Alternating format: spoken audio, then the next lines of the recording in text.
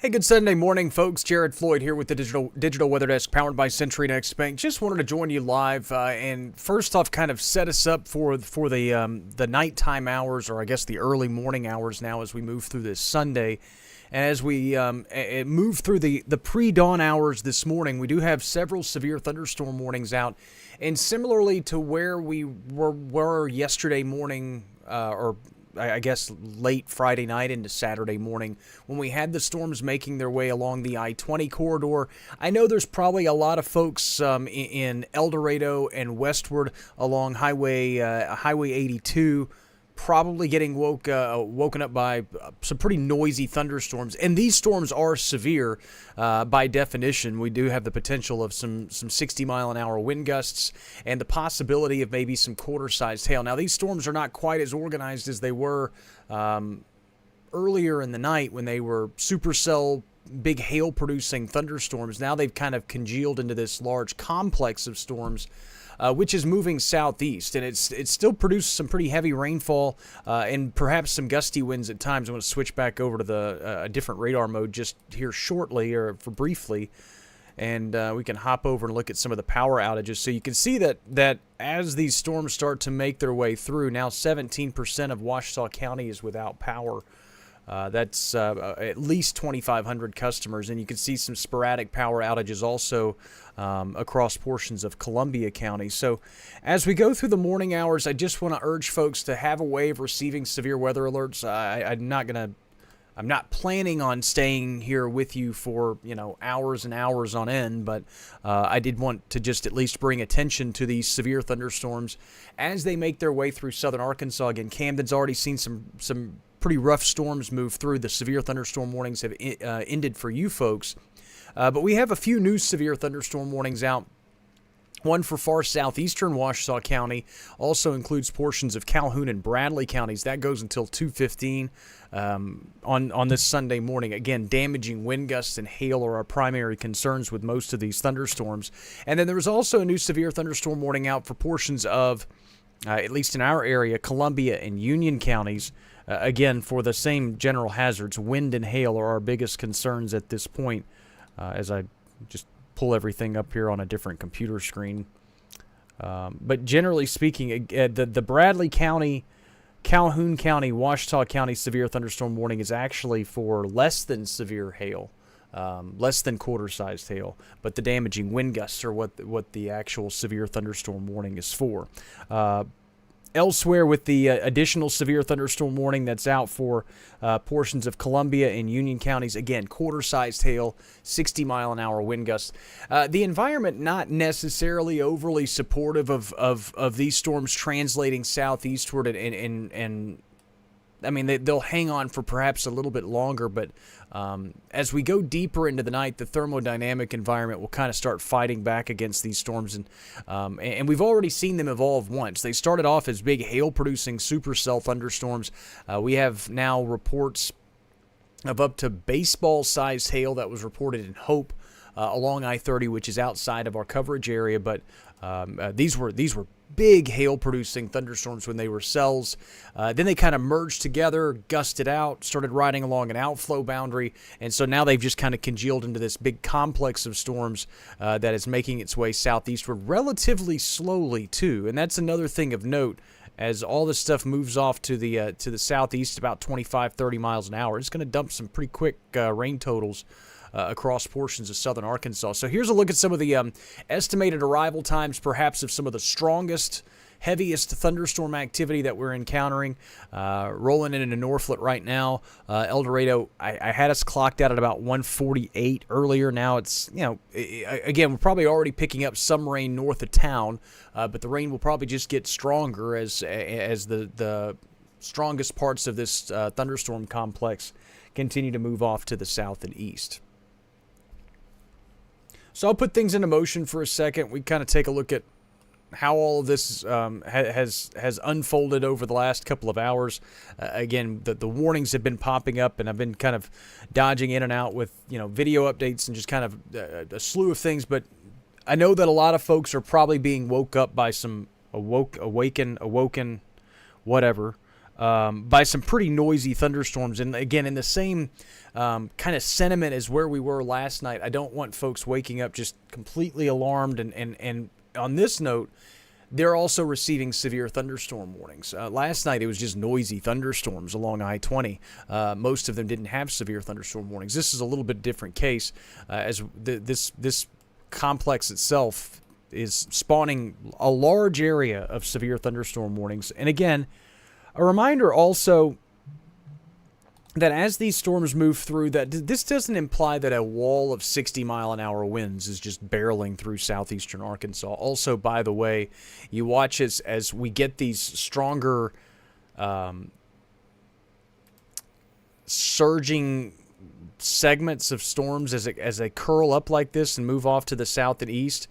You always have to watch out for what we call a little bookend vortex, which is basically all of these winds and all of these storm-driven winds are hitting the ground and kind of spinning out and hitting the ground and moving out, but also it can create its own little spiral and spin in the atmosphere.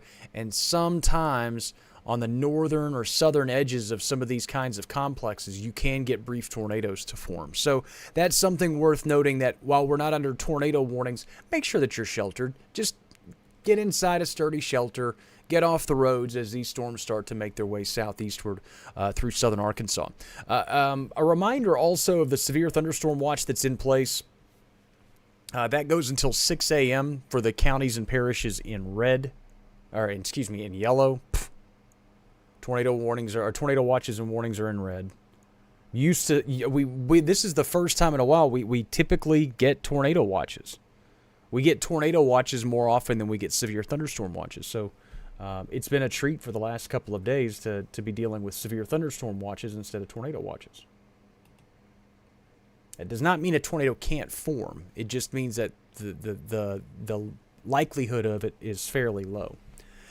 So as we go through the morning hours this morning, a reminder that severe weather alerts are 100% free, and they work nationwide with the Digital Weather Desk app. A lot of folks have that misconception that it only works in our area, and that is not true.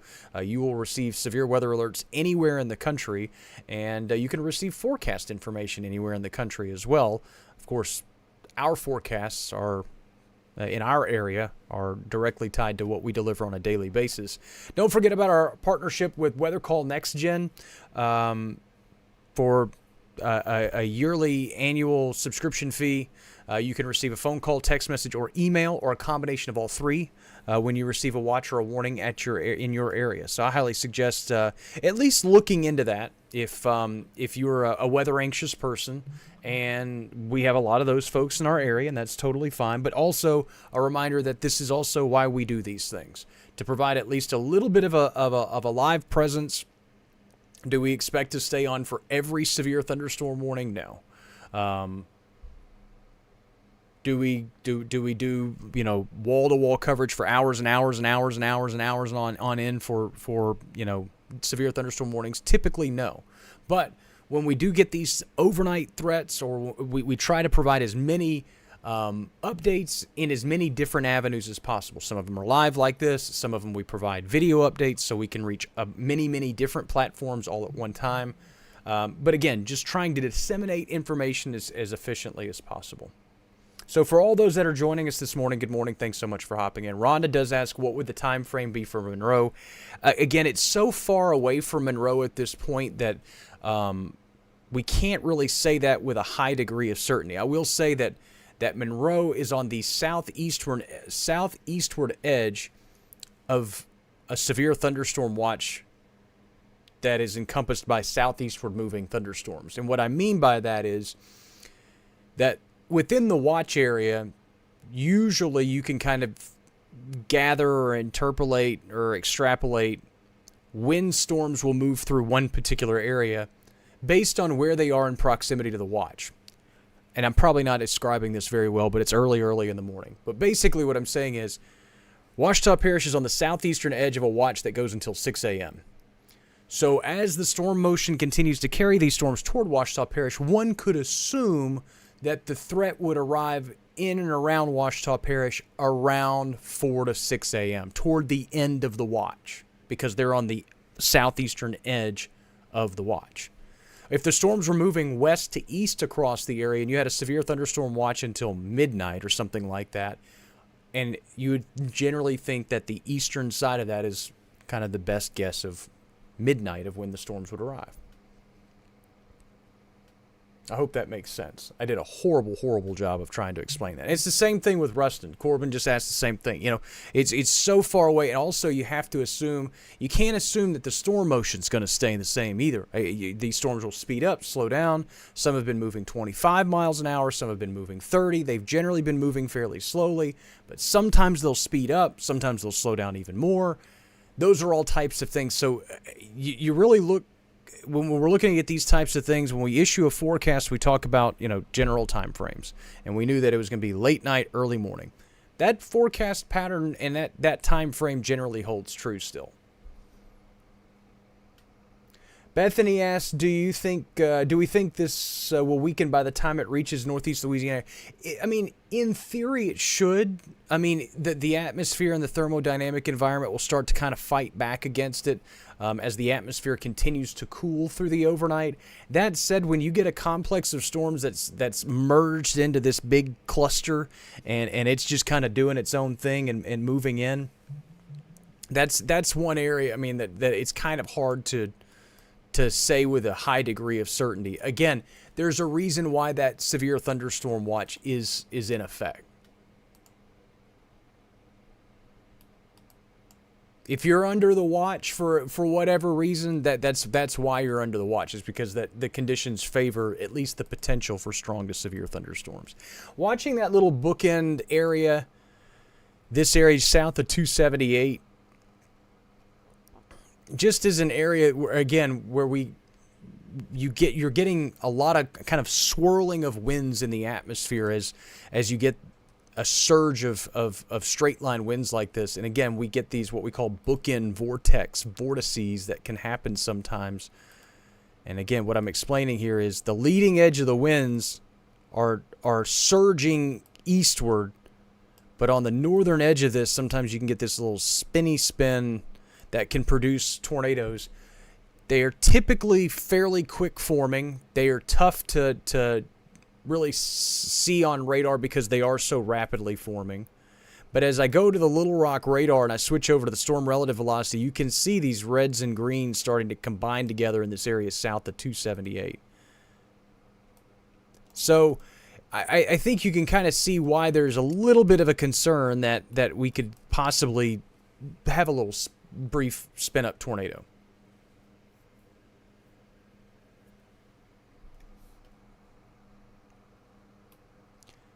Again, this would be south of 278, southwest of Hampton, but would be moving into a good portion of Calhoun County. We'll just keep an eye on it. It's, like I said, it's something worth noting as this large complex of storm. The messaging doesn't change, though, for folks in southern Arkansas that are under these severe thunderstorm warnings. You should be inside, in a sturdy structure, away from windows, all that stuff anyway. So just make sure you're where you're supposed to be. Avoid travel in these areas if you can. I'm going to switch back over to a different radar mode for a second. I know it looks the same, but there's a look at the lightning. 5,000 lightning strikes in the last 15 minutes or so. Let's loop that for just a second so we can see the radar to the lightning trends, which usually give us an indicator. If you were seeing the lightning count come down, you'd be seeing a weakening trend. That is not the case right now.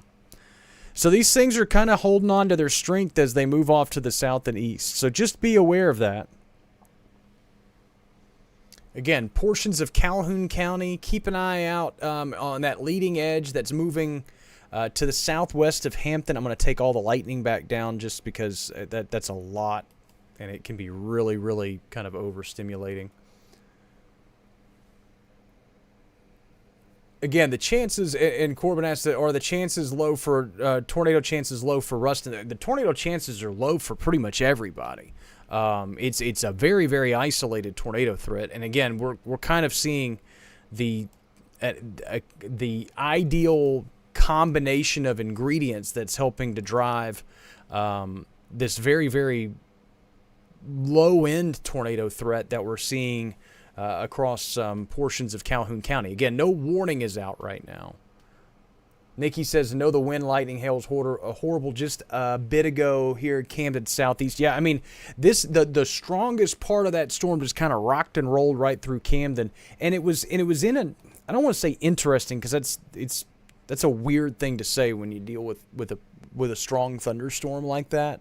But it was in a kind of a weird morphing stage as it moved through those areas.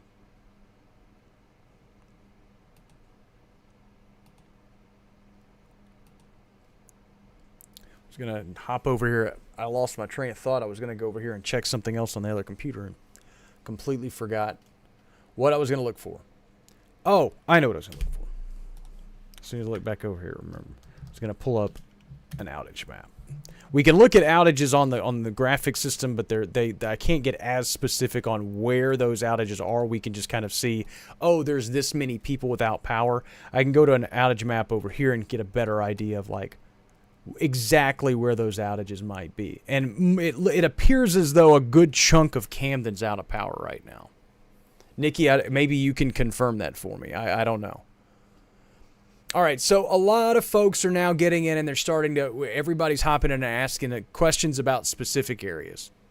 They want to know about, are these storms going to last long enough to reach your area? Here's what we know. And again, this is, thank you for letting me know, Nikki. Again, I think most of Camden's out of power right now. So here's what we know. We've got 2 severe thunderstorm warnings out. One for portions of Calhoun County and Bradley County. That goes until 2:15. Another one for Columbia County and Union County. That goes until 2:30. Okay? So in the short term, we still have a damaging wind and hail threat. Maybe even a very small isolated tornado threat across portions of Calhoun County. But in the whole, across the entire area of southern Arkansas, it's damaging wind and hail. It's our primary concern, okay? That's the one thing that we know for sure right now. The other thing that we also can tell you is that there is a severe thunderstorm watch out until 6 a.m. for the counties and parishes in yellow. The severe threat right now is greatest for the counties and parishes. The severe weather threat is most favorable. The environment's most favorable for severe weather in the counties and parishes shaded in yellow. So for folks east and south of these areas, if you're a gray county or parish right now across southeastern Arkansas, the Mississippi Valley, and into northern Louisiana, I would venture to say we're probably going to need some kind of either local extension of this severe thunderstorm watch or maybe a new watch altogether. But right now, we're just kind of on the leading edge of these storms as they continue to press southeast, generally holding on to the easternmost extent of the watch area. And I know folks in Drew County and Ashley County are going, we're pretty close to this thing, and I understand that. And obviously, you're close enough to it that you should probably use the common sense of you need to pay attention to it. These storms are moving southeast at about 25 to 30 miles per hour, okay? So if I do a quick crude draw of 20, let's just call it 30 miles an hour. Strongest parts of these storms will impact those areas in the next hour or so. El Dorado here shortly. Emerson, then Strong, Huttig. These are all areas in across portions of Columbia and Union counties as it starts to move toward the state line. Into far northern Louisiana, yeah, we could see the impacts of these storms, but again, they're moving southeast. So it's going to take a while. They're also moving 25, 30 miles an hour. That's not necessarily a blistering pace.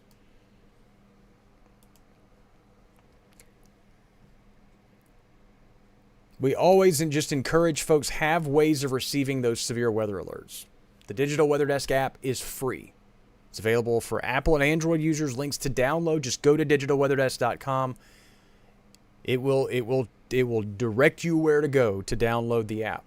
And the alerts are fast. You'll be able to, you could turn your ringer on, get those alerts, boom, have them to wake you up. Again, don't forget about our partnership with Weather Call Next Gen. Yes, it is $15 a year. $15 a year is very, very little. And if it does bring you the peace of mind, then I highly suggest you do so. Again, for everybody that's asking specific areas, I hate to play that game because now we're taking something that's very broad and that we're providing a lot of information for a lot of people, and now we're going hyper local. And if I start answering questions for one, we're gonna start answering, then everybody's gonna hop on. What about this place? What about this place? What about? And that's really counterproductive to what we're trying to do.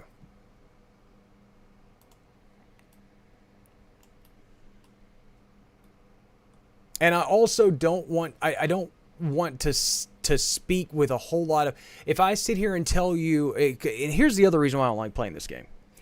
If I sit here and tell you you don't have anything to worry about and a storm hits you if I tell you you don't have to worry about it, have anything to worry about in the next 3 or 4 hours, and then you get hit by a thunderstorm at 6 or 7 a.m., even if it wasn't severe, and you're like, well, I thought you said I didn't have anything to worry about. Well, you didn't have anything to worry about severe weather-wise. You just got a thunderstorm. Again, it's the whole, is this going to be bad? Well, bad in your interpretation versus severe are two very different things. Some people get a summertime thunderstorm and say, man, that was really bad, and it was just a thunderstorm. Some people get a severe thunderstorm that blows through their area, and they go, it wasn't that bad. It was just a thunderstorm. So again, it's all about how you interpret things. Our perception is our reality. So I'm just here to provide information. This is the storm. These are the storms. This is the radar. This is where it's headed. These are the warnings. This is where they're out. Then we also ask for folks to know where you are on a map, know the towns and cities and roads closest to you so that you can use this information to the best of your abilities to inform and educate yourself. But again, it gets really tricky, especially as you get farther and farther away from this complex of storms. For instance, if you were to ask me right now, what about Vicksburg, Mississippi? Like, hey, what about Vicksburg? That's really tough because this storm complex, in theory, in its trajectory, is moving southeast toward Vicksburg, Mississippi. But let's play this game. I'll bite for just a second. But if we were to say Vicksburg, which nobody did, but I'm going to say it. But let's say this thing continues to move off to the south and east. We're talking Vicksburg, Mississippi wouldn't be impacted until 6 o'clock in the morning if it continues at 30 miles an hour. So you're talking Monroe, if it were to continue off to the southeast, 4 a.m. But that's assuming a lot about these types of complexes of storms. They speed up, they slow down. So I hope that makes sense, because again, it's not that I'm trying to withhold information. It's just I try to be as specific as we can with confidence. I don't want to tell folks, you're fine, go to bed. And like I said, then you get rocked by a thunderstorm at 5 a.m. And you're like, what the heck, Jared? Why didn't you tell me about that? I also don't want folks, like I said, in the far southeastern fringes of the ArkLaMiss, who could probably go to bed and get several hours of sleep, if not sleep through the night and wake up tomorrow morning to this. Again, there is that level of, empowering yourself with knowledge. So let's put this thing on a loop so you can actually look at it. So that's where we stand at almost 2 o'clock on this Sunday morning. Like I said, I don't anticipate just sitting here all morning as these storms move through northern Louisiana and sit here on a live stream. Again, if we did that for every severe thunderstorm warning, we get hundreds of them a year. I'm only one person. That wouldn't be healthy.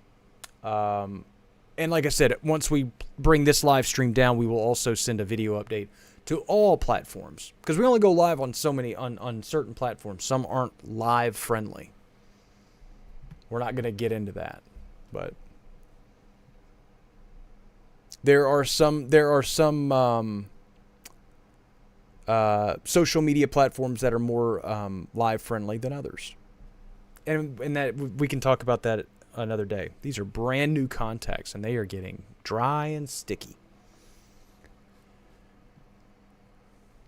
So if you see me winking or blinking at the camera, it's the contact lenses. I'm not trying to signal anything to anybody.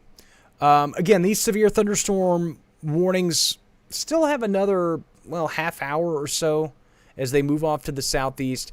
Again, the slow-moving nature of these storms will also bring some pretty heavy rainfall in a short period of time. Let's check real quick and see if we can get a general idea of how much rain Camden, Arkansas just received. It may be a little too early in the process for that. That's Camden, New Jersey.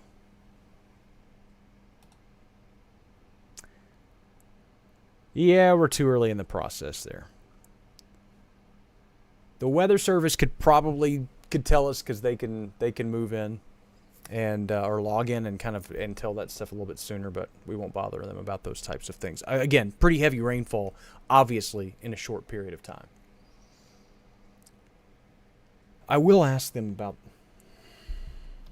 I do have a question about this watch, though. Because I do have some questions from Morehouse Parish, Ashley County, even Drew County, far northeastern Louisiana, just outside the watch. So basically, we were to pause. So here's the severe thunderstorm watch. Oh, gross.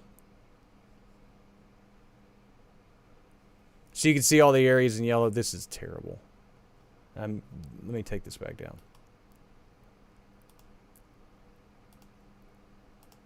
And let me go to another map. So here's the severe thunderstorm watch as it sits right now until 6 a.m. Drew County, Ashley County, Chico County, even Washington County and Issaquena counties as you move into the Mississippi Delta.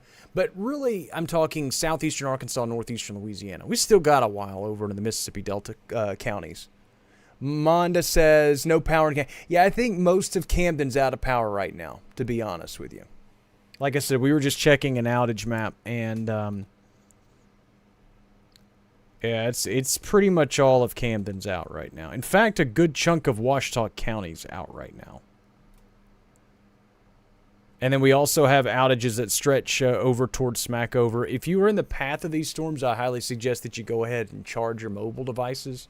Most folks already have them on the charger when you go to bed at night anyway, but just in case you forgot, there is the possibility for more power outages. But again, the general thought process that I'm trying to complete is asking about a localized extension of this severe thunderstorm watch, perhaps for areas east of what we're seeing right now.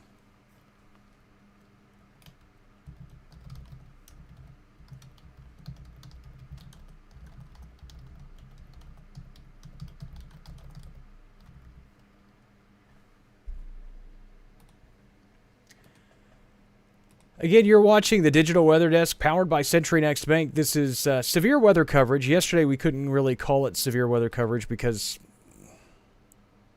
most of the storms we were dealing with weren't severe, but we were still providing coverage, overnight coverage nonetheless, of the storms. But again, we're just providing some heads-up information to folks in southern Arkansas as these severe thunderstorms move through. Tim says Norflet on 335 has power. Thank you for the heads up there. 147.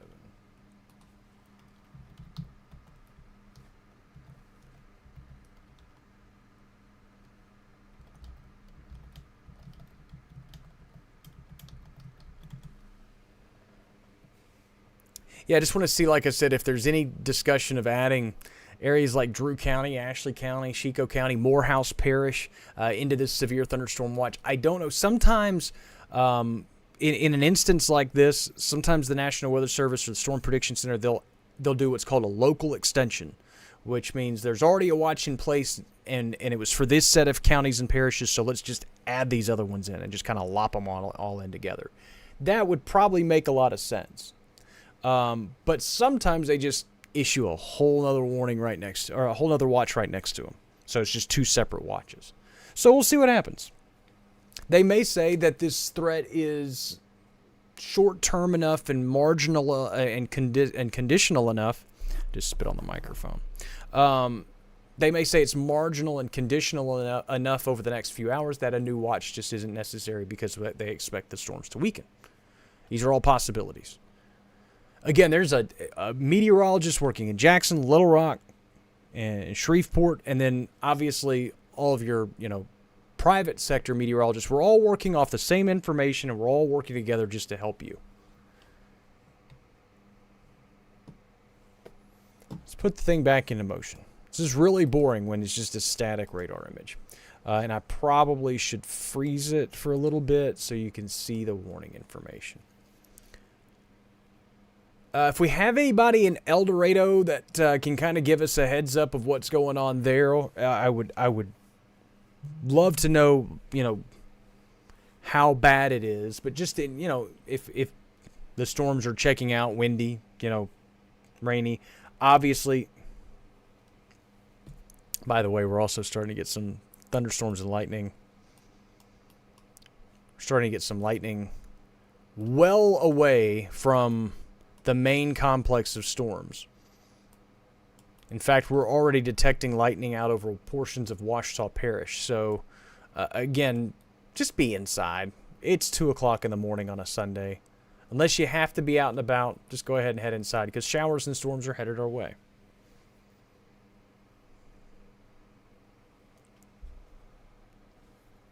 Terrell says, raining here in El Dorado, windy and thunder and lightning. So, exactly what we thought. Again, just make sure you're sheltered.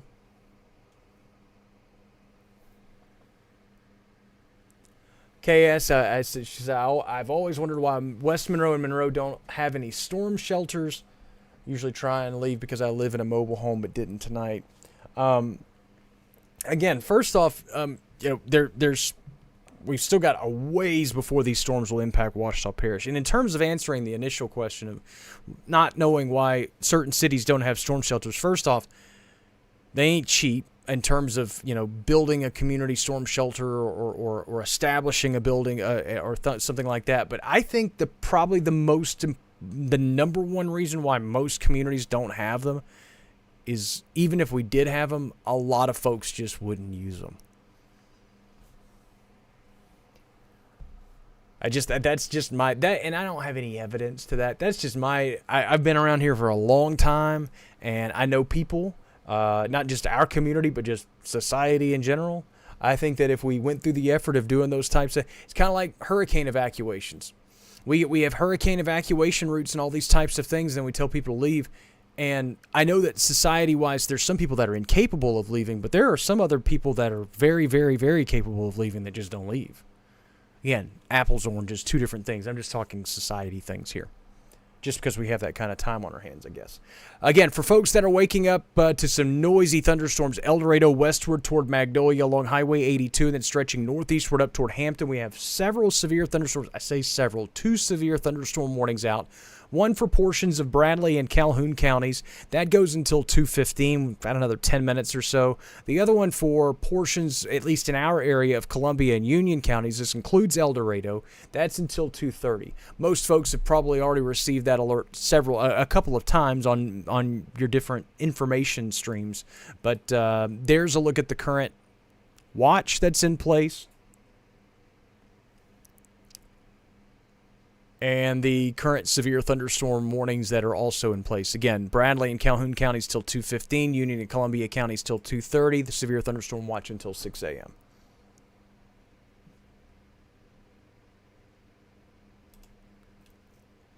Again, a reminder, charge your mobile devices if you are in the path of these storms, because they do have a history of causing power outages, or have a lot of folks without power across portions of southern Arkansas, stretching from Camden.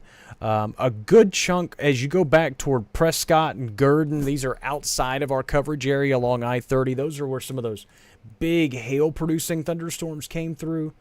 It looks like most of Prescott and Gurdon, all along I-30, most of those spots are out of power right now. And then you move, like I said, into Ouachita County. Anything from Camden northwestward, with the exception of a small sliver of North Camden, or just the northern part of town. Most of Camden and the surrounding areas are also out of power, at least according to the outage maps that I'm seeing. Let's go back to the radar. I didn't mean to leave this up here. Sorry.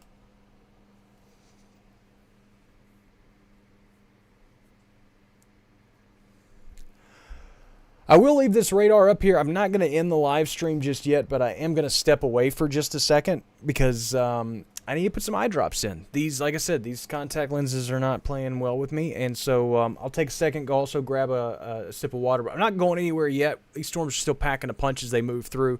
So I'll just leave the radar on loop. It's got the warning information out there as well. Of course, you can always download the Digital Weather Desk app. It's out there too. Available links to download at digitalweatherdesk.com. I'll return shortly. This is the Digital Weather Desk powered by CenturyNext Bank.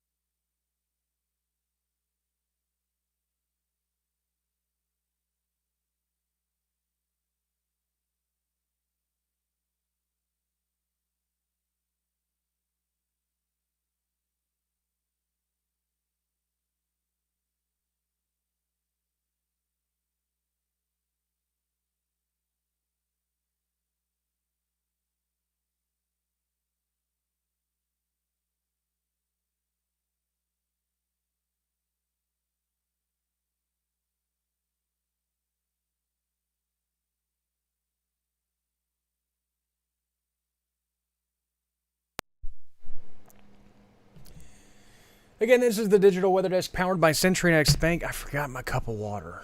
I got a drink of water. I didn't even bring it in here. What a doofus. Thanks so much for joining us as you take a look at these storms that continue to move southeast. We're starting to see a little bit of, I don't want to call it a weakening trend. In fact, we do have a report of hail within the warning, but just outside of our area near Stamps. That's over in Lafayette County. But again, we've gotten reports of at least some wind and hail with these storms as they move off to the south and east. And so as we watch these storms move through, the northern edge of this complex has started to kind of look like it's weakening a little bit. Remember earlier we were worried about like a little brief bookend spin-up thing, and you can see it on the loop. This is the Little Rock radar, and you can see that area southeast of Camden. That was a pretty strong area of winds as it moved through earlier. And so if I stop this for a second and let's go back to the base velocity. Let's go 2 hours back. And I know this doesn't mean a lot to a lot of folks, but if we're going to, so you can see that strong contrast of winds as it just kind of barrels its way eastward during that 1 a.m. time frame. And you can also see where that concern was. This is on the, again, the base velocity. This is the storm relative velocity. I know that means nothing to most of you. But you can kind of see where, right there especially, where there was concern that we were maybe going to get a brief little spin up. So now when I put this back into regular radar mode, you can see how that'd be so difficult to detect.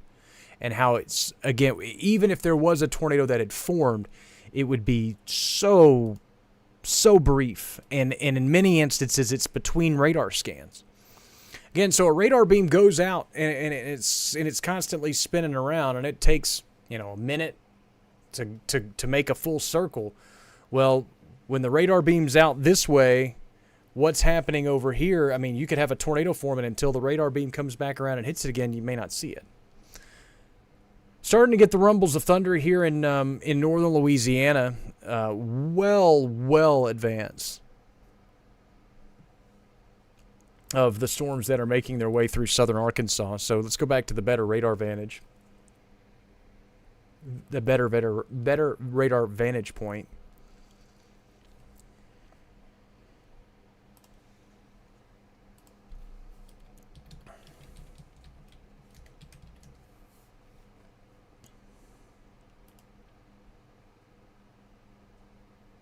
Yeah, for those up in Mount Holly, up kind of on the Union-Columbia County line, you're still under the severe thunderstorm warning. Obviously, the strongest part of the storm has now passed to your south.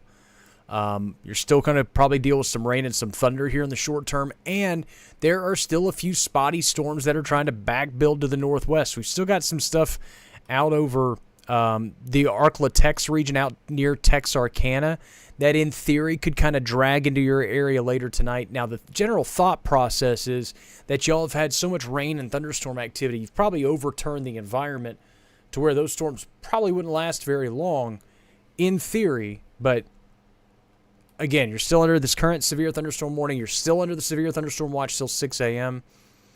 I would think that your threat's probably pretty isolated from here on in. But I'd still have a way of receiving those alerts just in case. Here's the thing about having ways of receiving alerts. Is if you have a way of receiving them, and well, that new warning just came out. Jonathan, you said, are they working on a new warning for Claiborne and Union parishes? It hasn't hit the screen. There it goes. I was waiting for it to populate. But the new severe thunderstorm warning now includes Claiborne, Claiborne and Lincoln and Union parishes, Union and Columbia counties in southern Arkansas. So you can see the new severe thunderstorm warning for this complex of storms. This goes till 3:15. Again, for 60-mile-an-hour winds and 1 inch in diameter hail. You probably received that alert faster than it even showed up on my graphic system because I'm in a loop.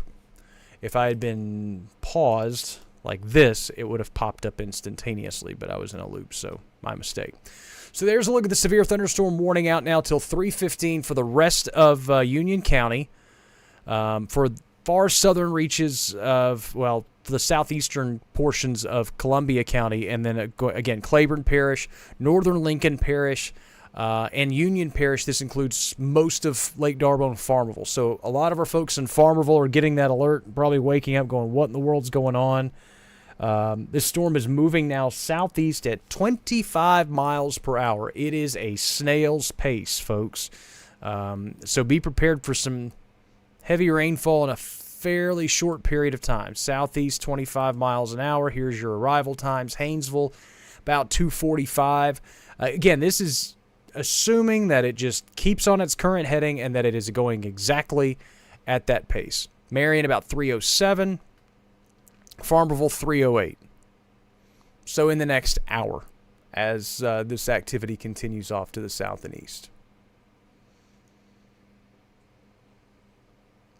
That's the other thing about it, Jonathan, is I get to talking, and sometimes those warnings get posted and they happen over here, and then they happen over here, and I'm starting to talk, and I'm looking over here, and I'm looking over here. I'm still trying to adapt to. This is all still very new. Just in full disclosure, by the way, the severe thunderstorm warning for Bradley and Calhoun counties was allowed to expire at 2:15, so you just saw it drop off the map. It wasn't canceled. It was just set to expire at 2:15, so that's why it dropped off. But this is all still new in terms of how I'm presenting this to you, and I try to say that a lot for a lot of folks that that are used to my past life in broadcast and how we presented information then versus how we produce and how we present information now. There's a lot more quiet time. There's a lot more downtime and now as I modify the storm motion, you can see the Farmerville arrival time sped up a little bit. Dubach, 3:15 or so. But how I present this stuff to you and the information streams and where we're looking at all this stuff, that's, again, it's kind of tricky for me in terms of getting it all kind of the most efficient way to relay it to you.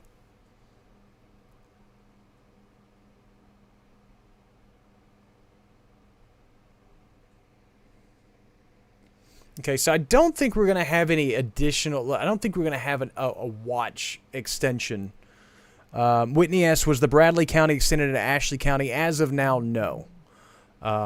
This severe thunderstorm warning that's moving out of Bradley and Calhoun counties, that part of the storm is dissipated. Again, we're talking about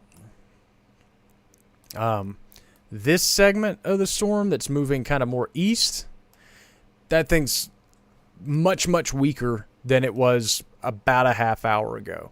So as you're getting the rain and storms in Ashley County, it's generally not severe right now. Probably producing some heavy rainfall, the lightning, the thunder, you're getting woken up by it, awakened, whatever the correct verb usage is there. But it's not severe by definition. And the severe by definition part of this storm is now continuing to move more south than east, and it's probably going to stay generally within the watch area.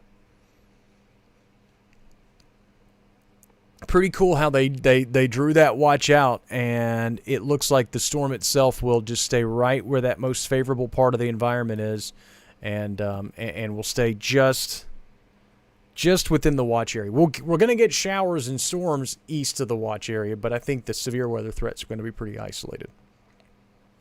Lisa says thundering and lightning here in Crossett. Lots of folks join us from Ashley County. Thanks so much for joining in. For those that are joining us from outside of the ArkLaMiss, and sometimes every now and then when we get severe weather coverage like this, some folks are just looking for weather information. And so the Digital Weather Desk serves 33 parishes and counties across northern Louisiana, southern Arkansas, and western Mississippi. We call ourselves the ArkLaMiss region, by the way, if you are not from here.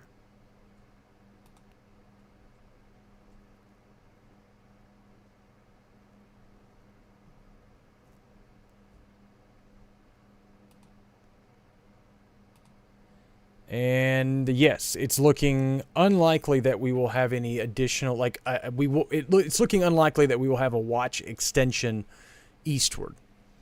May need a rogue warning or two if storms were to pick up and intensify, but right now it does not look like that threat is large enough to warrant adding a new severe thunderstorm watch or something like that. Starting to hear the rumbles of thunder in Ouachita Parish and well outside. I want to turn the lightning back on for a second. I know that's a lot, and again, I don't like to use that very often and leave it on because the lightning bolts on the screen it's just really overstimulating.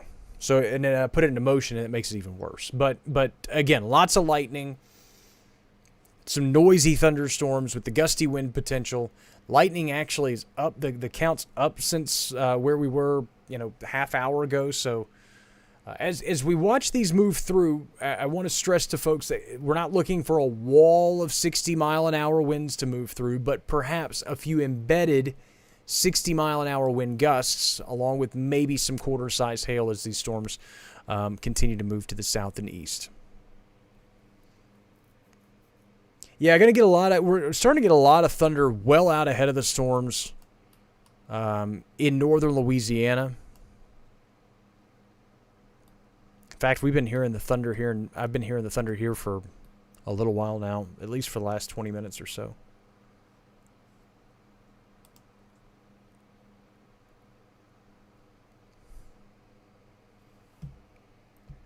Again, for folks that are waking up, newest severe thunderstorm warnings out until 3:15. It does include portions of Louisiana, northern Louisiana.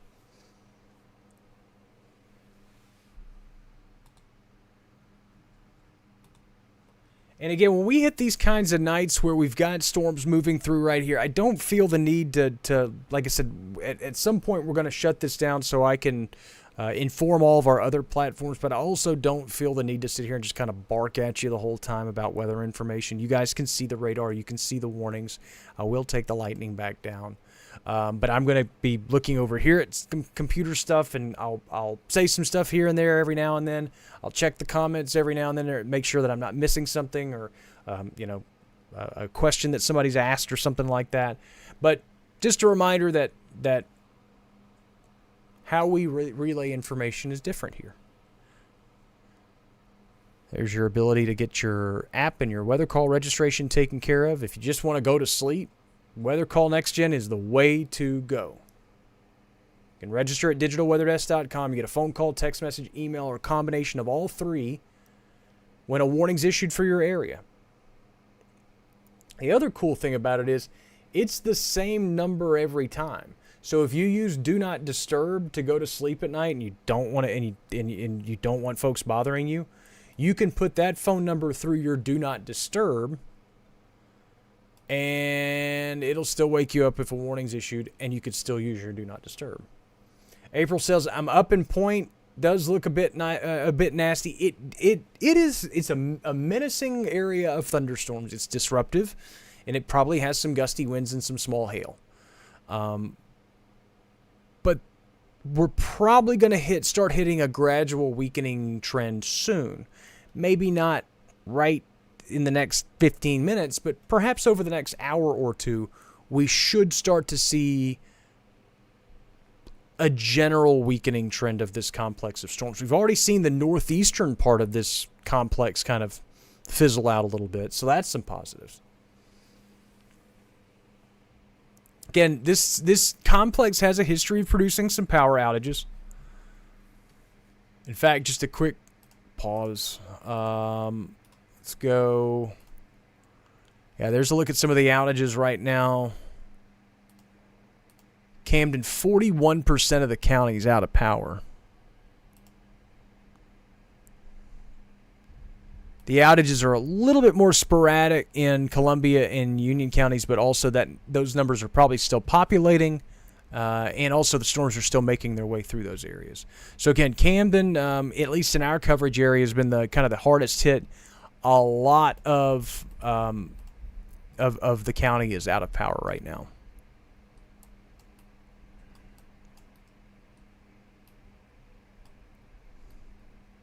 Nikki says, huge clap of thunder out of nowhere here in Camden. Yeah, so you've got, there is an elevated nature to these thunderstorms, or they're building high in the atmosphere. So you're getting lightning that's stretching far out from the base of, from the main thunderstorm activity. We're getting, lightning out in Farmerville now, and like I said, the main storms are well back to the southwest. All these little white little blips, which are really tough to see. I could make them bigger, I guess. Let's make them obnoxiously big just so you can see what I'm talking about. So you see all those little white sprites? Those are all different lightning strikes. And you can see them all the way out over here into southeastern Union Parish, out into Morehouse Parish. We've even had one apparent lightning strike out here. It looks like near Frenchman's Bend. Now, not all of these are cloud-to-ground lightning strikes. They're just lightning. It's lightning that's being detected. So I don't want folks to get, too bent out of shape about the specifics there, because a lot of this is just lightning in the clouds. But it also is it's still lightning. And if you are close enough to hear thunder, you're close enough to be hit by lightning. So please get inside. Shouldn't be outside at 2:30 in the morning either. Mom always said nothing good happens after 2 a.m. And I guess apparently that has something to do with the weather as well. See, that's something that I probably would have never said in my past life in television. You can say whatever you want here. Not anything you want, but you get what I'm saying. Haynesville, Homer, Farmerville, and really folks just in Junction City, probably getting some pretty heavy rain and thunderstorms right now. Let's look at some more towns.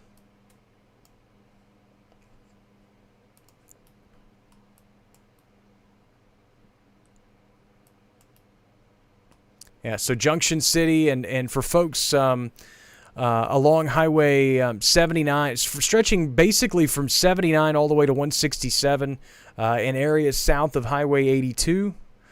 Gusty winds, maybe up to 60 mile an hour wind gusts, along with up to potentially some quarter-size hail.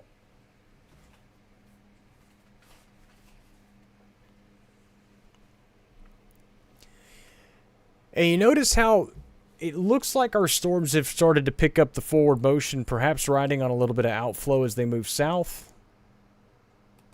I'm wondering when we get our new update from the National Weather Service, when they update the severe thunderstorm warning here in a minute, I wonder if the forward motion will accelerate as well. Because, again, just in the last few minutes of the loop, it really looks like we've started to pick up some motion off to the south and east.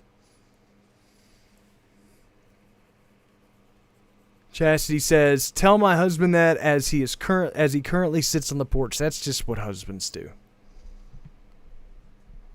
He's not supposed to. Hi, Stanley.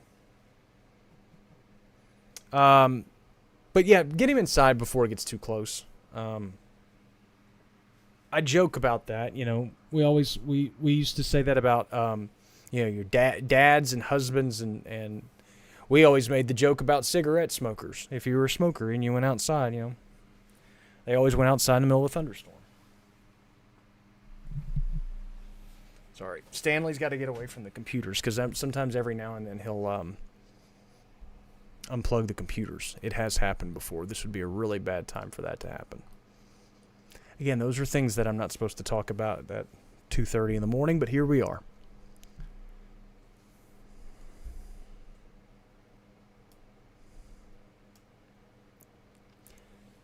Waiting for the update from like I said, when a warning is issued by the National Weather Service, about halfway through the warning's issuance, they tend to do like a little update of, hey, this is the forward motion. Sometimes they'll trim parts of the warning away. Heaviest part of this thunderstorm, the strongest part of this thunderstorm now stretches right along the state line. We're zoomed in on Junction City.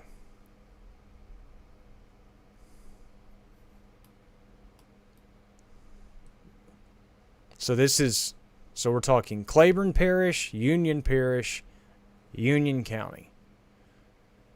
Again, when I zoom in on this, I don't want folks panicking, going, "Oh gosh, is he looking for a tornado?" No, I'm just looking at the heaviest returns. We're probably seeing some small hail right along the state line, kind of west of Junction City.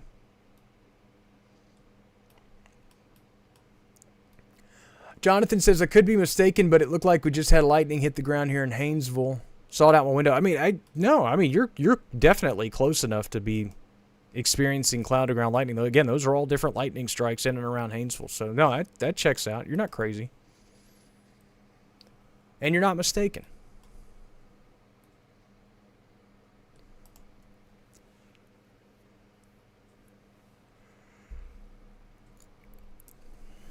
Heavy rain producer, small hail producer. I'm a little skeptical right now on the winds.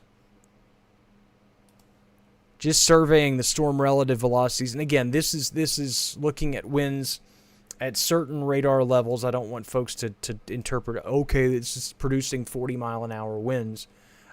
This is just, again, I'm just using radar tools to kind of survey where we are and how this looks in the atmosphere. But just the overall depiction of this complex of storms, and I think this is where loops play a big role, right? So as I loop this thing over the last 2 hours, you can see how it went from menacing looking complex of storms to now how it just kind of looks blobbish, if that makes any sense. And a lot of this is because now you've got this has been riding along an outflow boundary, and it's also colliding with an environment that is increasingly doesn't want these thunderstorms to be there. And so, again, the overall environment and atmospheric conditions are starting to kind of fight back against these storms as they move off to the south and east. Freeman asks, safe to drive from Monroe to Downsville? Right now, yeah. But you better hurry. That's a 30-minute drive-ish from Monroe to Downsville. And you will be running into some thunderstorms probably in the next hour or so. Again, it's tough to say because the forward motion of these storms has sped up a little bit. So let's just go ahead and say, as I pause this for a second, we do a kind of a storm ETA as these move off to the south and east. Let's go ahead and say they're moving at 35 miles an hour now. So a look at some of the arrival times. Shudron at about 3:30 in the morning. Sterlington around 3:19. Farmerville here in the next 20 minutes. And again, when we were first timing these things out, we were talking about Farmerville at 3:05, 3:10. Now we're talking about Farmerville at 2:55. So again, forward motion of storms can do weird things. It's a constant flashing of lightning here in Junction City with heavy rainfall. Thankfully, no wind. That's interesting. And that is a very, very handy observation. Thank you so much for letting us know that. And I'm not going to try to say your name here on this stream because I don't want to mess it up. But thank you so much for sending that in. I'll try it. It's 3 o'clock in the morning. Laytime? Hope I said that right. Layton. It's probably Layton. I hope it is. Anyway, thanks for the report nonetheless. Because again, the wind is one of those things that you kind of really want to know about at this point.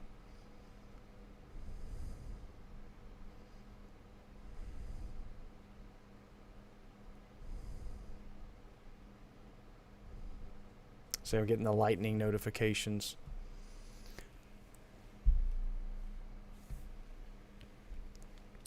All right, so yeah, as Chastity says, the blob feels less intimidating. It just looks like a more disorganized area of thunderstorms than what it did earlier. When you look at how the wind signature looked earlier, at all of it, you had, this is storm relative velocity, but you have this, again, very distinct area that was just barreling southeast, and now it's really kind of gusted out, and the winds have started to kind of outrun the most vigorous part of these thunderstorms.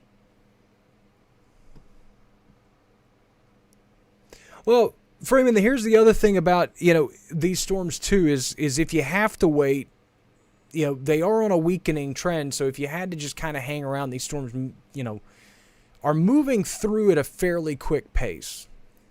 I don't want folks to get caught on the roads, and waiting is not necessarily a bad thing. I know it's 2:30 in the morning. Folks want to get home, all that kind of stuff.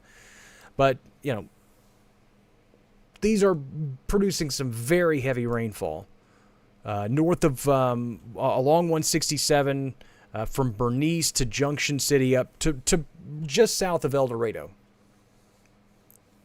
West to just south of Magnolia, so Emerson along Highway 79. Perhaps seeing some of the heaviest rain on the western part of the storm out over southern portions of Columbia County.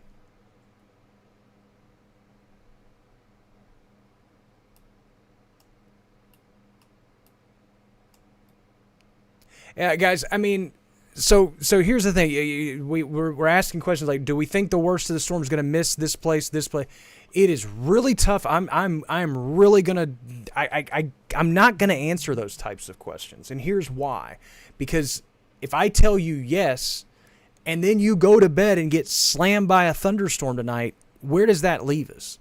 We're under a severe thunderstorm watch for a reason. It goes until 6 a.m. That severe weather threat, in some capacity, until that watch gets canceled, you're gonna be under some type of threat until then. That's the best way I can answer those types of things. You have this large complex of storms that's now about an hour away from I-20.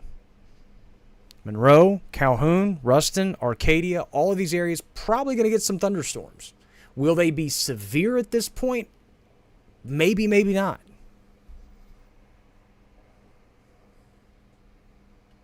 What insert? Jacob asks, how many inches of rain would you think? That's a tough question, too. Thunderstorm-driven rains are going to lead to some locally heavy rainfall. For instance, Junction City's getting slammed right now. You compare that to that rain total versus what you're seeing in Strong Huttig, those totals are going to probably be pretty different. They were slower moving thunderstorms earlier. They've started to speed up a little bit, so obviously it means the rain rates are going to drop a little bit. I would think it's very plausible for us to see a quick half-inch to full inch of a rainfall. Perhaps even higher than that. That's the... Let's look at rain rates for a second.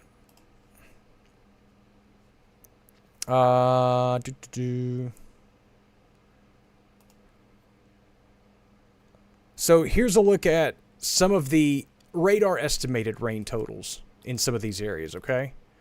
2.5 inches of rain. This is radar estimated. So they are prone to some pretty significant errors. Have we seen 2.5 inches of rain? It's very possible. Last 3 hours, again, same general thought process. So those are the types of numbers that are being spit out by the radar. I would think some storm-driven 1 inch to 1.5 inch totals should be very reasonable. Ernest asks, what is the insert on the screen?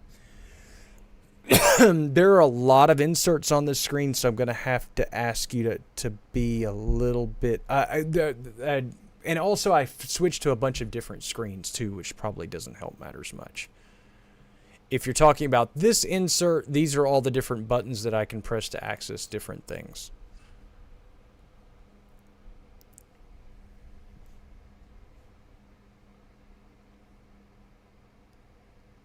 Forward motion continues to speed up on these storms. They're moving off to the south and east pretty quickly now. I would think probably close.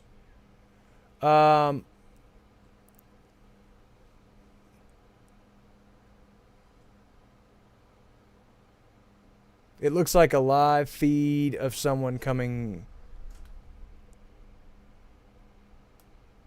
Yeah, I'm not sure. So Rachel asked for an update on Ashley County. I mean, it's storming in Ashley County. There's nothing severe right now. But we just got thunderstorms moving through. Probably seeing some 30 or 40 mile an hour wind gusts in Ashley County, maybe. But it's just rain and wind and lightning. Maybe some small hail too. Maybe. But the most organized part of the storm is making its way through the state line, now moving into northeastern sections of Claiborne Parish and northwestern Union Parish. And right now looks mainly to be more of a rain threat. From some of the reports that we are getting, just surface reports, a lot of folks just saying there's not a lot of wind there now. Probably some small hail to be had, but this looks to be kind of gusting out into being a big blobby rainmaker, which would be probably the best case scenario. The severe thunderstorm warning goes until 3:15.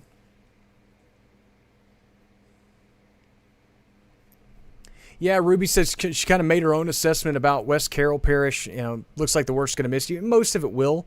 But we are getting some rain out there in West Carroll Parish across northeastern Louisiana, southeastern Arkansas. It's not out of the realm of possibilities that a storm can't go severe. Again, the atmosphere is kind of working against it, especially as we start getting more storms to develop along the outflow from these earlier storms, from all that earlier activity. So as I switch over to the Jackson radar,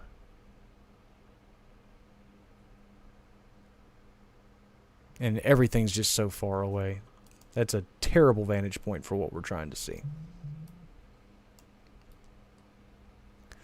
Also of note, the Day 3 severe weather outlook for Tuesday just came out.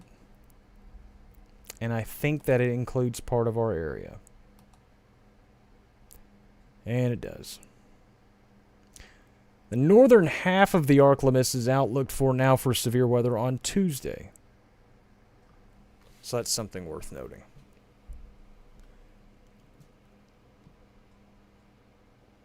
Whitney says lots of lightning and thunder in Hamburg. Not much wind, just a few gusts here and there. And yeah, thunderstorms going to produce their own gusts. We all know that, right? But yeah, generally speaking, these storms are looking to be more rainmakers than wind and hail makers at this point, which is good news because let's look at the bright side of all this. We need the rainfall.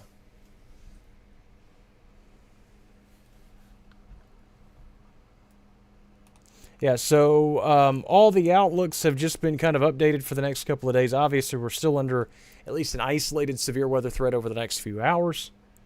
Monday's severe weather threat includes a marginal risk for portions of southern Arkansas, but most of us are not included.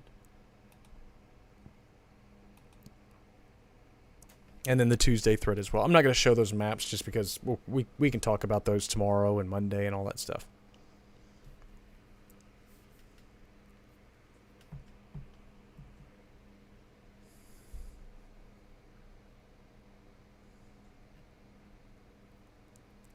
Brandy says she's in Bernice and it's getting scary there. Yeah. Pretty much the worst of what's left of these storms is making its way toward Bernice. And that's, again, and I'm not trying to use you as an example, Brandy, but this is where it's tough for me to sit here and tell you, hey, the worst of such storm is going to hit this area, or the worst of this storm is going to miss this area, because again, it's all about your perception of the weather. Some people don't get scared by the weather. They don't get anxious by the weather. They just go, it's just part of life, whatever, and they just kind of shrug their shoulders with it. And then some folks get very, very, very anxious with the weather. They don't like thunderstorms. I'm one of those people. I don't like thunderstorms. That's why I'm a meteorologist. I had to learn about them because I was terrified of them as a kid. So some folks get just a summertime thunderstorm that most of us, would kind of go, huh? And they're like, that was the worst thunderstorm I've ever been in. That's why I try to deliver the facts. The facts are that we've got thunderstorms in northern Louisiana making their way southeastward. There are severe thunderstorm warnings out. There are severe thunderstorm watches out. Yes, the environment will probably be less supportive of these thunderstorms as they continue to move southeast, but at least here in the short term, an isolated severe weather threat will persist. As we go into these types of events, messaging, again, is so delicate and it's so important. The last thing I want to do, and we go back, the one thing that always resonates in my mind in terms of overnight severe weather events is the Ruston tornado. Once you go to bed, we can't wake you up. That's why I'm so adamant about having ways of receiving severe weather alerts. If you remember that tornado that moved through Ruston, it seems like it was yesterday. It was 2019. And we just passed the anniversary yesterday. That was a severe weather event that we weren't under a severe weather outlook of any sort. There weren't, these big, severe weather outlooks and forecasts. It was just one rogue storm, and it just wouldn't go away. And so that's why when folks ask specifics, hey, can I go to sleep? Unless you're clear and northwest of all the activity, or if the cold front or whatever's driving these storms has already passed your area, unless you're 99.999% in the clear of everything, I will usually tell you, hey, you have a way of receiving severe weather alerts. Because I don't like sending folks to bed, even if there's that small smidgen of uncertainty. And a lot of it comes from, and I'm not trying to brag or say anything, a lot of it comes from experience. A lot of it comes from, I used to work in broadcasting. You'd leave your job and you'd get home and you'd be like, all right, I think the severe weather threat's done. And then a warning would pop up, and the next thing you know, you're scrambling to try to get everything in order to inform everybody. I don't know how many times I've closed my eyes to go to sleep and gone, I'll set an alarm for 30 minutes and wake up 30 minutes later, and a storm that I thought was going to go away has started to kind of pick back up again. So I'm like, all right, well, let's go ahead and let's wake up and get the ball rolling on this again. Those are all types of things that happen as a meteorologist. And I'm just sharing that with you because, again, I think it's fair for us as we watch these things. We're creating a community here, and part of that is you guys have to listen to my concerns and my fears and my anxieties. And so my fears and anxieties are not not keeping you guys as informed as they should. Brandy asks, is there any hail associated with it? There was big hail earlier. We were talking baseball size. When these were supercell thunderstorms, we were talking baseball size hail. I just went the very long way of answering your question. But in short, there is probably the potential for small hail.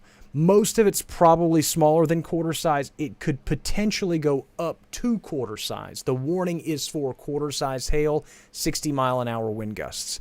I would think right now that the hail potential will probably be less than quarter size. Small hail, dime size, nickel size, penny sized hail, possibility. Laura asks, any rotation? Sorry if you've already said this. No, that I haven't really said it because there hasn't been any. But we're always watching it. We had a brief area in Ouachita County into Calhoun County and Bradley County earlier. We were watching a little bookend vortex, and we were worried that maybe a brief tornado could form. But that fizzled out pretty quickly. In terms of the large glob of storms we're dealing with currently, nothing really rotating. I haven't checked, but that's just because these storms just don't have the structure to really produce a tornado at this point. They've become really outflow dominant, so while they could produce some damaging winds, these look to just generally be rainmakers at this point. We are seeing a pretty distinct weakening trend in terms of the wind and hail potential. Still a heavy rain producer, maybe even a small hail producer in Western Union Parish. Forward motion has continued to pick up in Farmerville. This is, again, why that's why I hate those ETAs. I told you guys 308 when we timed this out a while back, and these storms were moving 25, 30 miles an hour. We told Farmerville, it'd be about 305, 310. Here we are at 10 till 3, and the storms are knocking on your door, and they're moving over the lake. So if you're on the lake, get off the lake. I don't know what you're doing there at 3 o'clock in the morning, unless you're fishing. Get off the lake. And even if you are fishing, get off the lake as the lightning moves through. And we've had lightning in Union Parish and out over Lake Darwin for a while now. So hopefully everybody on the waterways are doing okay as well.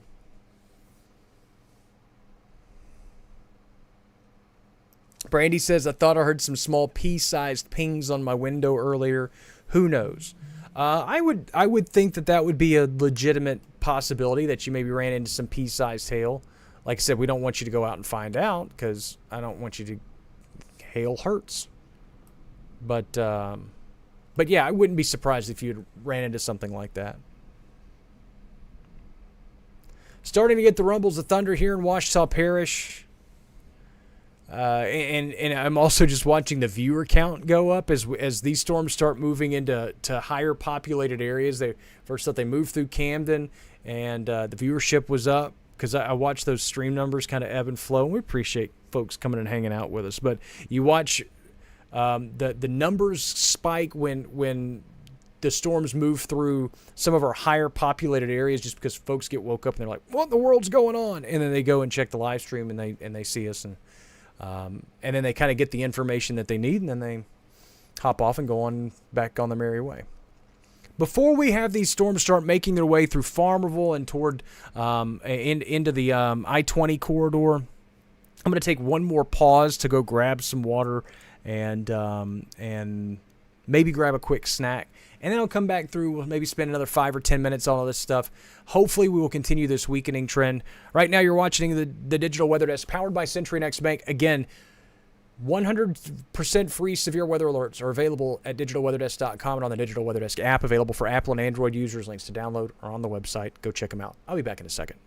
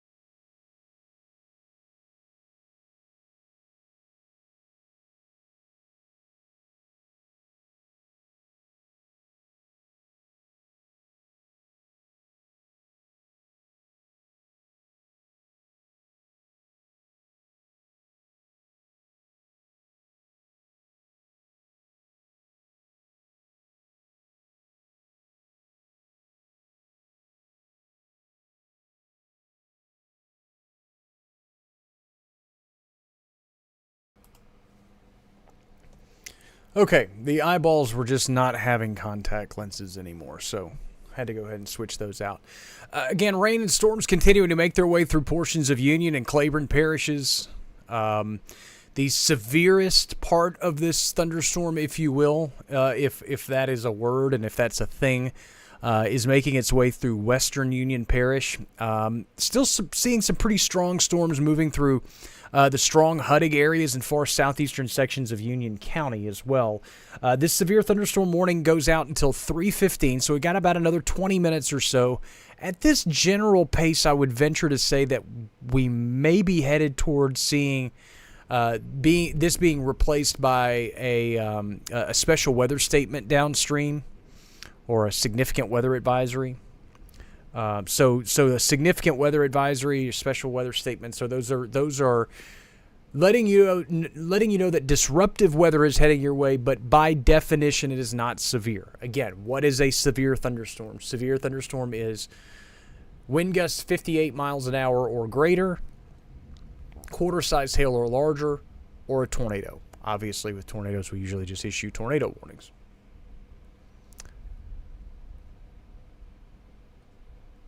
So as these storms continue to move off to the south and east, you can also kind of start seeing the outflow associated with them on radar. That's also kind of outpacing this to the south. So you can see the outflow boundary here.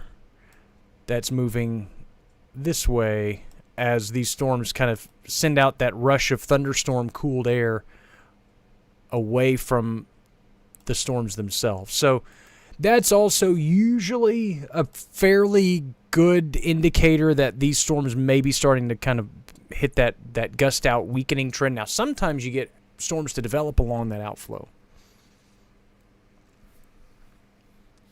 There's going to be some noisy thunderstorms impacting areas of I-20 here in the next hour, stretching from Arcadia to Ruston to Calhoun to Monroe, Sterlington, Bastrop, Rayville, probably all going to see thunderstorms in the next couple of hours. Now, are they going to be severe? Probably not, at least in most instances.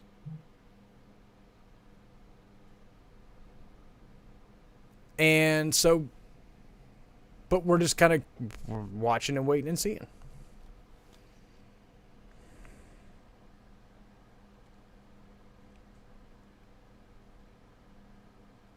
Also, by the way, if you guys have any trees down, hail, stuff like that, stuff that can be relayed to the National Weather Service, please do so. Not only can I relay that to them, but oftentimes a lot of our National Weather Service officials and forecasters and meteorologists, they'll hop into our streams, they'll see those storm reports. We interact with our Weather Service teams very, very frequently. They're great. We all work together as a team to try to keep you as informed and as educated as possible. So if we can pass information along to them, like hail, wind damage, stuff like that, especially if it's tangible information. What I mean by that is, hey, there's this tree's down on this road, or this structural damage can be reported in this area. It's really tough for us to relay to them, hey, so-and-so said it was really windy.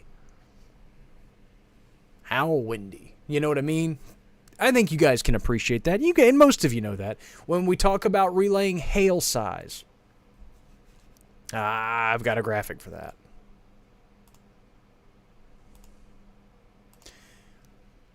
When we ask you to relay hail sizes, we always ask folks, don't use marble, because marbles come in different sizes.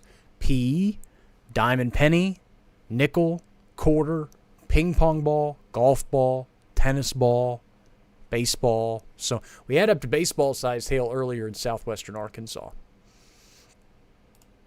So again, if you can do us a huge favor, if you have information to relay and you can do so safely, please do so.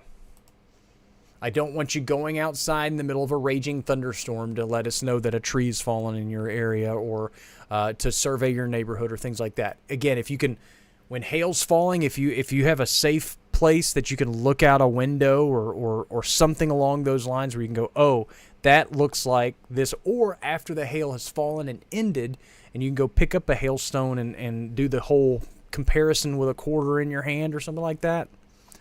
It's always ideal. The most detailed you can be with those reports.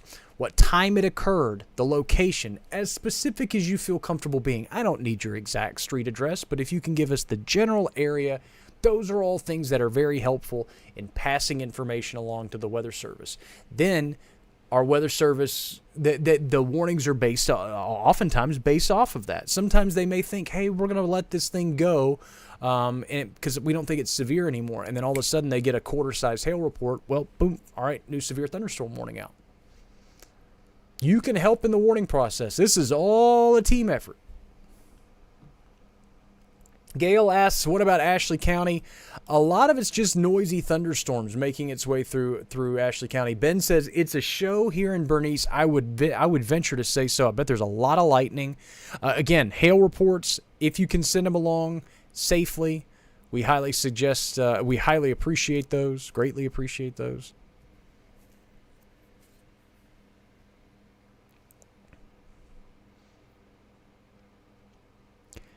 I also want folks to realize, again, this digital weather platform is still very new, all right?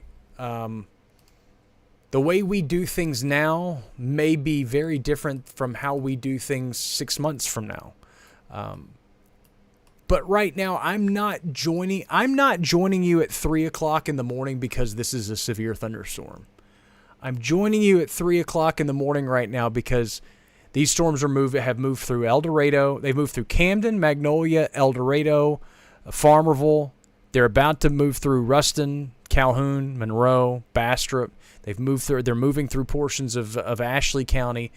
These are moving through a large, not only just highly populated areas in our region, because it's not about populations and neighborhoods, but obviously there's a lot of folks over a large span of areas, and it does cover a lot of our population centers that are being impacted by this complex of storms. This has become now a relatively large complex of storms that has impacted a fairly large portion of the ArkLaMiss. And so we joined you, as these storms were moving out of Camden and headed toward El Dorado, and we've just kind of stuck around simply because they're loud, noisy, disruptive storms. And I don't want folks waking up at 3 o'clock in the morning going, where's the weather guy at? I thought he was supposed to be doing something. I think it's just better for us to just provide that information to where we are.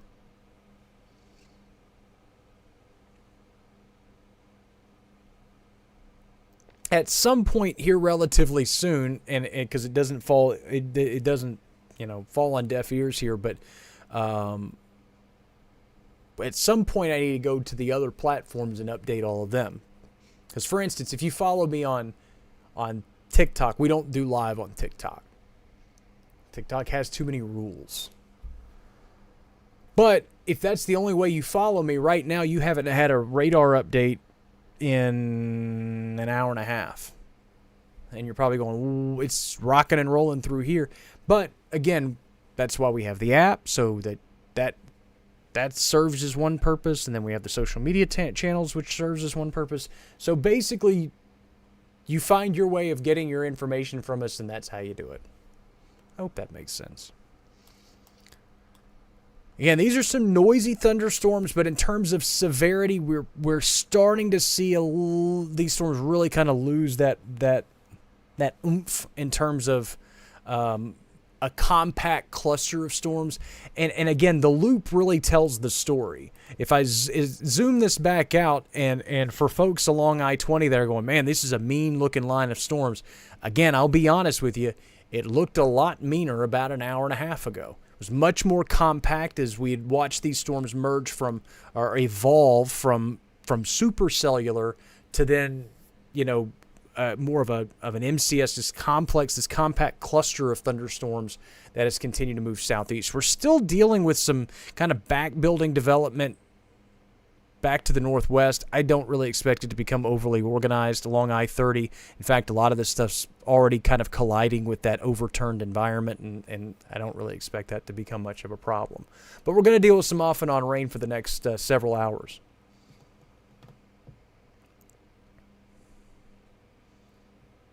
Harmon says everything that I've been thinking. Looks like a small area of heavy rain in Epps. We need it. Everybody needs it. This is all positive stuff. So now let's hop over real quick. I'm going to switch over to the Louisiana Mesonet, which I can access those areas, and let's find us a Mesonet site.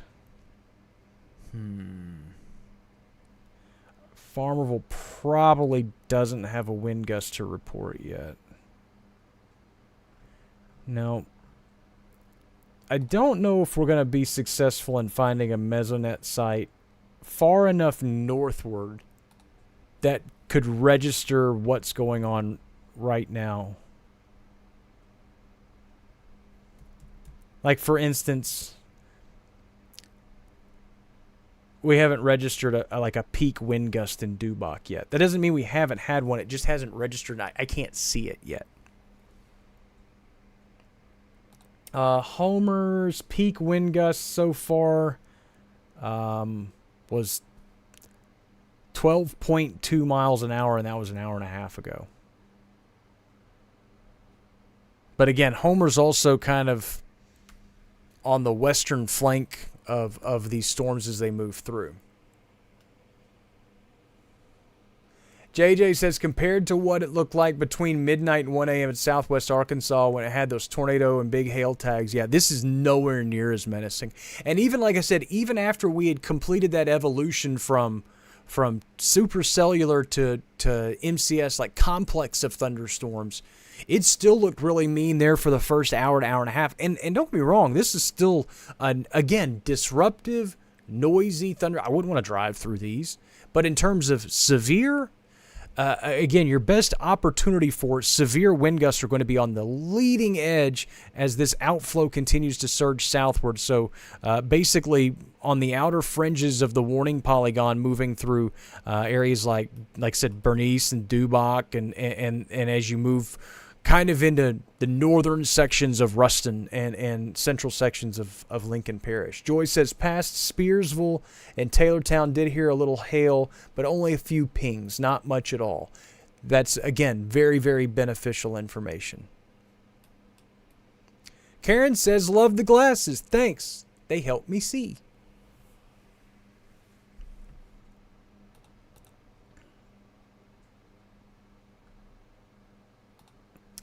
It's outside of our area. Help us. I pulled up Plain Dealing to see if maybe they could give us an idea on wind, but we just really haven't seen any wind gusts along the state line, or south, kind of into northern Louisiana. At least I haven't seen any yet. And most of what folks are telling us are that it's a lot of lightning. It's a lot of rain, maybe some small hail, but most folks are going, the wind's kind of meh, which is good news.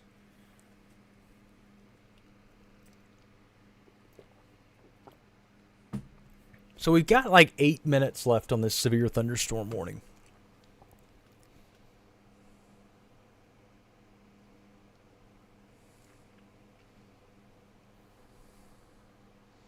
So my mother says she's watching the stream on Facebook right now. Woke me up just in case the severe storm warning gets extended further south into Ruston.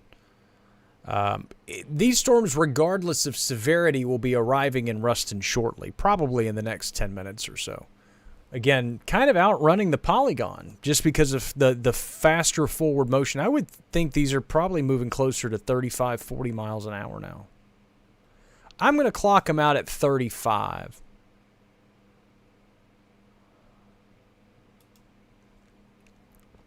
And those are some of the arrival times that are given.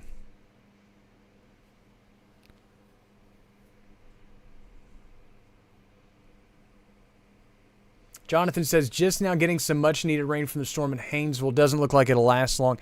Yeah, man, it just kind of bypassed you guys, didn't it? I mean, just how this storm's kind of globbed up and surged southeast. You guys got a little bit, but the lion's share of this storm just, I mean, excuse me, look at Haynesville over here. All right? Which you know where you are on a map, but some folks don't. And just watch how these storms just went whoop and just, I mean, really bypassed you. Terry says, watching at Calvert Crossing Golf Club in Calhoun, it may be cart path only tomorrow. Maybe not. I don't know. But yeah, to finish the thought, though, Jonathan, yeah, I don't think this rain will hang out very long. JJ says, starting to get some rain, northeast Ruston close to 821, which is good news. Again, all of this is beneficial in terms of the rainfall. Jonathan says, getting pea-sized hail now, because you do have that one little cell that's just kind of set up over you in Haynesville. I will pass that along.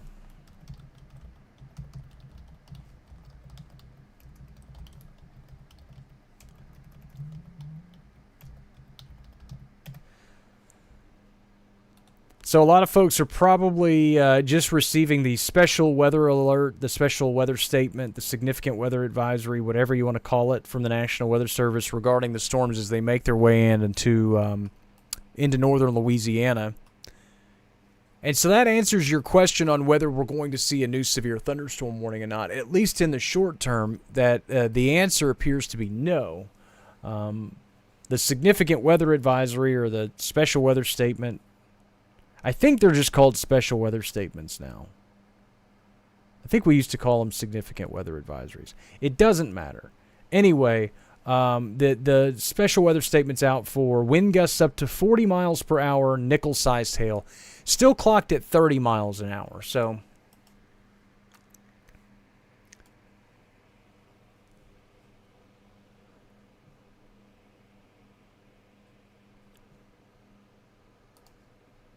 again, leading edge of this stuff moving southeast at about 30. Here's your arrival times. Again, a reminder, these are quite crude, and now we got to refresh those because the radar just refreshed. So let's go ahead and get them as accurate as we can get them. Southeast at 30. Again, here's some possible arrival times. Lincoln Parish, Jackson Parish, Ouachita Parish, parts of Morehouse Parish.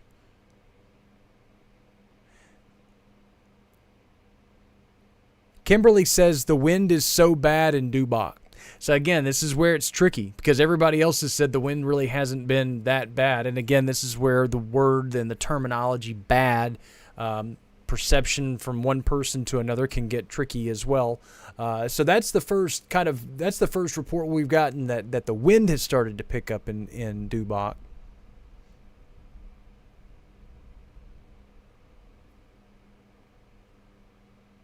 Yeah, starting to get some noisy thunder in Ouachita Parish as these storms move through. So those are the arrival times that we have. I'm going to go ahead and clear those off just because that's a lot of real estate to take up on the screen there. And we'll put things back into motion. Let's not loop it over 2 hours. I think an hour is enough. And again, here in the next 3 minutes or so, the one severe thunderstorm warning that we do have will drop off the map. Again, a reminder. A storm can produce winds, it can produce hail, it can produce a lot of lightning, it can produce a lot of rain, it can be really unnerving, and it can still be, by definition, not be severe.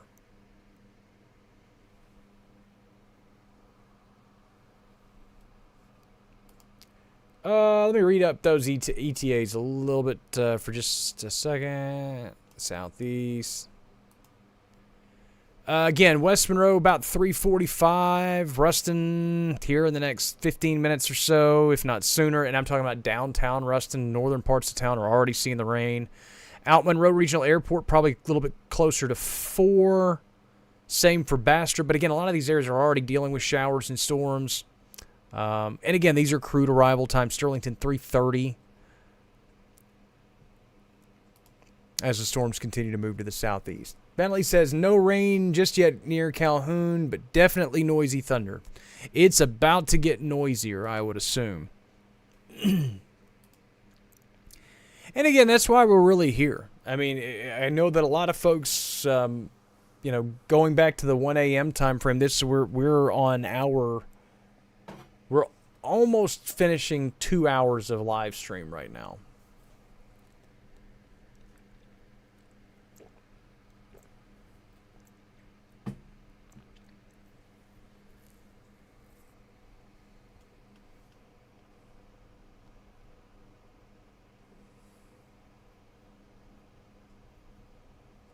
Connie says wind and rain is bad in Bernice. So again, Bernice, Dubach, a lot of folks testifying about the winds and rain in those areas. So like I said, keep them coming. If you can provide tangible information, I'm not asking folks to estimate wind gusts because a lot of folks aren't good at that. I'm not really good at it particularly. If you have a way of measuring wind gusts, great. You know, if you have one of those little home weather stations or anything, awesome. If you can send hail reports in, great.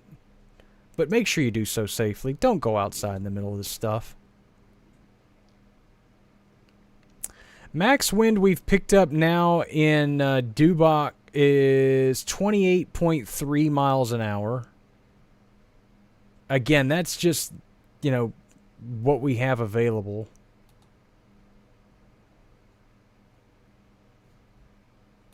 I'm just kind of looking at these numbers to make sure I'm not missing a valuable piece of information. Homer's peak wind gust, 23.6 miles an hour. So most of what we're seeing, Caitlin says, heavy rain in Marion, lots of loud thunder and lightning, winds blowing pretty hard at times. Madeline says, light rain in Downsville, no crazy wind here yet. Wind chimes aren't even blowing yet.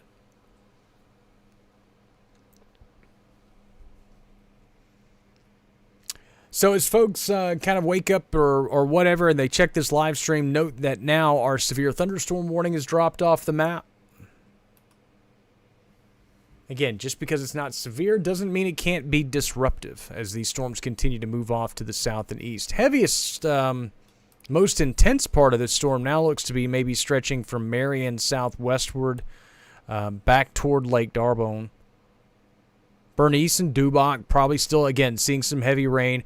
I would expect northern sections of Union Parish start kind of clearing out here shortly. But we also still have some pretty potent thunderstorms out over here in Claiborne Parish as well, stretching from Haynesville back to the east.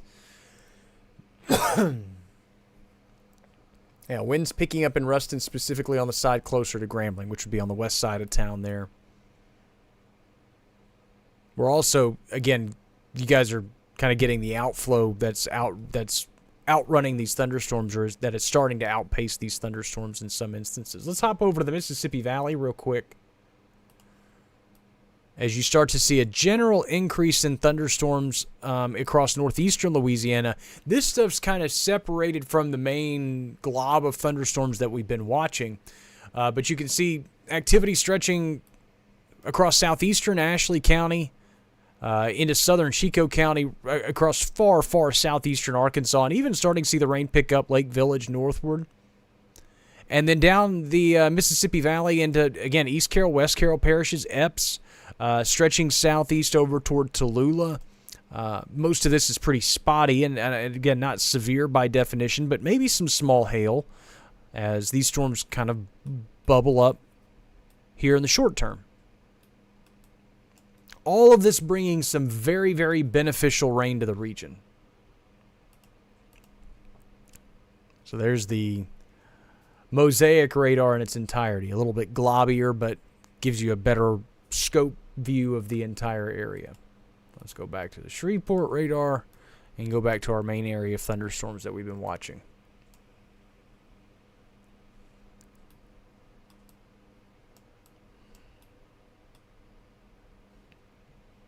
Yes, pause it briefly. And again, you can kind of see this area of the heaviest rainfall.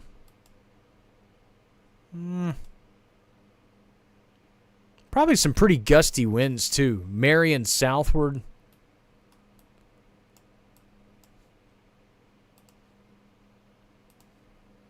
This spot right here.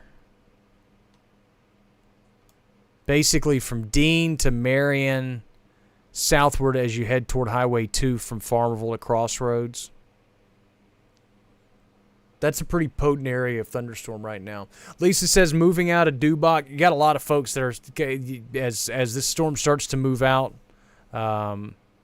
It's probably starting to see things lighten up in Bernice a little bit. Dubach, it'll probably ebb and flow for a little bit longer. I would think for the next 10 or 15 minutes at least, you're probably still going to get some waves of thunderstorms that'll still get your attention. Regina says, dang lightning, knock my lights out. That's not good. Speaking of lightning, 4,400 strikes in the last 15 minutes. Let's check power outages briefly. Do have a few outages in Union Parish, a few in Union County, but you can kind of follow where the storm was the strongest. Christina says, in Farmerville, the thunder and lightning pretty bad. Kat says, Shudrint sounds pretty scary right now. Picked up big time. Yeah, the leading edge is still going to pack some pretty strong winds. You got the outflow that's going to move through, and some of those winds may pick up before the rain even arrives.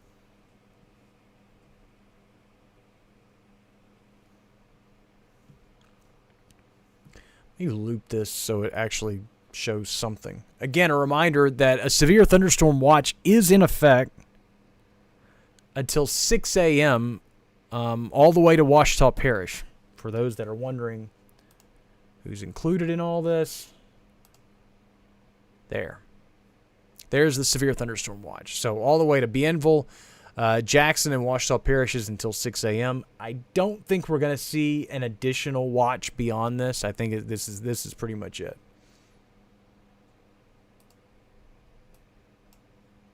Lots of lightning.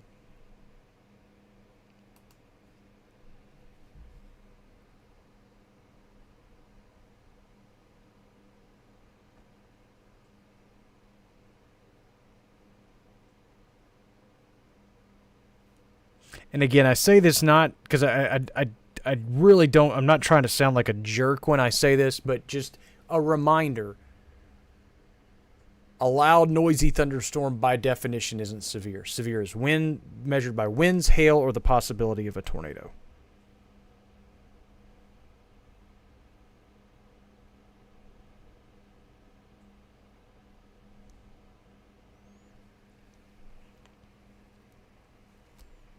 I can argue in many instances that some of the worst thunderstorms I've been through weren't severe thunderstorms. In fact, we encountered a thunderstorm on our honeymoon in Cabo, and they said that for the folks in Cabo, they said it was one of the worst thunderstorms they had ever encountered. It wasn't severe.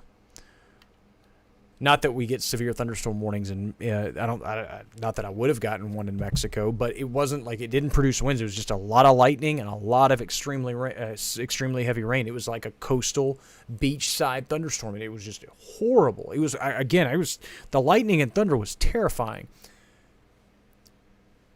They can both be true. It can be a non-severe storm and still an unnerving thunderstorm. Both can be true.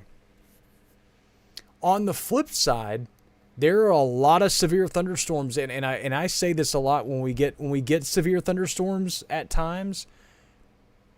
We live through hundreds of severe thunderstorm warnings a year in the ArkLaMiss. I just did all the research. I'm not going to look it up right now, but we average like any ArkLaMiss parish or county averages 3 tornado warnings a year. And it's like 8 severe thunderstorm warnings or something like that. Or I don't know. It's probably more than that. Anyway, it doesn't matter. I forgot all the numbers. But we encounter all these severe thunderstorm warnings, and there's a lot of instances where people live through hundreds of severe thunderstorm warnings in their lifetime and don't actually encounter a severe thunderstorm. They don't encounter the 58-mile-an-hour wind gust, or they don't encounter the quarter-sized hail. Mr. Mike, thank you so much for joining in. Thank you so much for your help this morning. Thank you for serving our community. We always appreciate you.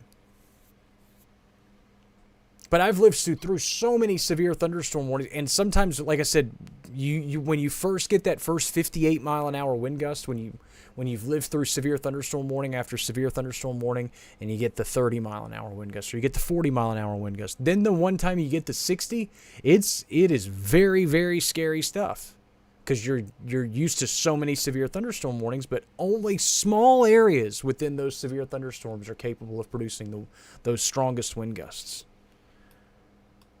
And I know you're probably thinking, well, why do you issue such a large area? Well, that's a large area of potential. Sometimes when it comes to severe thunderstorm warnings, you have to paint with a broad brush because of the nature of the structure of the thunderstorm. Still seeing some heavy stuff just southeast of Farmerville. South of Highway 2, just north of Point and Wilhite, just essentially, if you're driving from Farmerville to West Monroe right now, that is not a fun drive. Savannah says starting to pick up in Downsville and Calhoun. Thank you so much for letting us know. Again, a lot of the folks in Dubach and Bernice said that when this thing rocked and rolled through their area, it definitely got their attention. It should be slacking up a little bit for some of you folks. I don't want to say that with a high degree of like confidence or April says, yes, it's in point. Thank you so much. It's right on point, if you will. So this area right here, and I don't need to draw this out. I think you guys can see the darker purples and the most organized parts of this storm as it continues to move to the south and east.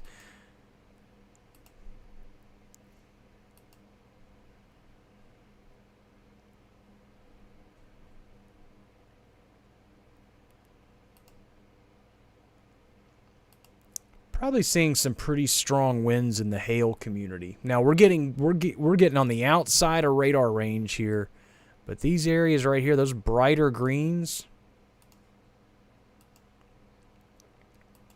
at radar level, we're measuring 65 miles an hour. Again, we're pretty on up there in the atmosphere at this point. We're about 8,000 feet when you're surveying at that particular area. So can't say with a high degree of certainty of what we're working with wind-wise there, but again, Dean, hail down to the Spencer community. That's also heads up for the folks in Sterlington and right along the Ouachita Union line, Rocky Branch, some of those areas. There's going to be some pretty strong wind gusts headed your way. April says just lost power in Point. Jesse says quieting down in Marion. Again, yeah, you folks are just on the backside of those stronger storms in Marion, but lightning and rain in Bastrop. Thank you so much.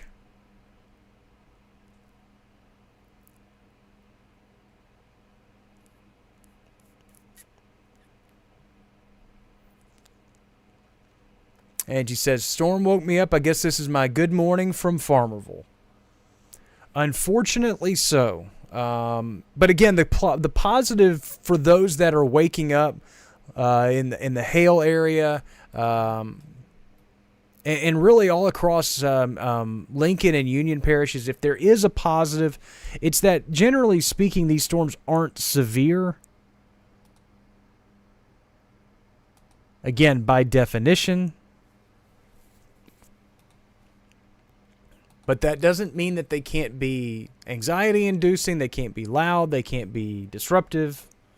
They can still be all of those things. A new special weather statement was just issued by the National Weather Service in Jackson. I'm just relaying this. For 50-mile-an-hour wind gust potential and half-inch hail. So we're for the severe thunder, or for the for the part of the storm that's moving through parts of Morehouse and Richland parishes. Essentially, the area I just talked about. As this stuff moves south and east, there's still the possibility of at least 50-mile-an-hour gusts and up to nickel-size hail. Miranda says, no power in Bernice off Louisiana 2 around Shiloh. Finally moving.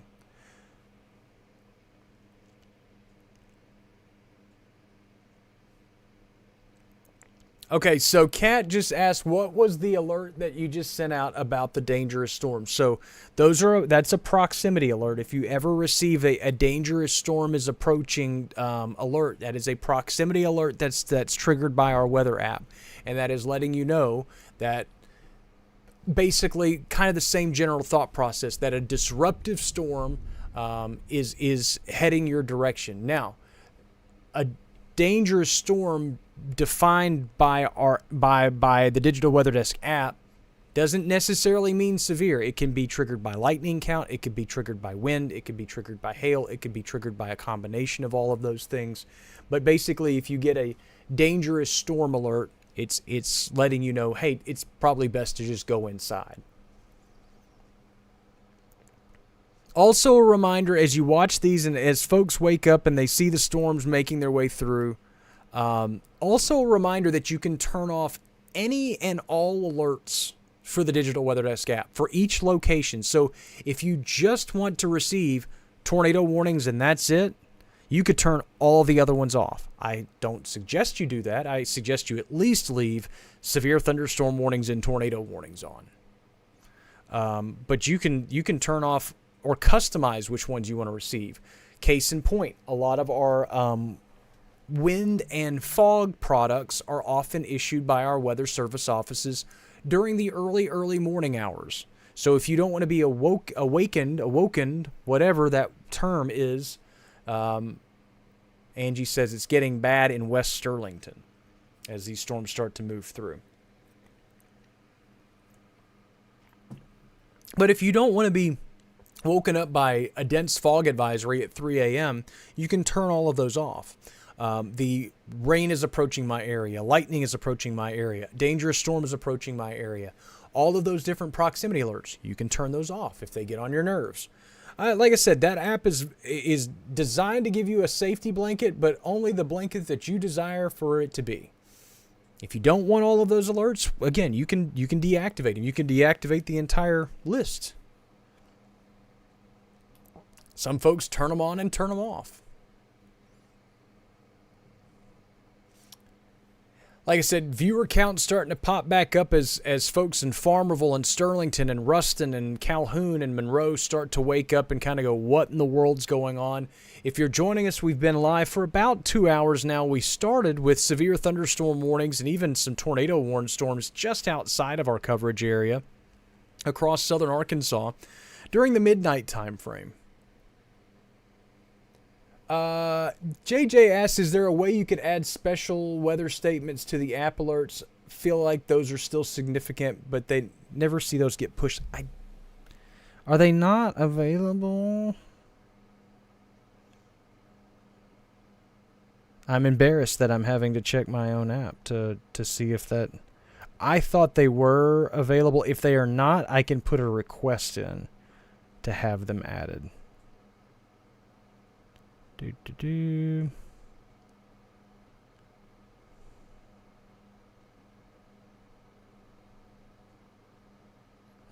Special weather statements are not on there.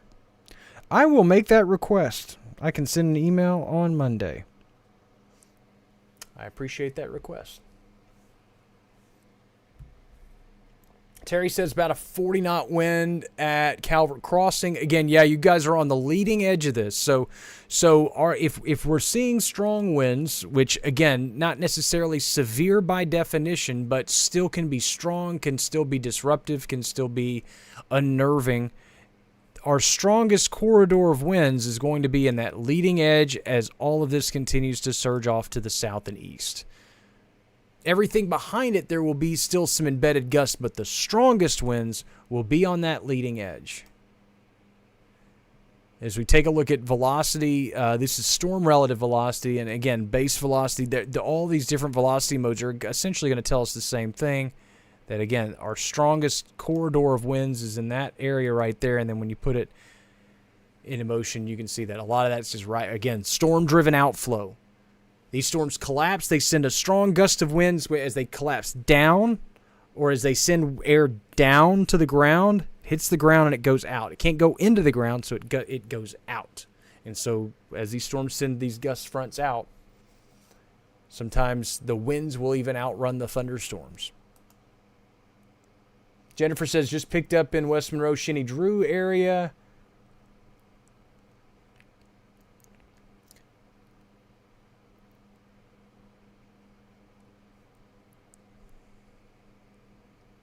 Buddy asks, is the purple on radar hail or just heavy rain? Usually it can be both.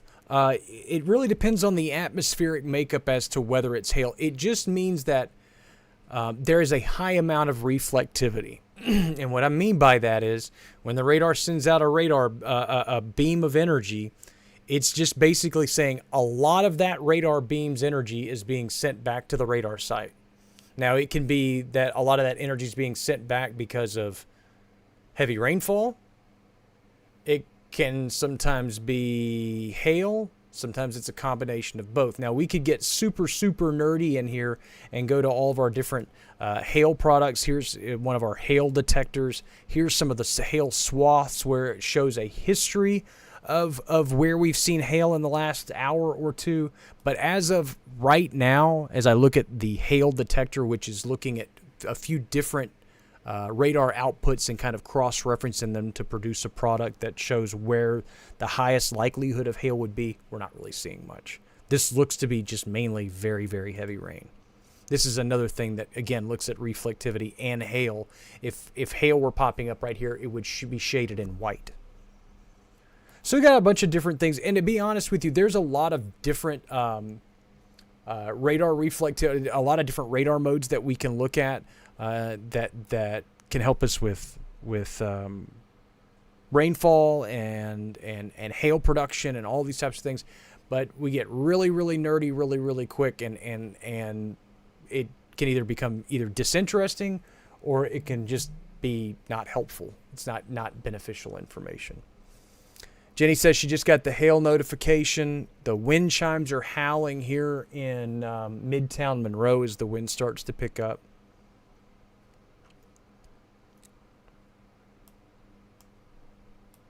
So again, for those that are watching as these storms move into Ouachita Parish, it is going to be windy.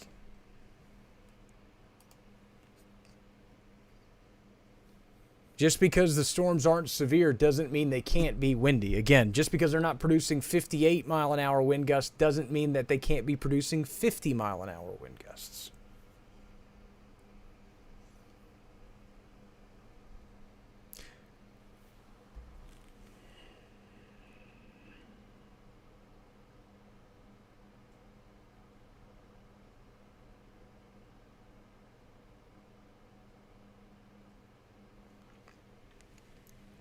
Hey, for folks in Bastrop, make sure you have your cell phones charged.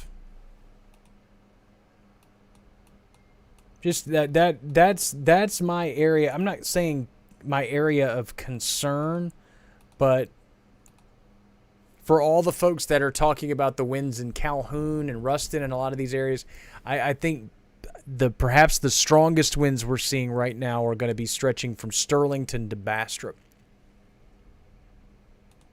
At least here shortly. Still hearing the wind chimes outside. Not seeing a lot of power outages translated. And again, that's the other thing that I also want folks to kind of remember and keep in mind. We're still post-ice storm. We still got a lot of tree debris hanging in the trees.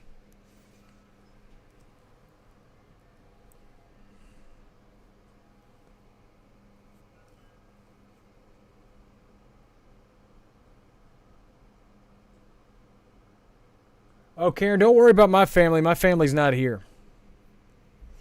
The entire fam went to South Louisiana this weekend for some festivities. They had a bridal shower and stuff like that. I was supposed to go, and then all the storms came through, and so I just stayed here. I could have taken the mobile weather desk with me, but if you're going to work overnight like this, it just made sense to hang out here. Jenny says, I feel like the winds will worry me for a while due to the tree damage. It is going to be a process. For some areas, it'll take, you get a big windstorm that'll come through and it'll kind of knock everything loose. But for a lot of us, it'll be weeks and months of this. Kat asks, when are you able to tell when this will leave the Shudron area? It kind of just got there. So you guys got at least another 10 to 15 minutes or so.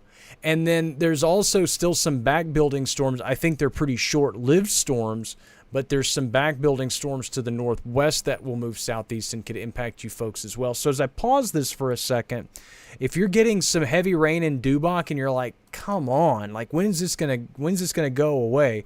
There are some briefly building storms back out over portions of Claiborne Parish that are kind of moving southeast. Again, I don't expect any of this stuff to hang out terribly long. We've kind of seen this trend off and on for the last couple of hours. But yeah, that was my concern, Miss Bonnie, is out in the Sterlington area. Again, I was generally thinking, and I mean, we're still seeing some very, very bright greens on radar, which probably indicate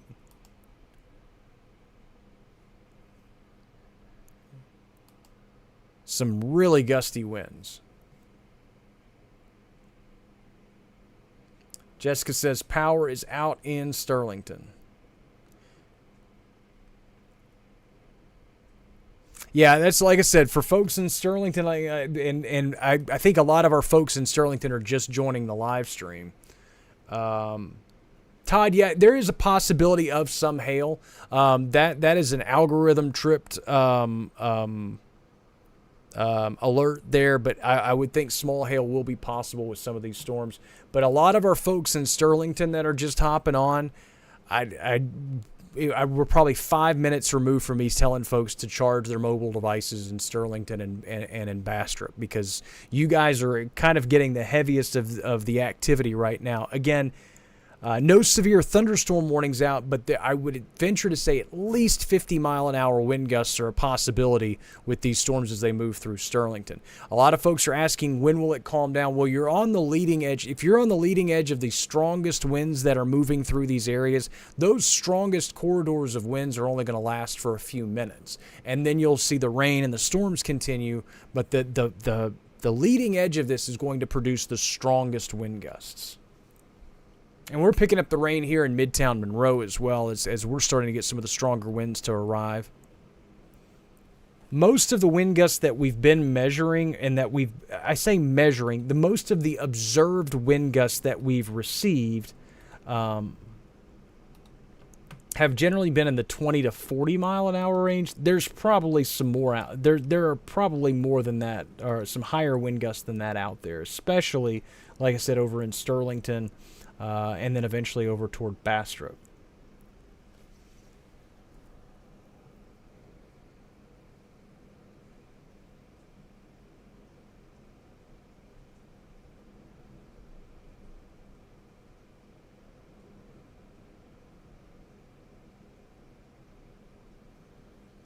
So as I put this back into motion, a severe thunderstorm watch still in effect till 6 a.m. Don't have any active warnings out right now, but some noisy, disruptive thunderstorms making their way through Ouachita Parish.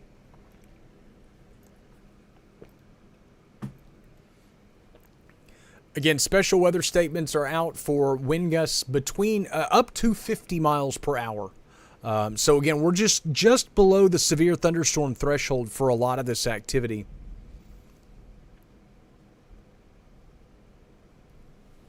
Thank you, Mr. Barry. Mike Barry reports 43 mile an hour, or 43 knot, wind gust at the Monroe Regional Airport. So 50 mile an hour.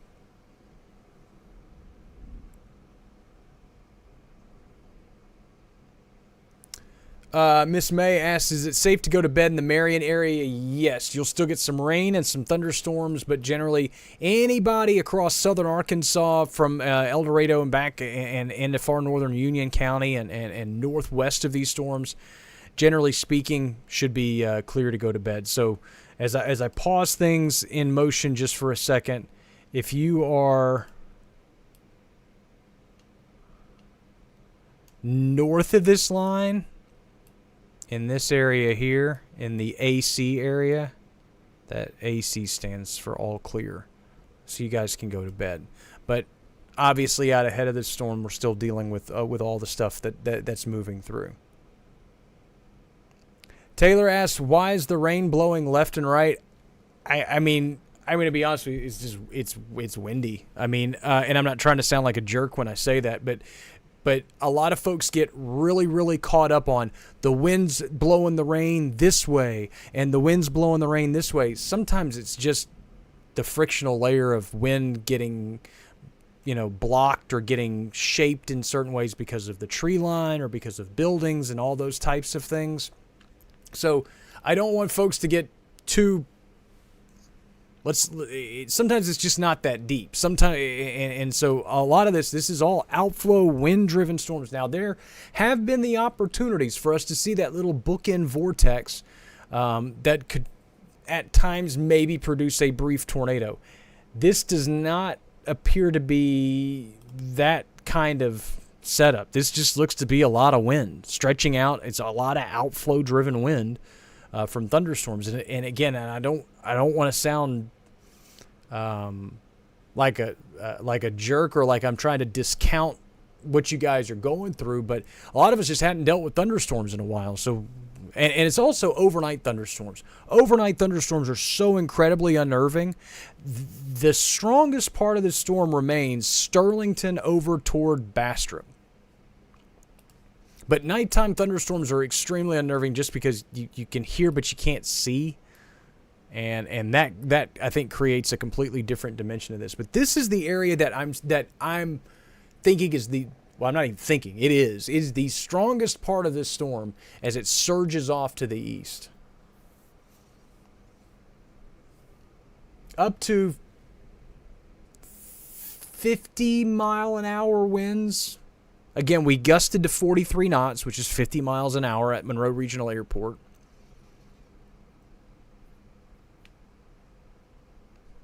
The special weather statement's out for 50-mile-an-hour winds and nickel-sized hail.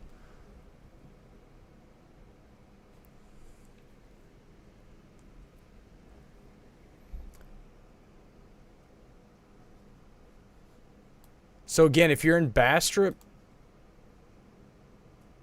charge your mobile devices. Be prepared for some pretty strong wind gusts. Let me check the power outages. I don't know if those would even register right yet.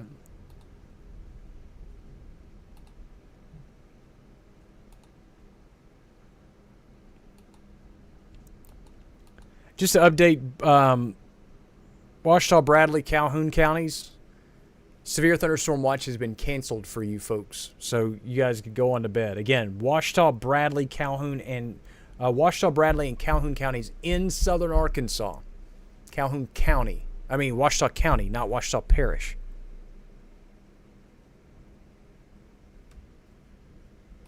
Just relaying that information.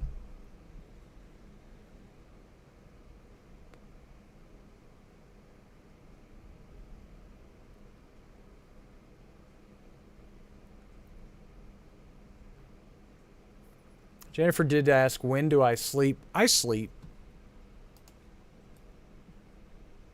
But when this is all you do, I mean, you just, like I said, Mother Nature has dictated my work schedule for the last 20 years. So this is really no different for me.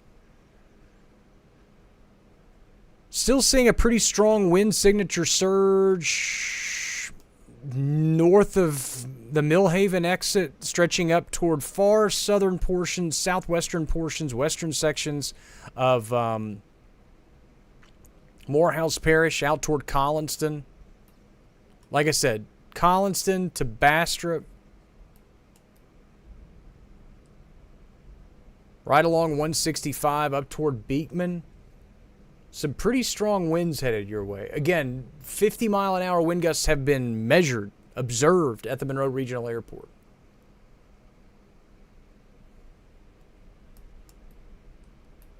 Let me put it into motion again. It looks like we've kind of seen a pretty steady motion off to the south and east. So 30, 35-mile-an-hour forward motion means that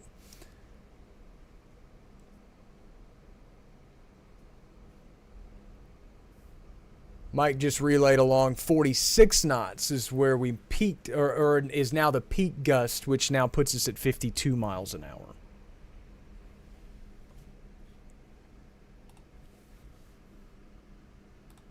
So again, just over 50-mile-an-hour wind gusts have been reported with this storm.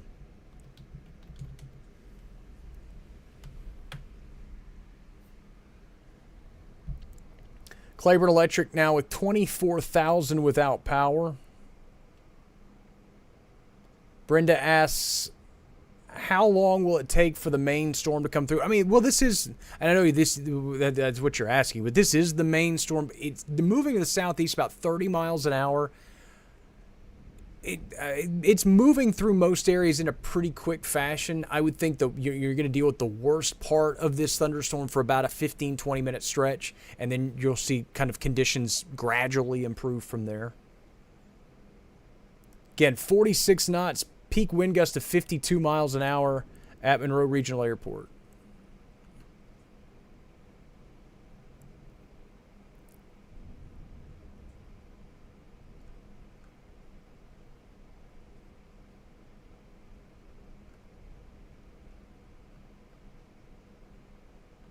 Yep, everybody's up.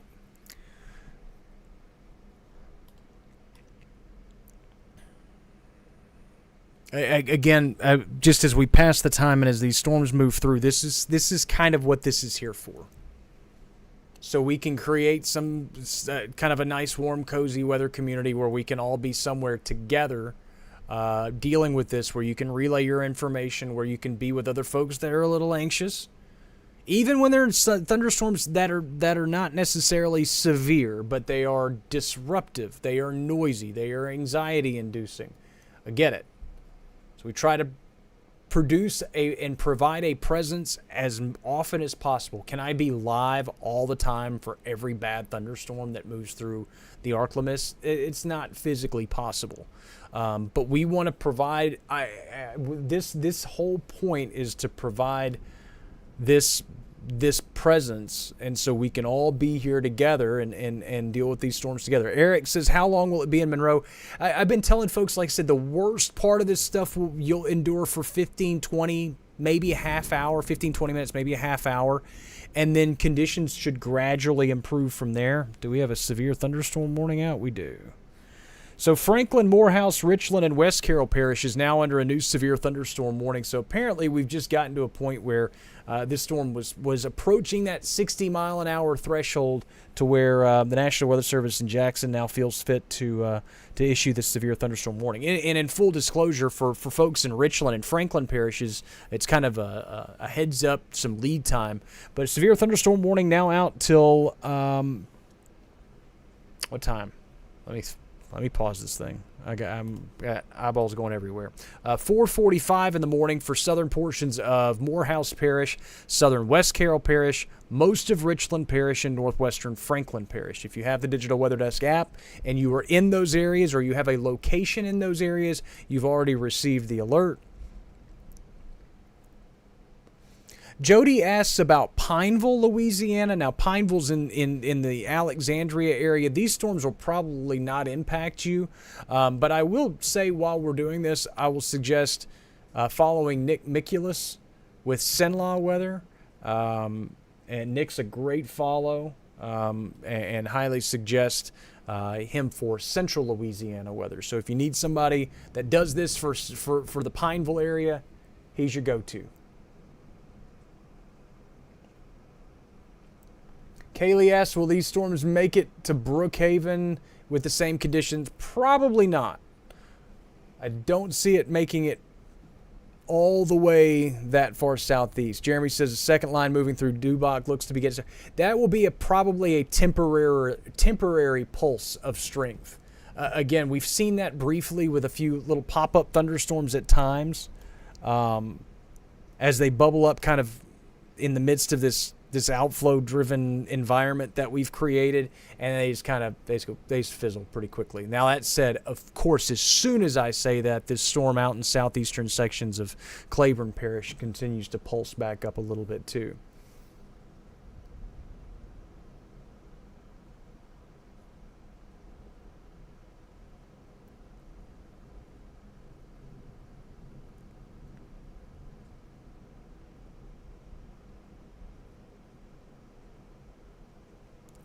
All right, so let's go back out real quick, and because I've had a lot of folks asking about certain areas, and again, a reminder that we try to disseminate the most broad pieces of information that we can get.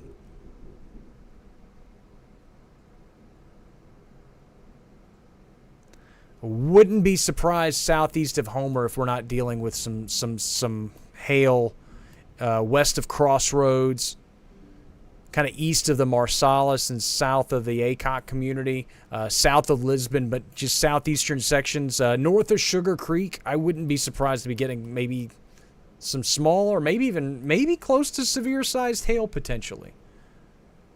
Lots of lightning with these storms. Oh, forward motion. Again, 60-mile-an-hour wind potential. These storms now moving at 40 miles per hour. So let's do a little ETA for folks that are in the paths of these storms. Again, southeast at 40. So here's some of the very, very crude arrival times of the strongest parts of these storms. Again, impacting Bastrop essentially now. Rayville probably a little after 4.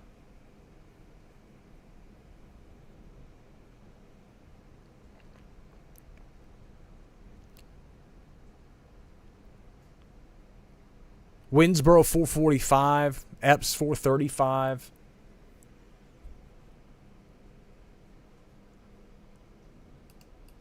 Again, for folks that are hopping in and getting woke up by the thunderstorms as the storms move through, these do have a history of producing 50-mile-an-hour wind gusts or 50-plus-mile-an-hour wind gusts at the Monroe Regional Airport as they move through. A new severe thunderstorm warning is out for portions of West Carroll, Richland, Franklin, and Morehouse parishes. That goes until 4:45 this morning. Also watching kind of a redeveloping thunderstorm back to the southeastern sections of Claiborne Parish. This storm right here.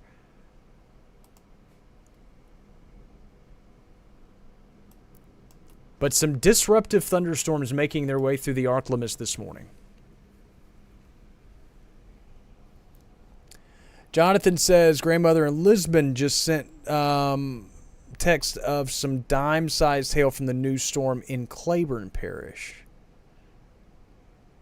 Thank you so much for that report. Brittany says they lost power, Sterlington 134.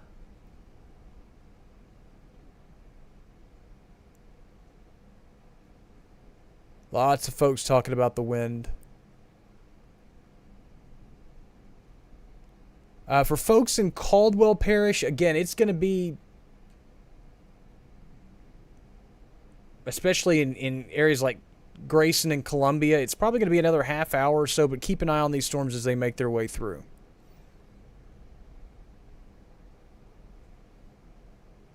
Everybody's favorite word today is wild.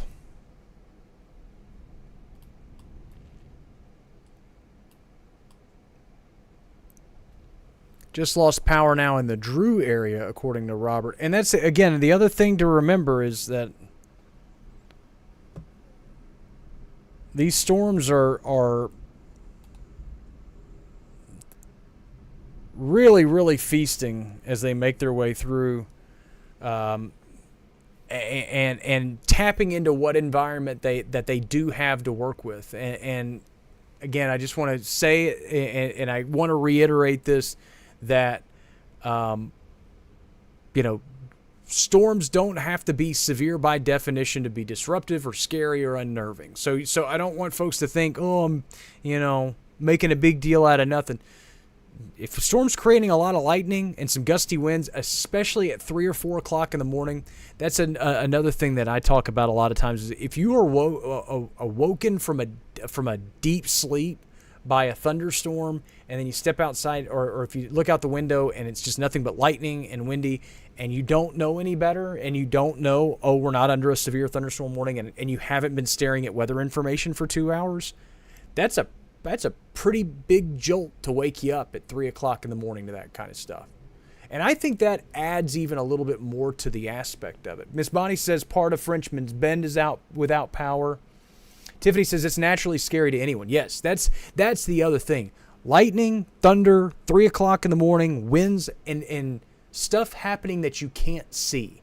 I think that's the other thing about nighttime stuff is you hear things blowing around. You don't know what it is. You don't know if a tree just landed on your roof or it's a tree branch. You don't know if what's blowing around. Is that a trash can or is that,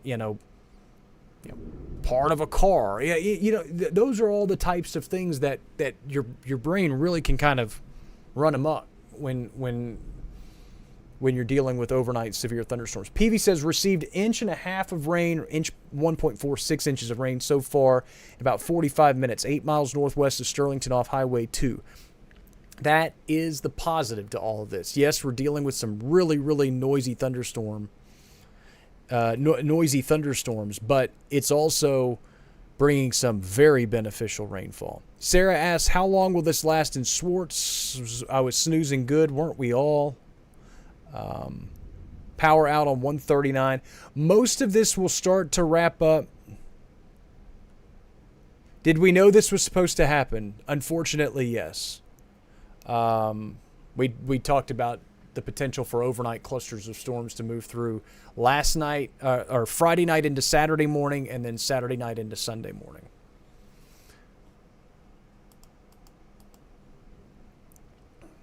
Yeah, velocity scans are not going to see much of anything right now because we're in the radar hole.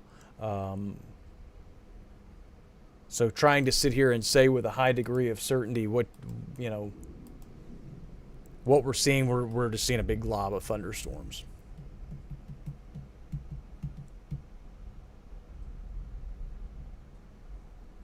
Taylor asks, when will the worst part hit Luna?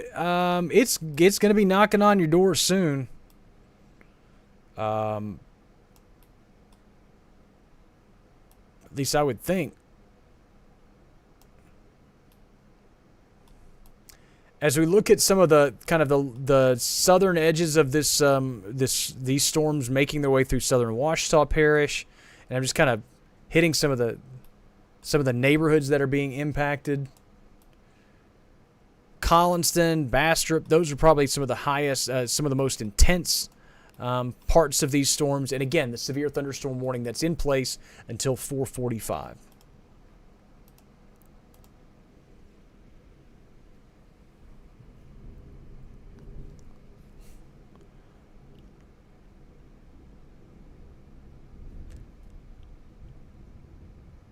Perhaps still seeing some hail right along the Lincoln, Claiborne Parish line.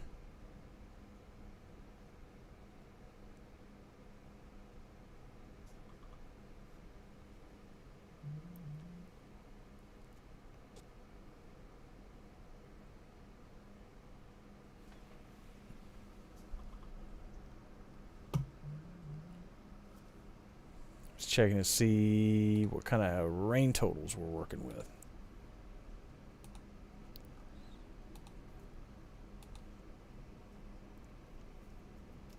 ULM already registering almost 4/10 of an inch of rainfall. And that was 12 minutes ago. So almost 8/10 of an inch of rain in Dubach. Farmerville already at 1.25 inches, and that was 12 minutes ago. So you got to be figuring they're approaching 1.5 inches, if not more. So again, that's the positive side out of all of this stuff.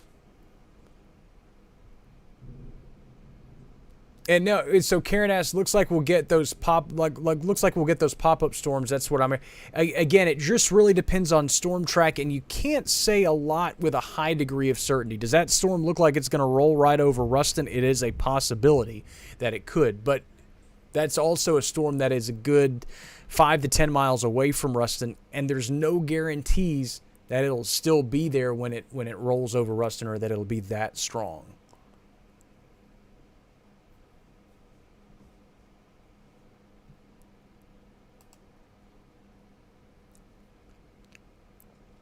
Lots of lightning over a large, broad area. So a lot of folks are getting the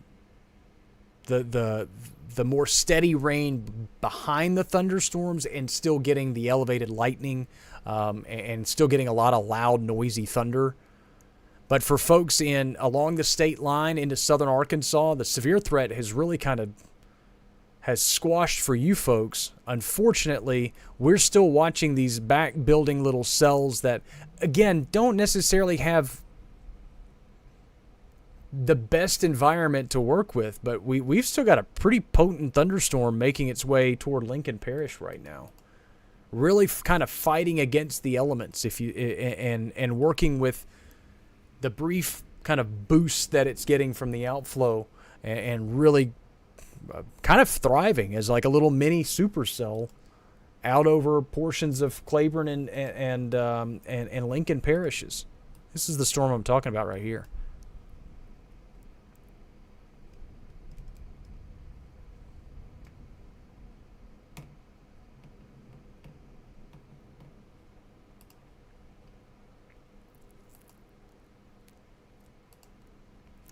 Again, 60-mile-an-hour wind gusts, quarter-size hail, the primary concern with the severe thunderstorm warning that stretches across portions of Morehouse, West Carroll, Richland, and Franklin parishes. Goes till 4:45 this morning.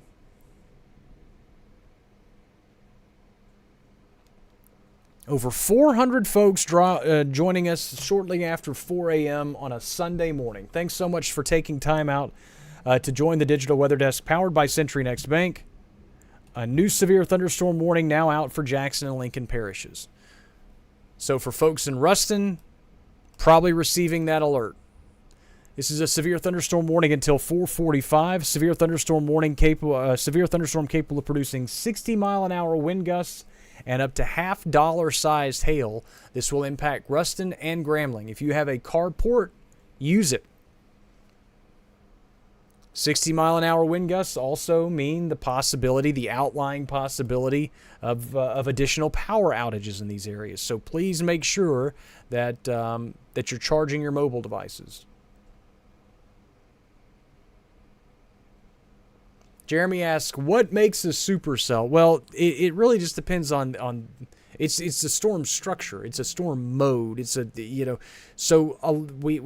low top supercells, and it's about how the air's circulating through a thunderstorm. But you can have a supercellular structure. There's not a completely perfect answer to that question, because, for instance, that's supercellular in nature, and then sometimes you look at radar and something looks like a supercell, but it's not. Sometimes it just looks that way on radar. That's just how it's depicted on radar. But most supercells, we have low top supercells, low precip, high precip supercells, but they all have that same structure with an updraft and a downdraft, and they look the same on radar. But not all supercells produce tornadoes, and I think that's also really important. Sometimes those updrafts just produce large hail. That because they suspend all of that water and high in the air and in the colder air and the higher altitudes. So not every. I think it's just fair to note that when we talk about supercells, I don't want folks to immediately think supercell. Oh gosh, we're about to deal with a tornado threat. That's where a lot of our tornado threats come from, but not all of them.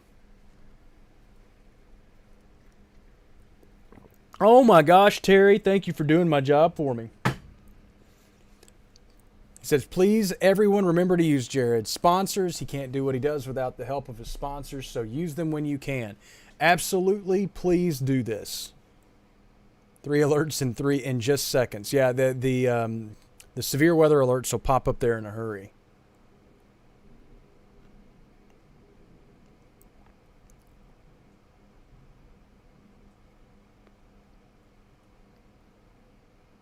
But yes, that means a lot to me, Terry, and thank you so much for saying that. If it's as simple as finding one of our local business partners / sponsors and simply writing them a quick Facebook note, hey, I'm awake and watching Jared's coverage at 4:00 in the morning on a Sunday.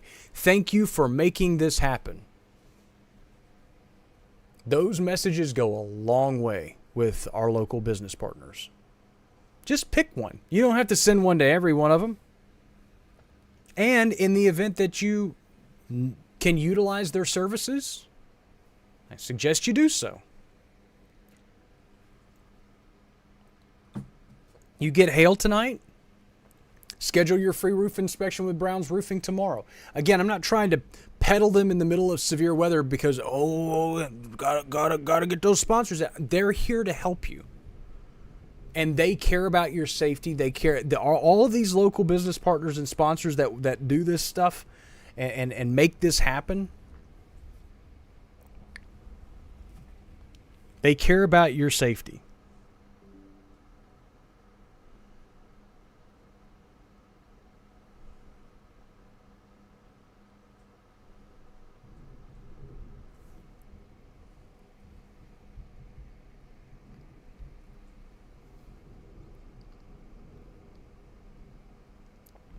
Yeah, Karen says fourth alert. Yeah, and that's another thing that I also want to preface to folks is the storm continues to bring some big hail potential toward Grambling.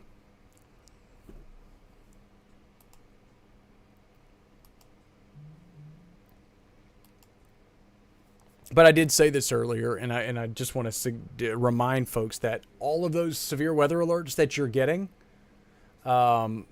they're all customizable. So again, if you want to turn some of them off because they're annoying, I suggest you don't turn off the severe thunderstorm warnings or the tornado warnings, the vital ones. But if you don't like getting a dense fog advisory at 4 a.m. and you're like, I don't like your app, because you can turn it off. And I suggest that you customize them the best way you can.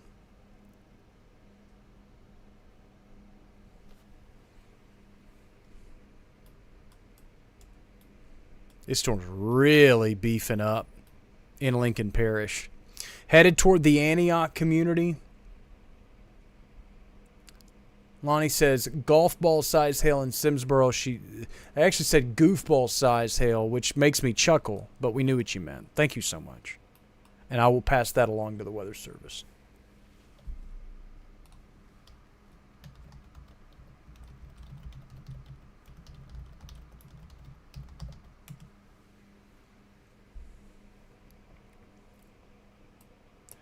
So let's zoom back out for a second and kind of catch both of these storms at the best angle possible. For the leading edge of these storms, the ones that are moving through portions of Morehouse, Richland, Franklin parishes, again moving to the southeast, we're going to call it 40. Let's call it 40 miles an hour. There's the arrival times. Again, Rayville probably already getting some rain. Mer Rouge probably already getting the rain and the thunderstorms. But for folks in like Mangum, we're probably looking at another 10 minutes or so, if that. Delhi probably closer to 4:30. Winsboro, if they hold on and continue on this general track, you're talking about 4:45, somewhere in that ballpark. Again, so that's how things are panning out right now. I never ever did get to do that video update on all the other platforms, but that is not something that I can fix right now that we have 2 severe thunderstorm warnings going on. Most folks are finding us anyway, and this also reminds me that I need to do a better job of pinning live streams to the top of my Facebook page. Nick Mikulus tells me that all the time, and I always forget it.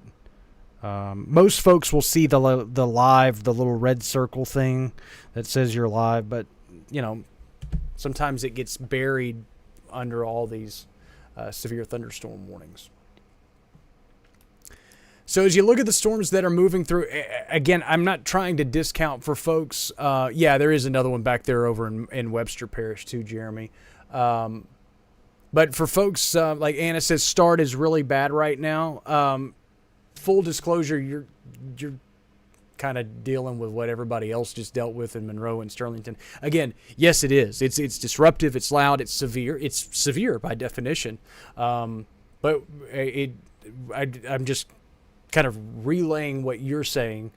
Start's really bad, and I've gotten a couple of different reports from Start as these storms continue to make their way downstream. We're going to start getting reports soon in Rayville. Folks are going to be like, man, it's rough in Rayville. And then we're going to move downstream to Mangum and Archibald and those areas. We're also still watching, again, a storm in northern Webster Parish that could wander back into Claiborne Parish as these continue to just kind of bubble up in the wake of the outflow boundary that's moving through. And there's still a stalled frontal boundary in place, so there's still a lot of moving features that in play that can help generate thunderstorms in this environment. They will probably be more isolated in nature, but yeah. Tammy says it's rough in Rayville right now, so can confirm. So again, I appreciate when folks tell us that, because now we're watching these storms just basically follow, and so you can just follow the towns. So everybody, it's bad in Farmerville, it's bad in Dubach, it's bad in Bernice, and then we went to Ruston, and then we went to Marion, and then we went to Sterlington, and then we went to Monroe. And so we're just kind of working our way down the line, if you will, as these storms continue to move off to the south and east. Yeah, Craig said starting to brew in Vicksburg. You folks in Vicksburg and along the Mississippi Valley are also just kind of getting some other supercellular-like thunderstorms. We have a severe thunderstorm warning in Hinds County, which is just outside of our coverage area, just east of Warren County in the Vicksburg area. So we've got some other like supercellular type little bubble up storms going on in those spots too. It's been kind of a weird night in terms of storm development, in terms of evolution of storms.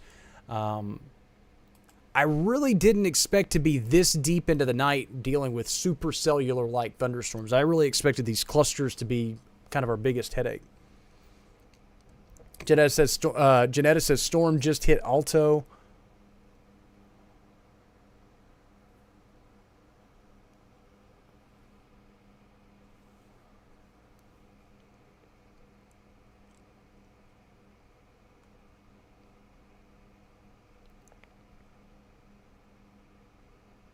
Sean says hail above Arcadia and Goose Creek community starting to end, just bad lightning and hard rain. Thank you so much. Sarah asks, will the one brewing in Ruston hit Monroe? The current general trajectory says no. It's moving southeast, so it should miss Monroe and West Monroe well to the west.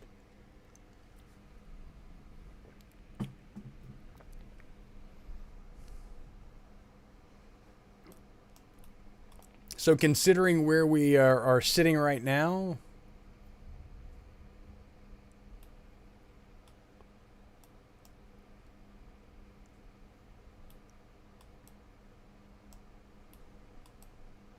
Philip asks, is Shudrint going to get hail? You guys are in that severe thunderstorm warning. It is a possibility. Can't really say it with a high degree of certainty because we just don't know what that storm will look like by the time it gets to Shudrint. But you guys are under the severe thunderstorm warning for the possibility of up to golf ball size hail with that storm. Yeah, for the folks that are worried about the storm in Ruston moving over Monroe and West Monroe, again, if y'all look at the polygon, this polygon is drawn in a sense that this storm is moving this direction. The storm is not an immediate threat to Monroe, West Monroe, Sterlington, any of those areas. It's moving southeast. Could that change? Maybe, but probably not. I don't anticipate that thing making a hard left turn anytime soon.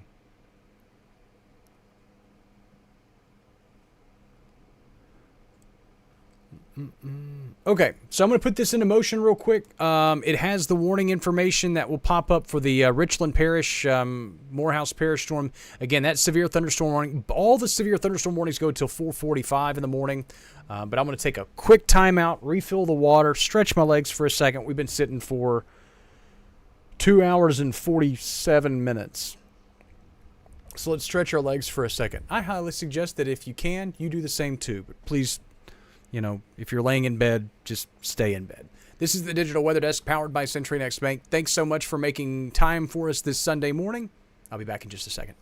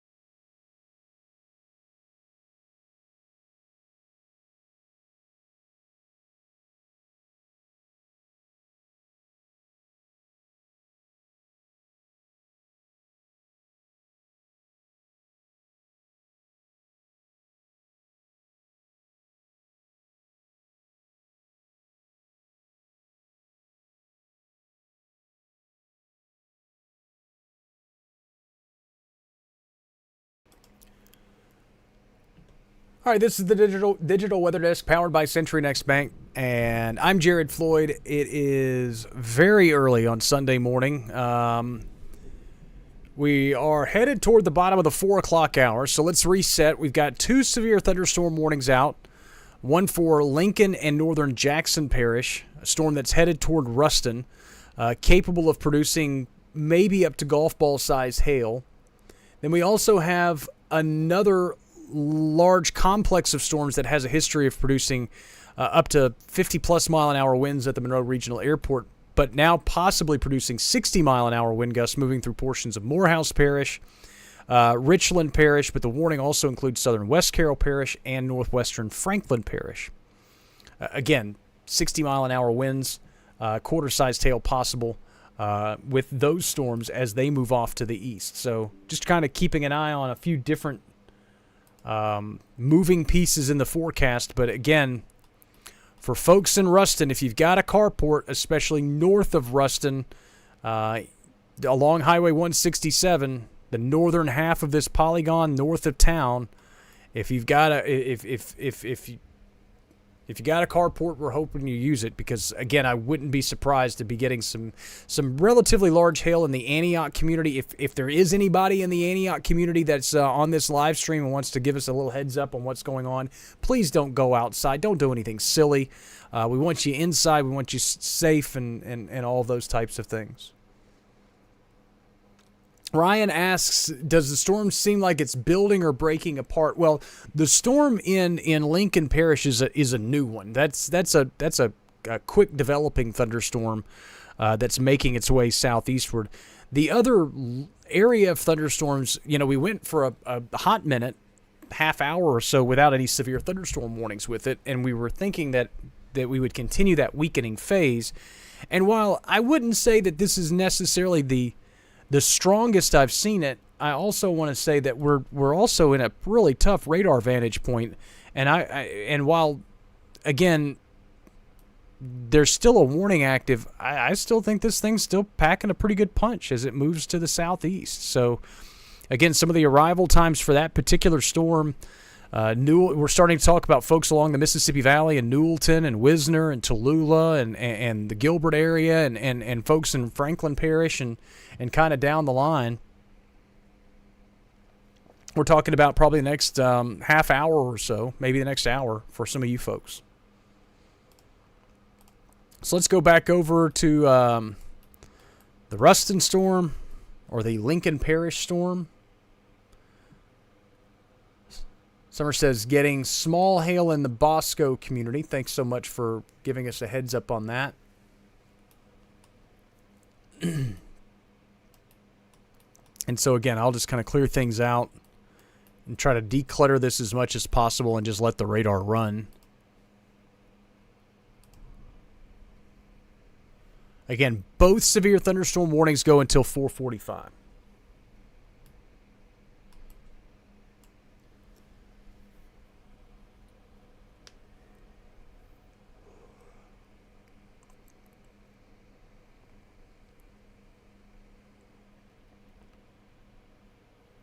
Things are starting to quiet down in the Monroe, West Monroe area. The rumbles of thunder are getting a little bit more muted. Still watching that storm in Lincoln Parish. The one in Lincoln Parish looks like it's going to pretty handily...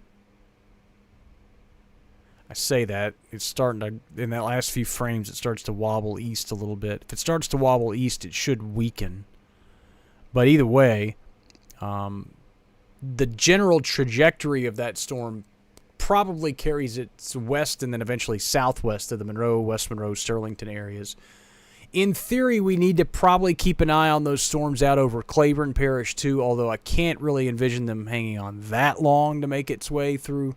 But there's a lot. Again, we're working with a kind of a wonky environment right now with the stalled frontal boundary and the outflow. There's so many different factors in play. Some are helping to support thunderstorm development, some are helping to suppress, or some are trying to suppress thunderstorm development. So we're just kind of stuck in this weird balancing act through sunrise that's making it kind of tricky.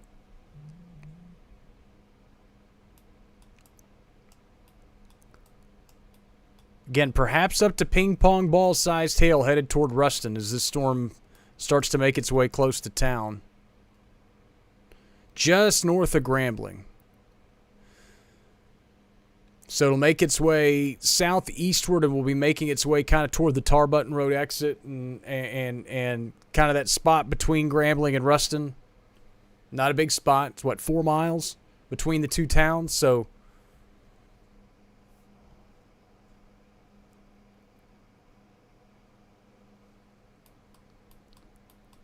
again, also a reminder of the severe thunderstorm watch that's in place. Just a friendly reminder. That goes until 6 a.m. We still got another hour and a half on that for Ouachita Parish, Jackson Parish, Lincoln Parish, all those spots.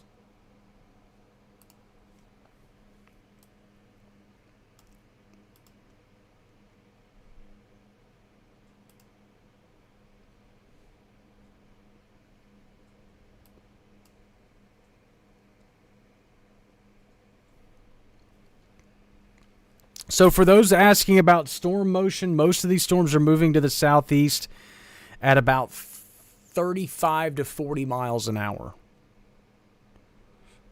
For those kind of asking, hey, how long is it going to last in one particular area? Well, it really just depends on the orientation of the storms as they move. Some areas are dealing with the rain longer than others, but generally the leading edge, the worst of these storms are giving you about 15 to 20 minutes of really, really crummy weather, perhaps up to about a half hour of really crummy weather. And then most of it starts, I just ran over a phone cord. Then most of it starts to fizzle off. Jim says it's coming through the Delhi area now.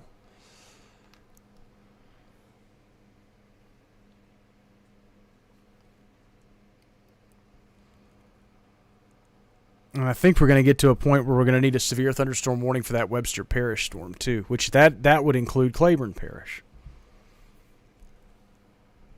Taylor says it lasted a half hour on 134. So that sounds, yeah, like I said, between 15 minutes to a half hour, just depending on orientation of the storm. It also depends on what you consider part of the storm. I mean, it's still raining in Monroe, so some folks would consider this part of the storm. So, but the worst of it's is typically about 20 to 25 minutes. Brittany says the same thing. First few minutes of the storm was the worst part, and then you'll hear it start to taper off. And that's gonna, for that leading edge storm. That's definitely going to be the case for, Richland and Franklin and Morehouse parishes and into southern West Carroll.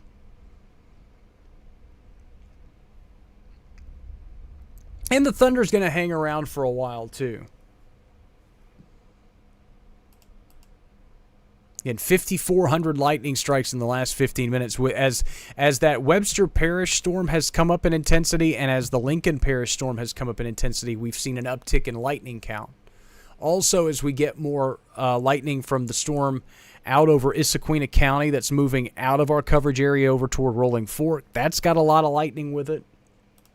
In fact, as I go over to the Jackson radar, you can see that these storms out in the Mississippi Delta are packing a punch too. Most of them are just moving out of our coverage area, but if you know for friends in Rolling Fork or over toward Yazoo City or southeastward toward the Jackson metro area, they're about to see their own batches of thunderstorms.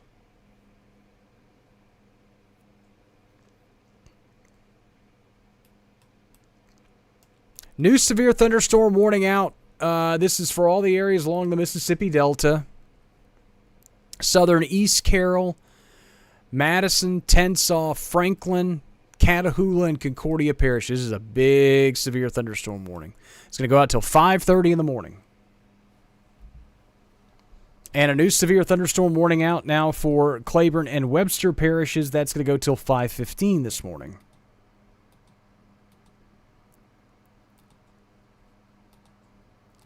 So we're going to be here for a little while, folks.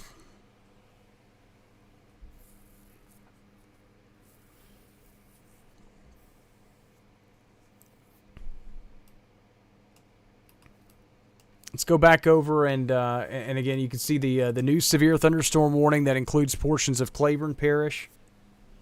Again, that is for damaging wind gusts up to 60 miles per hour and quarter-sized hail. And still up to ping pong ball sized hail possible with this storm as it approaches Ruston.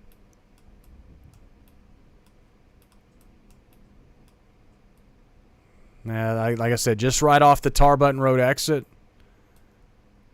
We'll be moving right toward town with some of the heftiest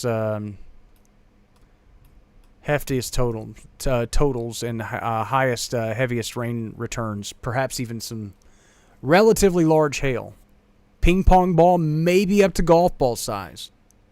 This will be damaging hail for some, so please make sure that you stay sheltered inside.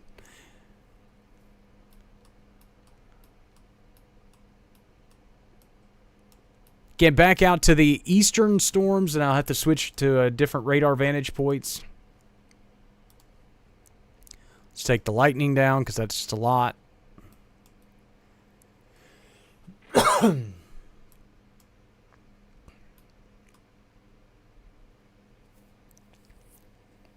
Again, this new severe thunderstorm warning that's out for a very large area. Again, quarter-sized hail and 60-mile-an-hour winds are a possibility.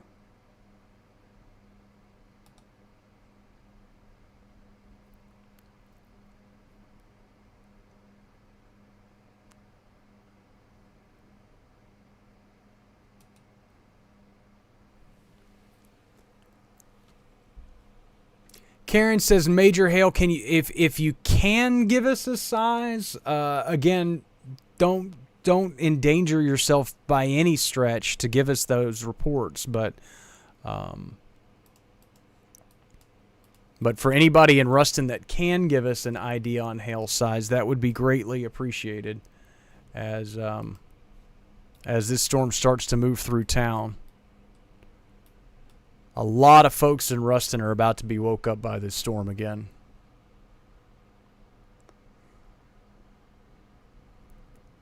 Carolyn says power's been out for a while in Archibald along Highway 425.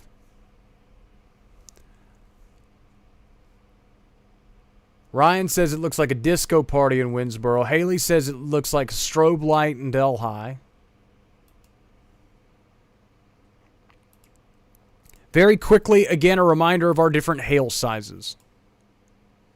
And I left that graphic on way too short. Again, a reminder of our hail sizes. Never use marbles, because marbles can come in all different sizes. P, dime, nickel. Try to use coins when you can. Quarter, ping pong, golf ball, tennis ball, baseball, softball. Those are the best things to use.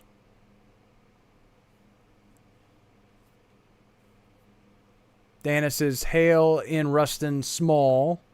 Samantha says, it's getting loud in Columbia. So thanks so much for the heads up there as the storms are starting to arrive. Karen says, maybe quarter-size hail. And that storm's going to march right through Ruston here shortly. So, again, be prepared. And there's that other storm that's kind of lining up behind in the same general area.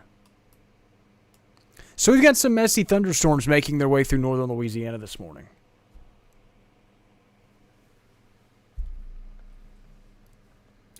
This is also a friendly, a good time to remind folks that you can upload pictures to the Digital Weather Desk app. If you have uploaded those, thank you. So if you have like a hail, picture that you want to submit after the fact, you can do that through the Digital Weather Desk app.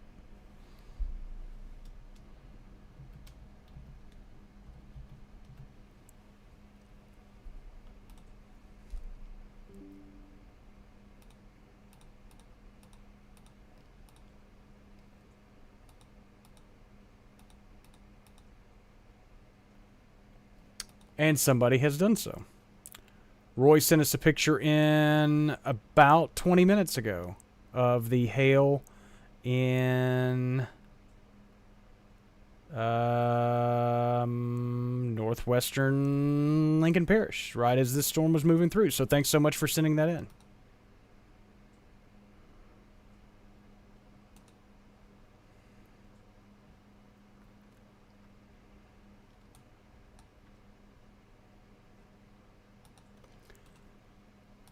You guys pardon me for just a second while I relay this picture to the National Weather Service.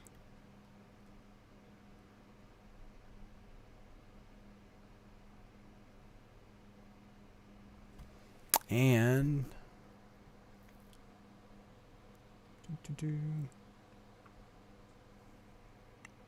storm in Homer is moving to the southeast.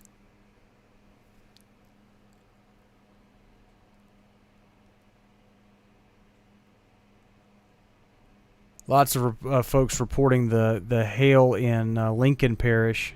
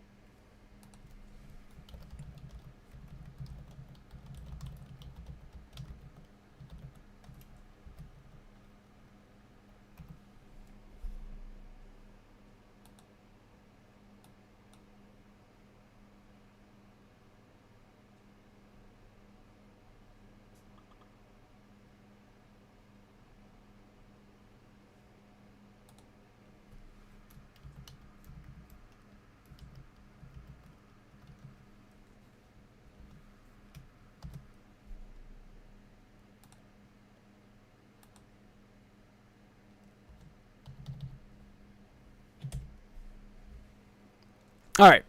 Sorry, I had to get that sent over to the National Weather Service, and that took me a little bit longer than I would normally like for that to take.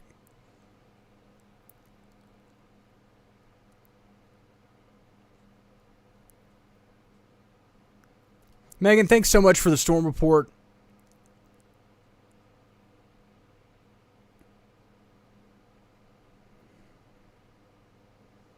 Again, these are, at this point, these are not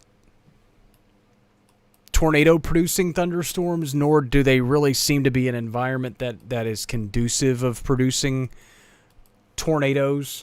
These look to be wind and hail producers, and we're probably starting to see the hail core kind of come down on this storm, but it is right over Ruston. I mean, right smack dab in the middle of town. But the hail core may be a little bit weaker than it was. Just kind of looking at how it looked versus now, maybe shrinking on us a little bit. It may be working into that environment that's not necessarily as supportive for severe weather. Again, it's kind of moving into, latest radar frame. Yeah, this thing's collapsing quick. That's good news. It's kind of moving into that overturned environment. A lot of rain-cooled air.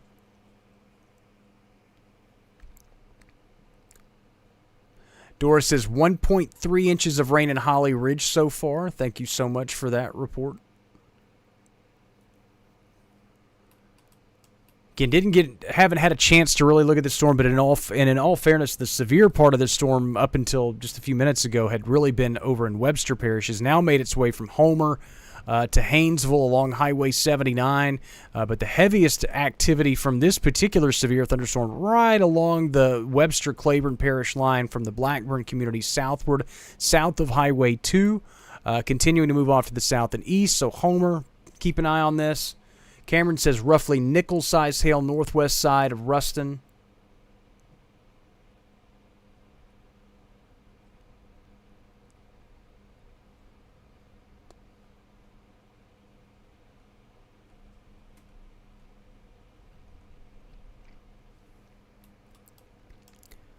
Yeah, our Ruston storm looks like it is coming down in intensity pretty rapidly. So now we've got basically just two areas of storms that we really need to pay attention to. So there's our downstream severe thunderstorm warning that's in effect for a good chunk of the Mississippi Delta. Again, that goes until 5:30 this morning, so we got about another 45 minutes on that. as this complex of storms makes its way to the Mississippi River. Elsewhere, we do have the severe thunderstorm warning. Lincoln and Jackson parishes till 4:45. That's got about another 5 minutes or so. But boy, that storm has collapsed rapidly. And then we have the Claiborne Parish storm has a severe thunderstorm warning until 5:15. I'm going to have to kind of bounce back and forth between radar modes because over our area, some spots look better from one radar, some look better than others. From others, so we kind of have to bounce back and forth between the Shreveport and Jackson radar to keep an eye on these storms.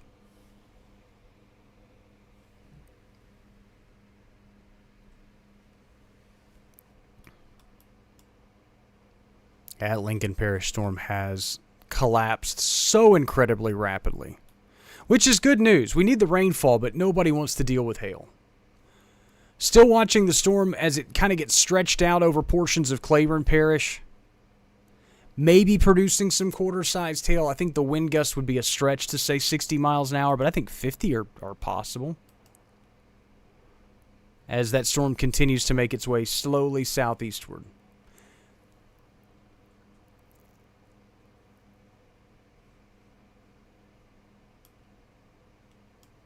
So let's go back to the Mississippi River Valley storm. I'll put this one on radar mode for a second and let it sit here for a little bit as we get deeper and deeper into the night, and it gets later and later into the as we get deeper and deeper into the morning, I guess I should say. And as we sit for longer and longer and longer, I have to take more and more breaks because the voice is starting to go out. Janie asked, well, we need to keep an eye on that storm for Bastrop, for that one in Webster Parish. It's moving to the south and east. I would say that, it's too early to really say with a lot of certainty that you don't need to pay attention to it. Same for the folks in Ruston or Monroe and West Monroe. I mean, the general trajectory takes it southeast. So if it were to grow upscale into another cluster or complex of storms, which I think is very unlikely at this point, but you can't just say it won't happen. But if it were to continue to grow and kind of broaden out into a larger storm structure, it may not be severe when it makes its way into those areas, but it could still bring additional rain and thunderstorms into those areas.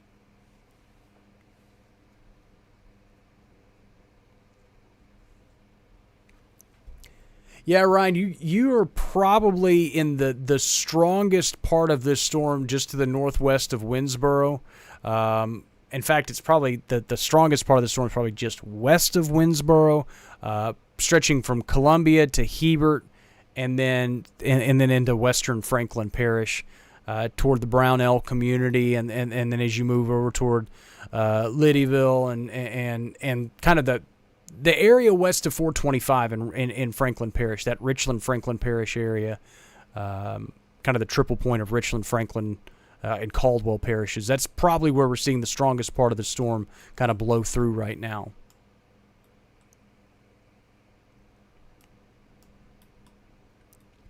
All right, so I'm going to leave you on a zoomed out radar. This may be a longer break than others. Like I said, there's only so much commentary I can really add to it's storming outside. And so there will be times where it just makes sense for us to stay live and continue to provide the service, but there's only so much I can add to really, drive any kind of points home. You guys will learn in time that I'm an adequate meteorologist, but I feel like I'm a better communicator. So I feel like I communicate this stuff very well. But in terms of just relaying weather information, any caveman meteorologist could do this. We're just looking at radar and looking at storms.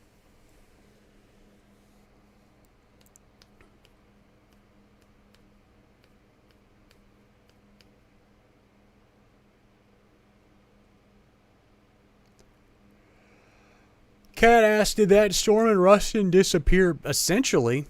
Sorry for the yawn there. But yeah, this is what happened to it. Bad, poof. Gone. Ryan says, dime-sized hail northwest of Winnsboro. Thank you so much for that report. But I think that Ruston storm, case in point, gives me a perfect example of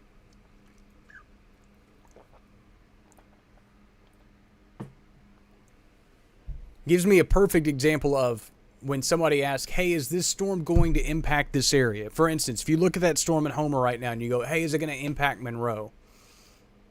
I don't even know if it's going to impact Homer. Like, let's be real with the thermodynamic environment that we're dealing with currently.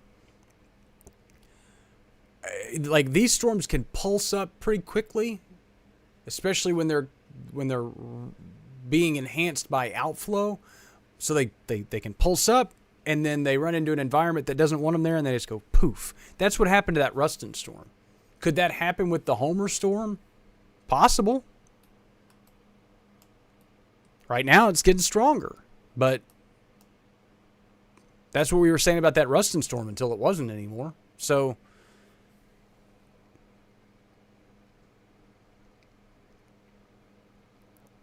there are certain times, and especially when you're dealing with this kind of overturned, really messy, kind of nebulous environment that we're dealing with currently, where your meteorological skills can only take you so far.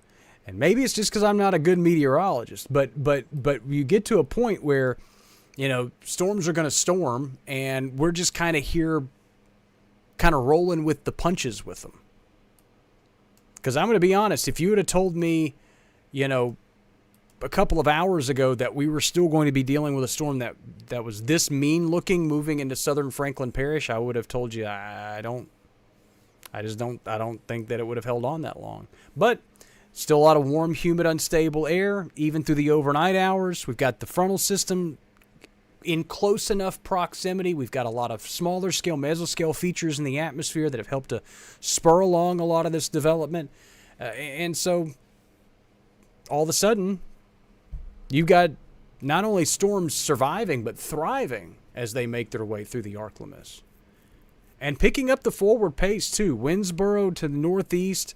I know folks are asking about Holly Ridge and all these types of things. And again, for some areas, these storms are moving through faster than others. For folks along I-20, basically sandwiched between Rayville and Delhi, so those areas, Holly Ridge and the Dunn area and over toward Waverly, this northern extent of these storms have kind of curled back around almost into that little bookend vortex type signature. I'm not saying that that's what it is, but that the stronger aspects of these storms has kind of curled back around to where you've almost kind of gotten a 1-2 punch. And this is what I'm talking about. You got this area that's already blown through, but then you've also got this other batch over here that's making its way through. So a lot of those spots along I-20 are getting hit pretty hard, kind of by a round 2 type thing.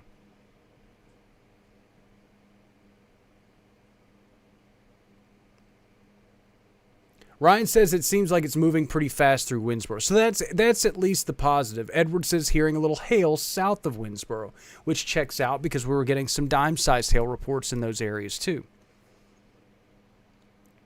And the area south of Winnsboro headed toward Gilbert and Wisner and some of these spots, that looks to be kind of the strongest part of the storm. At least from this radar vantage point. Let's hop over to the Fort Polk / Fort Johnson radar, whatever you want to call it. I don't get into the naming games. And now let's go back over and see this storm has picked back up in terms of its hail potential. Let's get rid of the lightning because that's annoying. This is right along Highway 534, northwest of Dutchtown Road in western Claiborne Parish. Full disclosure, this is a pretty rural section of Claiborne Parish, north of Holly Springs, west of Homer, but there's probably some big hail making its way, again, along 534 east, Highway 79, the Dutchtown Road area. Large hail is a possibility, maybe up to ping pong ball sized hail, perhaps even larger.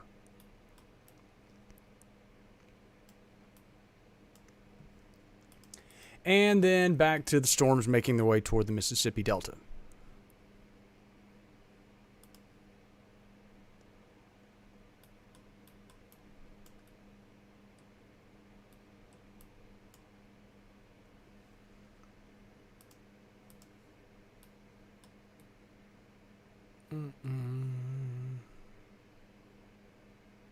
Okay.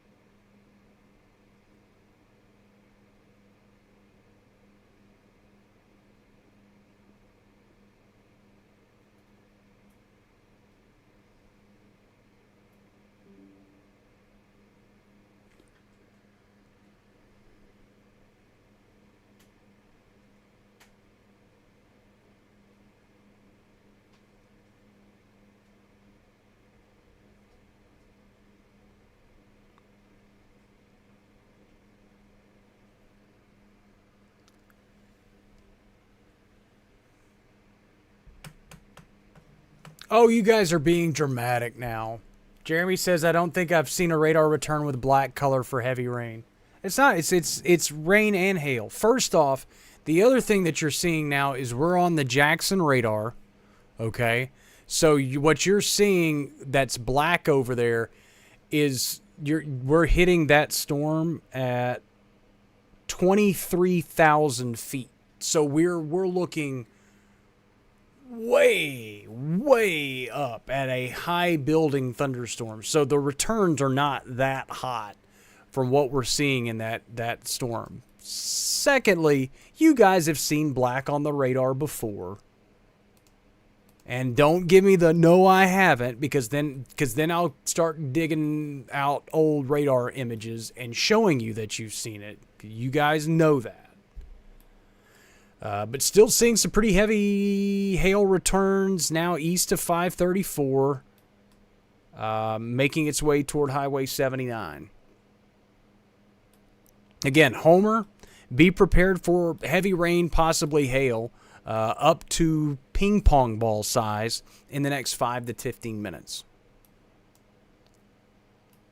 Meanwhile, still watching the storms as they make their way southeast across the Mississippi Delta. These are the ones that prompted all the coverage to begin anyway today. 3.5 hours ago. We joined you shortly after midnight as storms were making their way through Camden, and then El Dorado, and then Farmerville, and then Monroe, and so on and so forth. Now we're Winsboro, Wisner, Tallulah, Delhi, Waverly, and all the surrounding areas. Eventually the Mississippi Valley. 3.5 hours on a Sunday morning, and we've still got at least a little bit to go. But this is what we do. And again, we'll try to provide peace of mind, a community for folks to go get information without it being overdramatic, without it being inflated, without it being misconstrued. We don't do climate here. We don't do news. We don't do sports. We don't do politics. We don't do anything. It's just weather. That's all we do. So if you appreciate what we're doing here, don't thank me. Thank the local business partners and sponsors that make this happen. The weather is the easy part. As we watch these storms, 1.9 inches of rain. Doris, thank you so much. The weather's the easy part for me. I love talking about the weather. Staying up till 5 o'clock in the morning on a Sunday it's whatever. Weather happens whenever weather wants to happen. The hard part is making this a job and not a hobby, and maintaining a small, locally owned business. So the only thing that I ask for you folks is, when you appreciate what we're doing here, is to go find one of these sponsors or one of these business partners, and I'll even pop them up on the screen for a very brief period of time. They know at this time that it's not about them, but find one. Look up their Facebook page or their contact information, find their email address or something, and send them a quick, hey, thanks for supporting the Digital Weather Desk. Hey, I was up at 5 o'clock in the morning on a Sunday morning hanging out with Jared, and you guys make that possible. Those go a long, long way.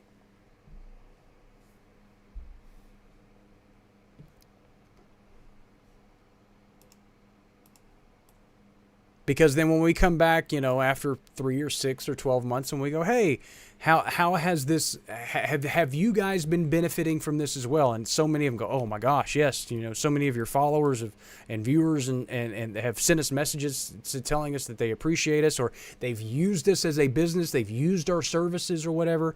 That's music to my ears. Maybe starting to see this storm gust out a little bit. Maybe seeing an outflow boundary from these storms in Claiborne Parish. That said, it is still packing a mean punch, making its way through.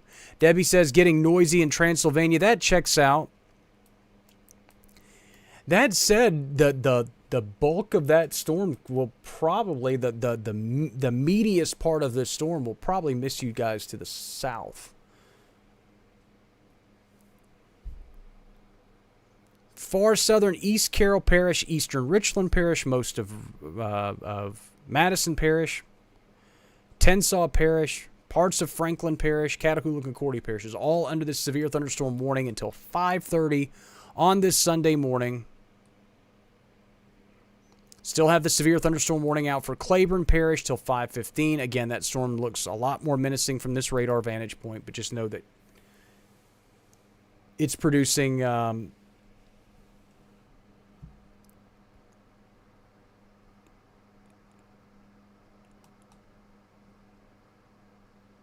up to tennis ball sized hail.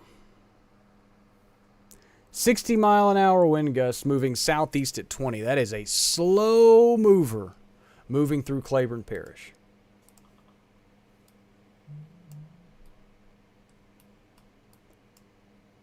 Oh, Jonathan, I'm just seeing your comment saying the same thing.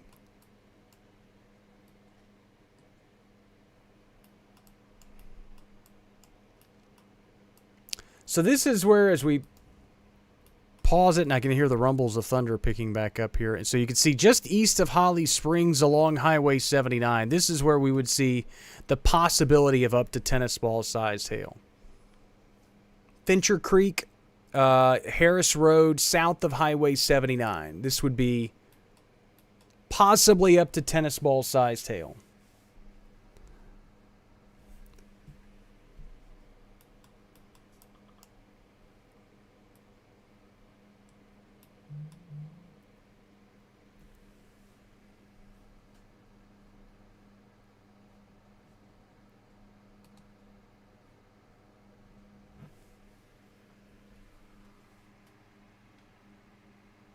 What?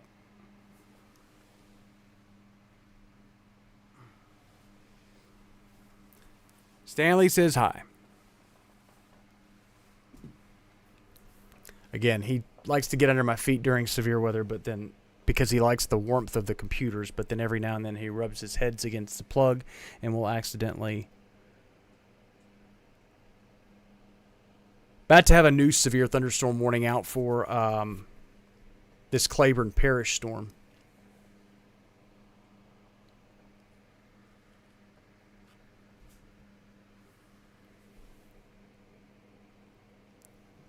Yeah, so asking downstream questions about this storm. So Lois asks, is Claiborne Parish storm going to affect Caldwell Parish? I will use the Lincoln Parish storm as an example, okay? This is why I don't like to say, hey, this storm is going to impact this area, blah, blah, blah, blah, blah. This is why. Watch this storm northwest of Ruston from earlier this morning. It's mean, it's bad, it's mean, it's bad. It's going to head toward Ruston. It's bringing hail. Poof, it's gone. Okay? That's why we don't try to get ahead of ourselves. I can only forecast as far ahead as I'm confident in forecasting. And I don't feel good trying to sit here and tell folks, that a storm that's 60 or 70 miles away could impact you. We just don't know.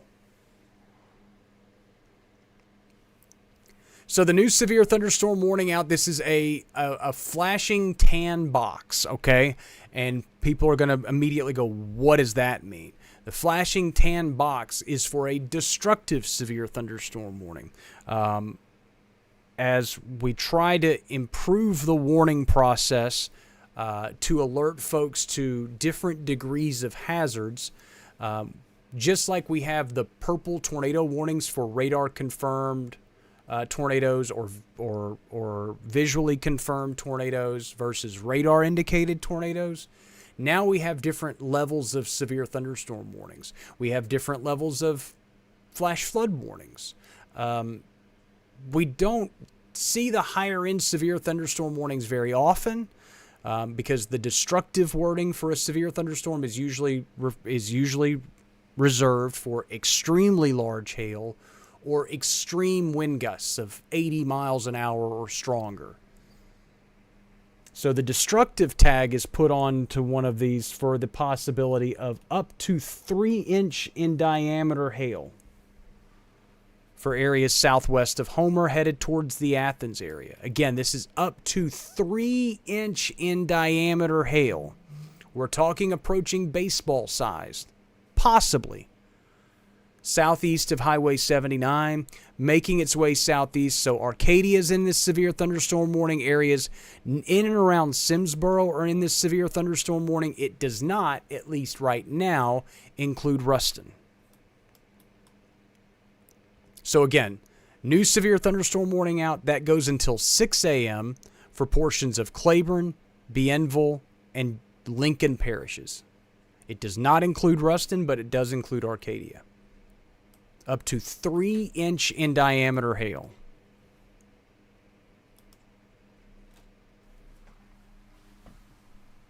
Okay, Stanley.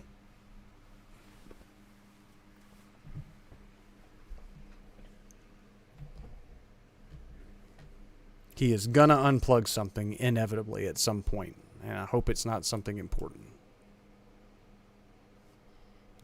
All right, so I'm gonna put the radar back into motion. You can see the two different severe thunderstorm warnings that are making their way through the ArkLaMiss. One until 5:30, one until 6. If you have a carport in Claiborne and Bienville and Lincoln parishes ahead of that severe thunderstorm warning, I highly suggest you use it. Katie asks, what's the projected path of that destructive storm? Southeast. Just follow the polygon, okay? So these polygons are always kind of drawn thin to begin and then wider as you get out farther away from the storm to kind of give yourself a little bit of a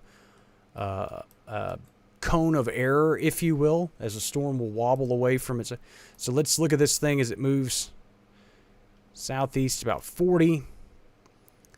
Again, Athens about 512, Arcadia at about 530.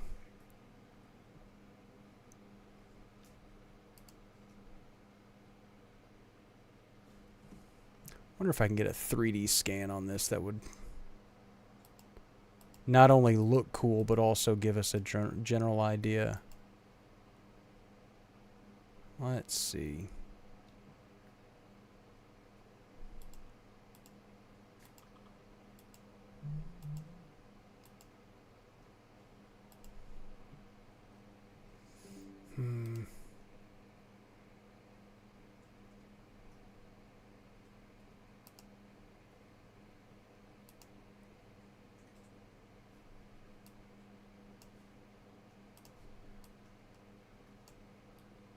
Now y'all are just seeing me just mess around with stuff just because I want to see.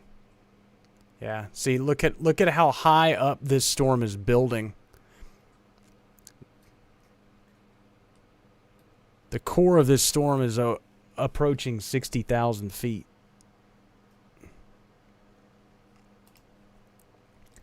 So if we were to clear out a lot of the lower... So now you can see some of the highest... So now you can see where this hail is being suspended in this storm. And I know you're thinking, Jared, why don't you do cool stuff like this more often? Well, because here in a few seconds, this storm's going to move, and I'm going to have to move this with it. But see, here's a look at the hail core of this storm that stretches now up to, 30,000 feet in the atmosphere. That's impressive.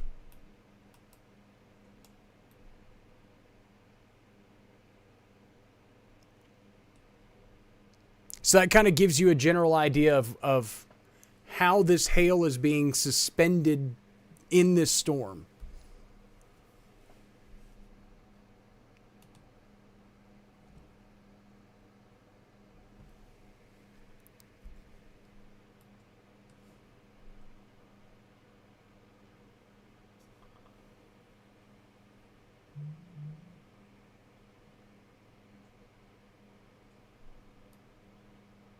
That's impressive, folks.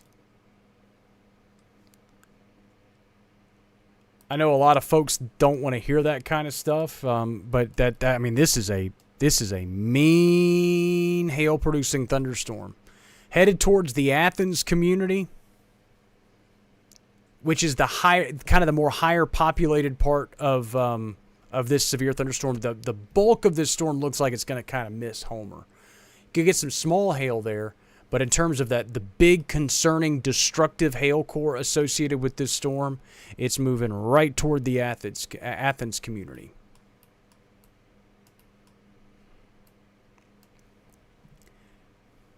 Still continuing to keep an eye on our cluster of storms as it makes its way toward the Mississippi River as well.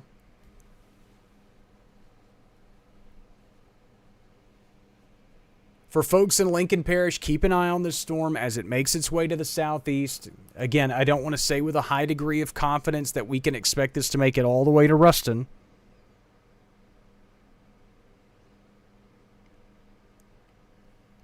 But it is a disruptive storm.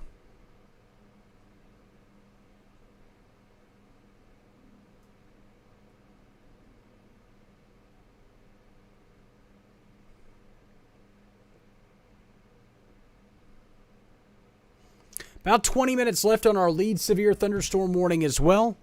I'm going to take a quick break. You're watching the Digital Weather Desk powered by Century Next Bank.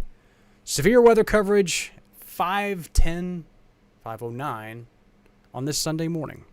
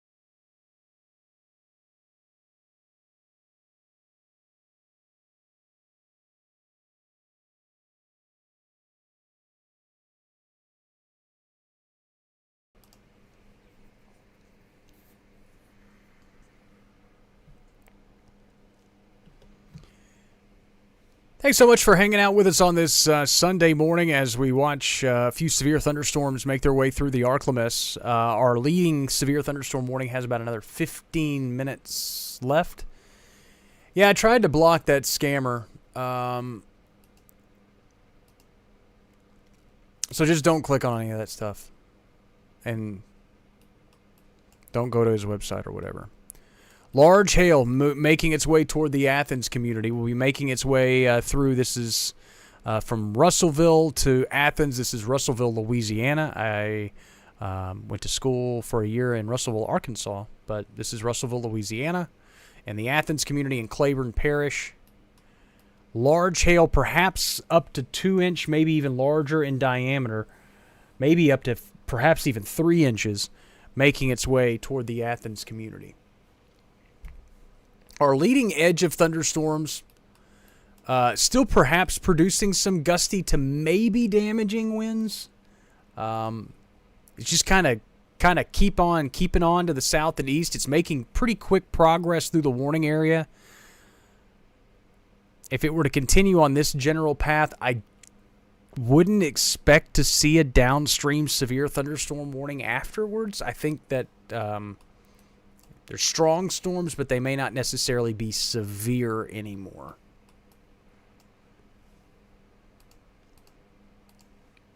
Whoops. Wrong radar.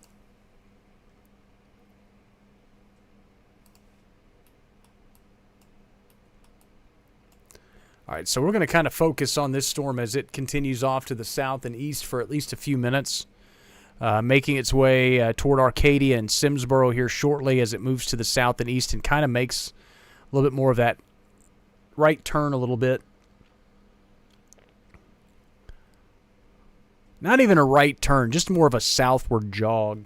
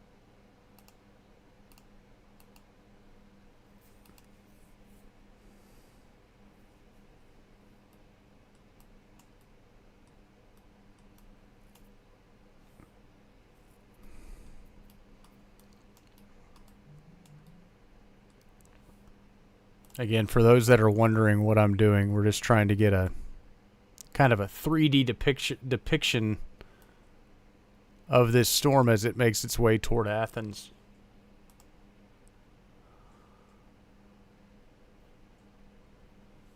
I'll clear out a lot of the other colors so we can see just what we want to see, which is really anything over about 60 dBz, which usually is kind of the beginnings of where we would expect hail to be forming. And you can see that while this is still producing hail, that core has started to perhaps shrink down just a tad. Let's see if we can catch a loop of it. So you see how tall it's built there, well past 30,000 feet. Now you can kind of see how that core is starting to shrink down and collapse. Yeah, the latest update with the warning was for golf ball sized hail.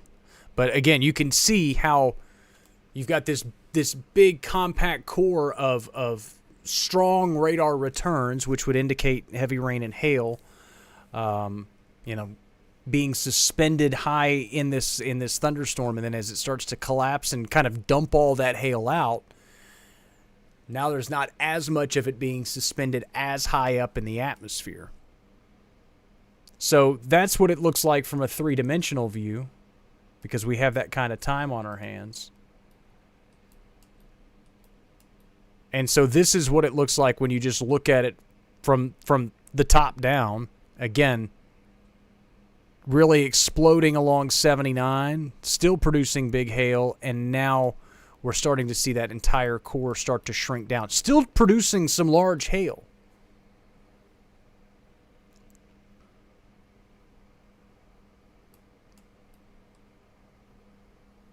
Karen, what is it? The higher the tops, the more strength the storm has? Typically, yes. The higher a storm can build in the atmosphere, the more water it takes advantage of, the bigger it can build. So, air gets colder as you move higher in altitude. So the more that the farther up in the atmosphere that you can suspend those hailstones, and they all collide around. They just keep getting bigger and bigger because they collide with more supercooled water higher in the atmosphere, and so that's where we get those big hailstones from. But thunderstorms, build. That's what we talk about. Surface-based storms. They start at ground level and they build, 50,000 feet up in the atmosphere. It's crazy stuff. 30 to 40,000 feet up in the atmosphere. It's crazy stuff. Jeremy asks, can you show temps here on 3-dimensional? No, because temperatures aren't a radar product. We're only able to do. We're only able to look at. Now we can do velocities, and a lot of folks love to look at 3-dimensional looks at velocities during tornadic thunderstorms. And before you ask why we don't do that, it's simply because I feel like 3D scans during tornadoes are more of a novelty. I don't feel like they benefit the public when time is of the essence, seconds matter, and we need to get information. I feel like let's take a 3-dimensional look at this tornado. I think that's a horrible waste of time. When we're watching a hail-producing storm and we know that that's the hazard, and we can dissect a storm 3-dimensionally and look at that kind of stuff. But also, to be honest with you, looking at a storm 3-dimensionally in terms of velocity, or even looking at a storm 3-dimensionally in reflectivity like we just did, a lot of instances, a lot of the layperson, a lot of the general public don't care. They just don't want to see those types of things. They just want to know, is it headed my way? When's it going to get there? And when's it going to leave? And so I like to inform and educate and talk about all the different cool things that our atmosphere can do. But there are a lot of folks that also, to be honest with you, they don't, like I said, they don't care. And that's understandable. They just want your information so you can go about your way. Go about your way.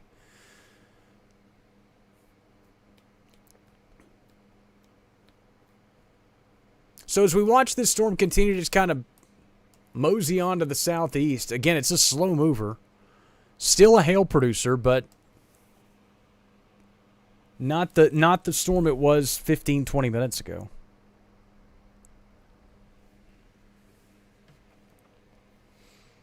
Also of note, just an update here for the cluster of storms that's making its way toward the Mississippi Delta. The National Weather Service in Jackson has issued a downstream special weather statement for these storms as they make their way through Adams County and Concordia and Catahoula parishes and Claiborne County and Madison Parish.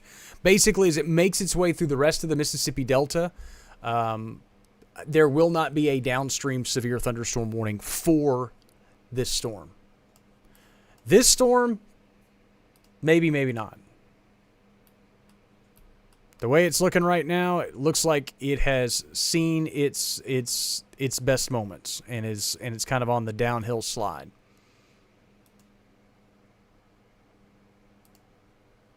But we'll watch it for a little bit longer nonetheless. Let's go to a 30-minute loop and let's slow this thing down a little bit.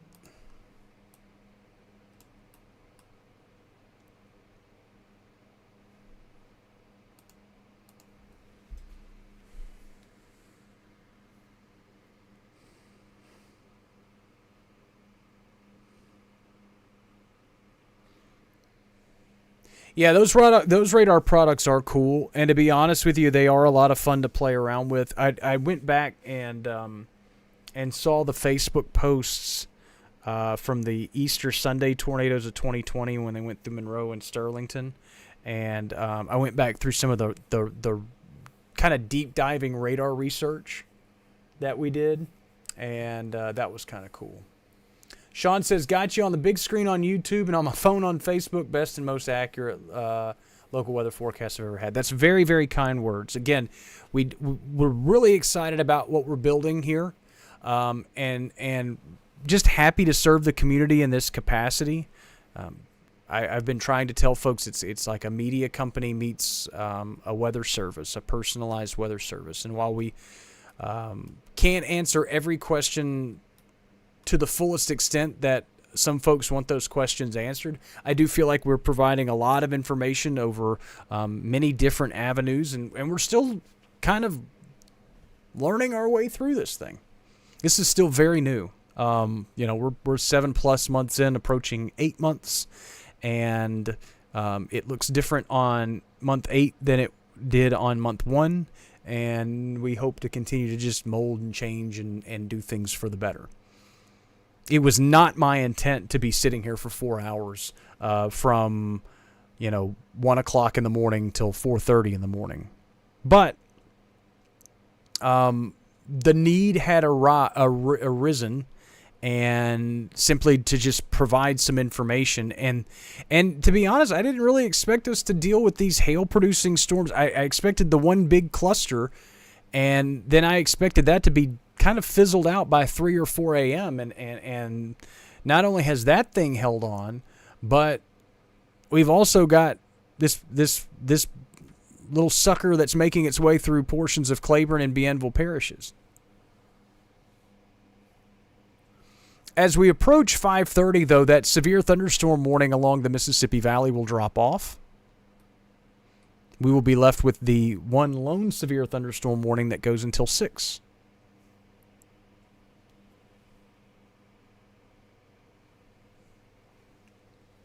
And then we should be able to start kind of trending down our coverage.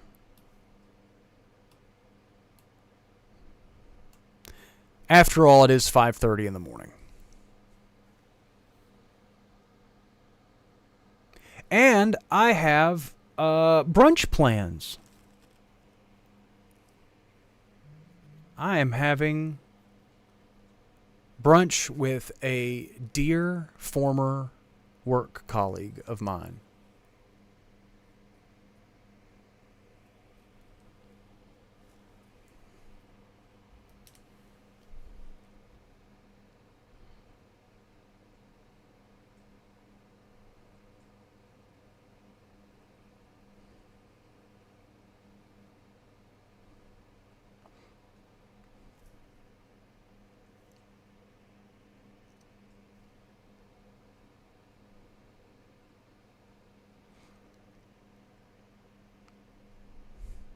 Core of that storm still trying to hang on in southern portions of Claiborne Parish as it moves off to the southeast. Again, a severe thunderstorm warning still in effect until 6.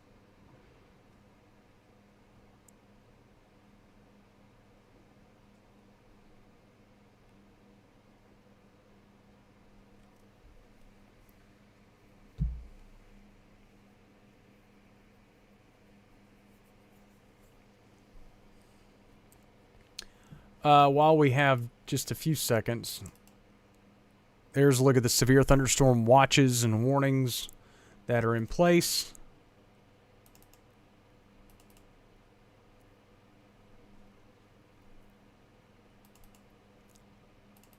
Just in case you guys absolutely wanted me to kill the vibe, that is the severe weather threat for tomorrow. Tomorrow as in Monday. Remember, we're in Sunday morning. We started Saturday night. Oh gosh, Jared, don't sneeze.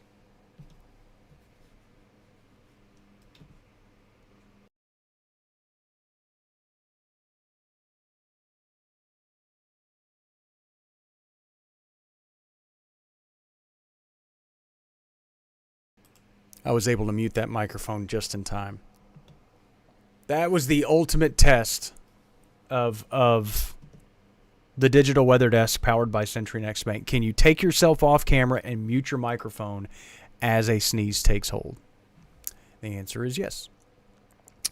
So there's the severe weather threat for Tuesday. Slight risk level 2 for the northern half, marginal risk level 1. I just wanted to show those to you because we had talked about it earlier. Now back to the task at hand, which is the severe thunderstorm warning making its way through southern portions of basically right along the Caldwell-Bienville Parish line. Jonathan asks, do you think Shreveport might extend the watch for a couple of hours for that lone storm? Probably not. I could ask my buddies over there at the National Weather Service, but let's just be surprised. No, genuinely, I don't really see the need for that. They could do the localized extension, because as we talked about local extensions earlier, when those storms were approaching the eastern extents of the coverage area, we were wondering if they needed to locally extend the watch to add more counties and parishes. Not only can they add more areas, they can also do a local time extension. So that watch is set to go at 6. They could go, well, we have enough of a threat, enough of a credible severe weather threat, that we're going to locally extend it for these parishes or counties for another hour or another. I think they can go to up to another 3 hours. Or maybe it's another hour. I don't know. They can only go so long before they have to just issue another watch.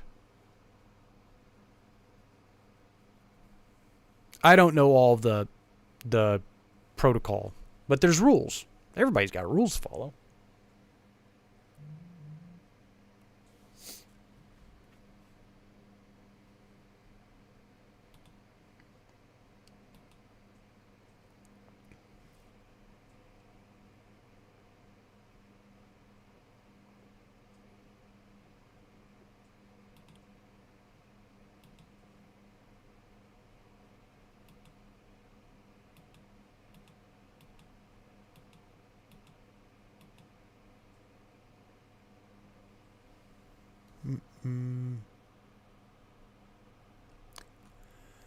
For those that are camping out on an early Sunday morning, first off, I think the donut shop's about to open, so that's cool.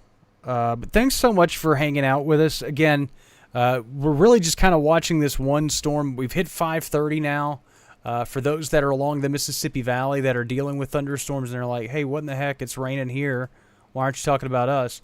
Well, come on, Jared. There's the complex of storms that's making its way right along the Mississippi River into portions of Jefferson and Claiborne counties, into Adams County, moving its way through Tensas and Catahoula and Concordia parishes, southern Madison Parish, southern Warren County, all continuing to move off to the south and east. This complex of storms should generally be out of our area probably in the next half hour or so, moving pretty quickly. So now our one lone severe thunderstorm warning is the one that's making its way through Claiborne and Bienville parishes. And I think this storm's probably also perhaps on its last leg. Warning now has been dropped down, or is maintained at ping pong ball sized.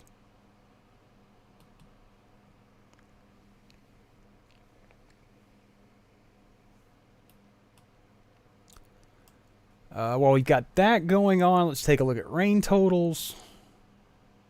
Any rain is good rain. Monroe at ULM, 8,200ths of an inch of rain. Eris just a shy of 1/3 of an inch of rain. Dubach, 8,800ths of an inch of rain. Actually, 8,900ths of an inch of rain. It rounds up. Homer, 8,200ths of an inch of rain. Sicily Island, 2/10. Alto, 4,600ths. Farmerville, just over 1.25 inches. Columbia, 4/10. Lake Providence, just shy of 1 inch. Mer Rouge, just over 1/4 of an inch. Delhi, just shy of 2/3 of an inch. And St. Joseph, 500ths of an inch of rain so far. Any rain's good rain, folks. Any rain is good rain.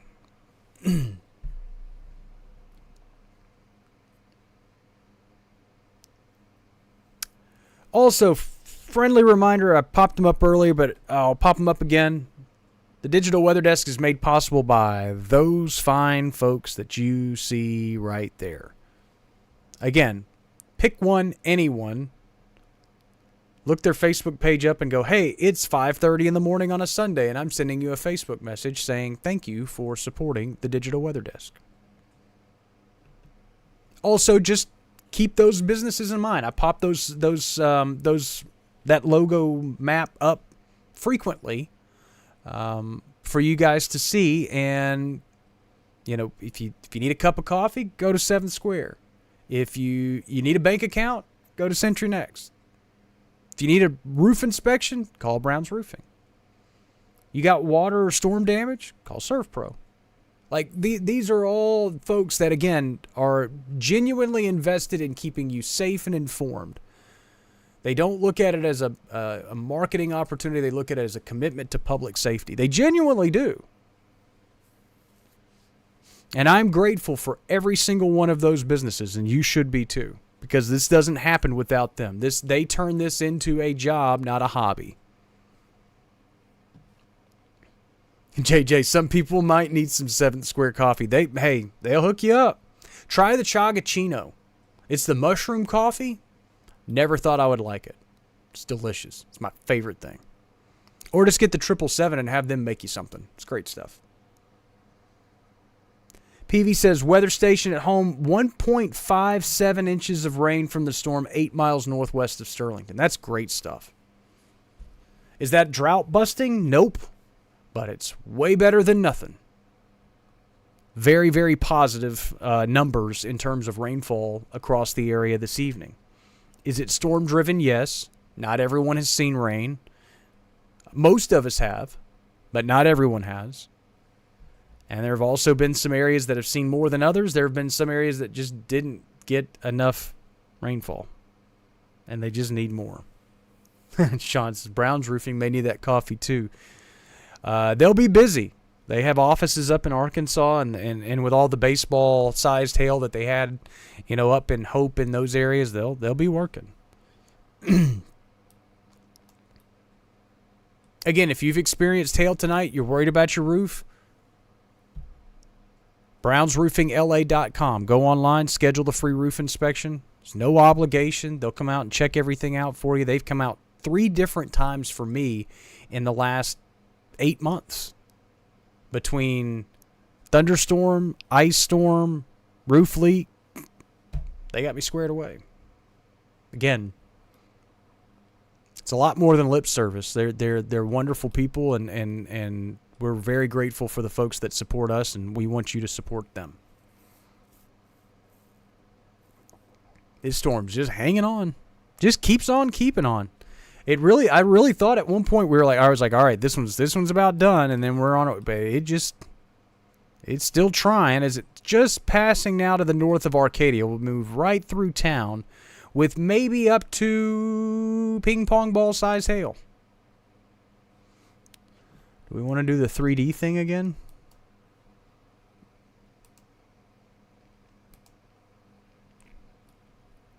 Why not?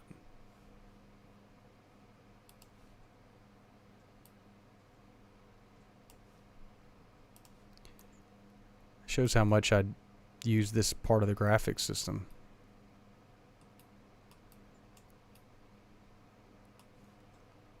All right.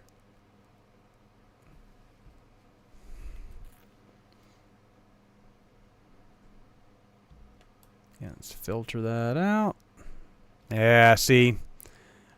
Went right back to the spot that we've been going to at 60 dBz, which is kind of a good starting point.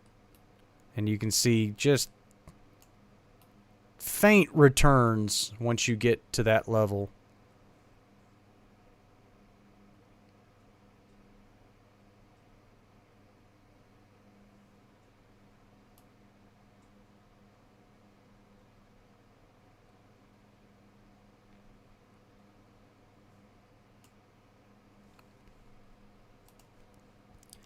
Okay, so we'll take that down.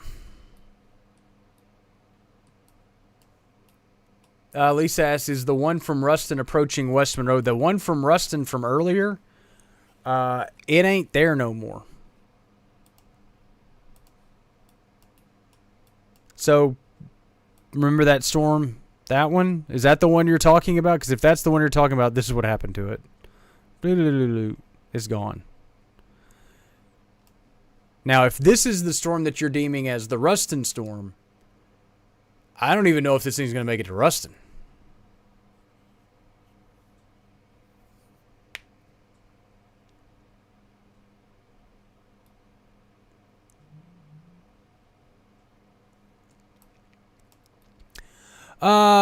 In terms of temperature overlays, I mean, I can do a temperature overlay, but it won't.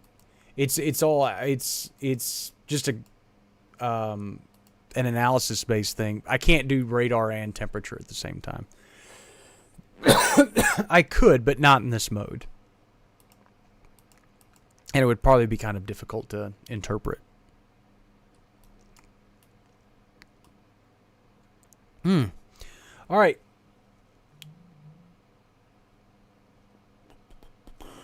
Are we about to get another severe thunderstorm warning? And I think we are. This thing's kind of organized back up again.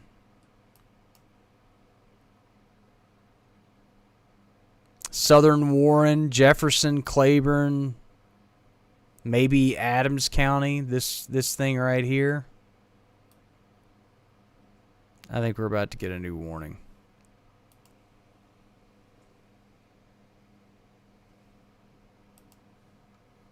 The plus side to it is it should be moving out of our coverage area shortly. Let's go back to our storm moving toward Arcadia.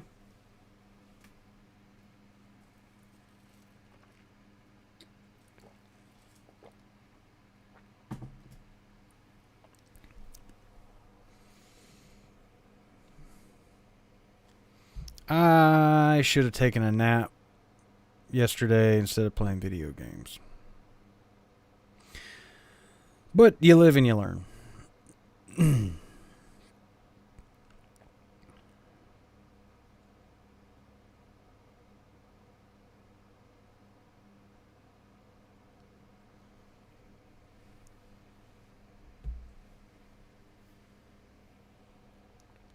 I wonder what percentage of the folks that are running this live stream, whether it be on their phone, whether they're casting it to their TV or what have you, I wonder what percentage of them that are still live right now fell asleep with it on. And just have their phone just sitting there, just out.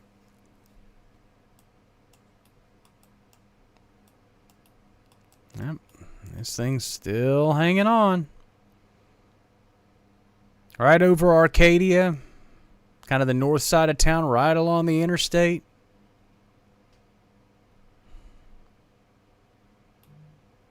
Still trying to drop some hail.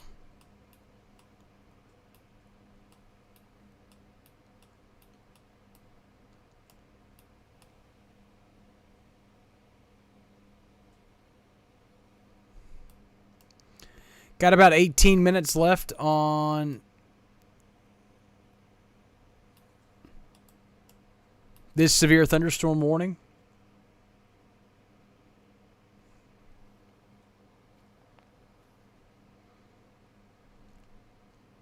Any way you slice it, we're on the downhill slide of all of this.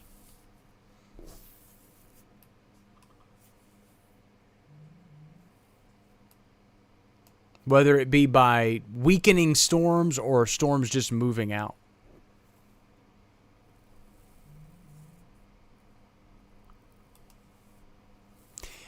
Yeah, so JJ, when you have that new warning out, so now you have the new orange warning inside the tan warning. We still haven't perfected the whole when a warning's downgraded from a destructive warning, it's not downgraded, but when the destructive tag is removed, our software system and just the overall weather industry in general hasn't really figured out the whole taking one warning down and replacing it with another, because technically the flashing one is no bueno anymore. It's the just the standalone orange box for, just like you said, quarter-sized hail. So it's kind of funky. We're doing our best in the weather industry.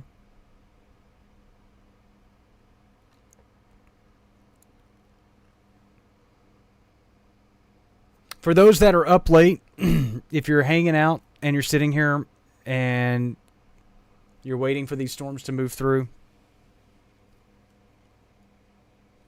and you're kind of bored, but there's our new severe thunderstorm warning. I knew it.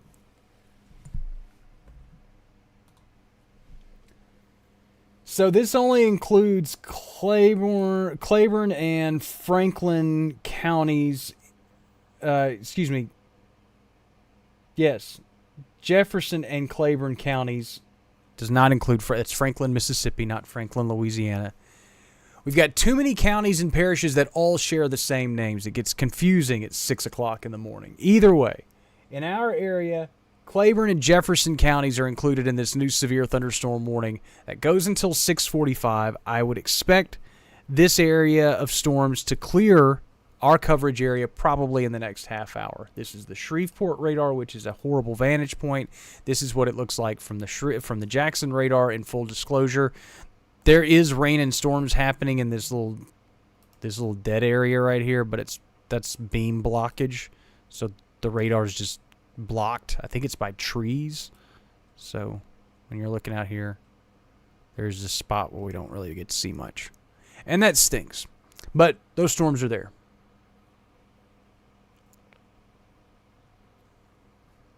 No, see, that's the thing, Jeremy. Is it's not about changing the color. It's about it's almost like, it's essentially like a coding. It's not even a computer code error, but it's a coding thing with how the EAS. It's just a thing. It's just a thing, and I don't know if we're ever gonna get it fixed, but it's a thing. It's a thing.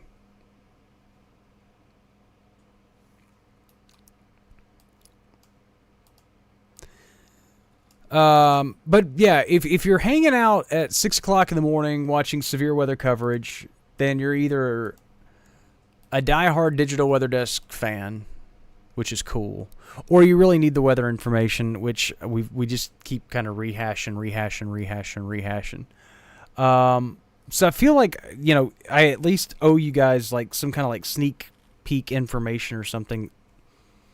There's not a whole lot of sneak peek stuff in what we have planned over the next 6 to 8 months.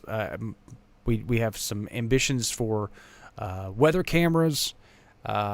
We have ambitions for, and a lot of this stuff's already, the wheels are in motion. But as I've said many times before, there's only so many hours in a day.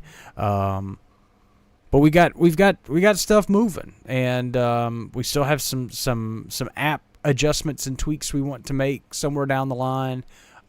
In terms of the overlay, the stream overlay that you see, and some of the information, some of the extracurricular information that you get around the outside of the frame, we're always trying to work on getting some new stuff there as well. So there's just a lot of plans in the works. And so we've got some moving and some shaking, but also a lot of the early quarter of this year and a lot of the first 8 months. We can almost kind of credit the that was my knuckles popping, by the way. We can kind of credit the drought, I guess, if there's one positive that I can find from it, and there's not many, because droughts stink. But the one plus side to it is it has given us an opportunity to kind of figure out what works with the digital weather desk, what doesn't, what needs to be better. For me, I never owned a business in my life, so managing stuff like expenses and taxes and all those, self-employment and all those, that's was way beyond me. So it did give us an opportunity to kind of figure all that stuff out. Now we feel like we're in a really good place. Now let's build, reinvest into the company, reinvest into the community, and let's really kind of we've crawled. Now let's walk. And once we walk, let's run. Metaphorically, hypothetically, I'm not running anywhere. Still hanging on to just at least some semblance of heavy rain and small hail possibilities between Arcadia and Simsboro, generally just south of the interstate, as we watch that one little tiny little lone little storm make its way through north central Louisiana. Back to the Mississippi Valley. We'll go ahead and loop this. Oh, goodness, excuse me. That's the cool thing about the digital weather desk. I never felt like I could yawn in my broadcast days.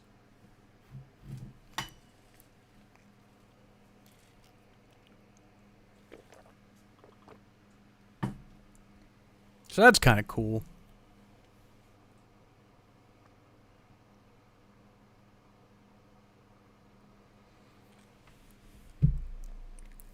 Hey, sun will be coming up soon.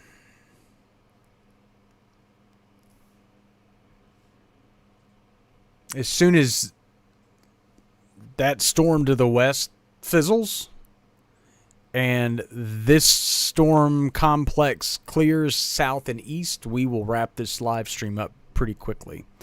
As I hear the rumbles of thunder here in Ouachita Parish again.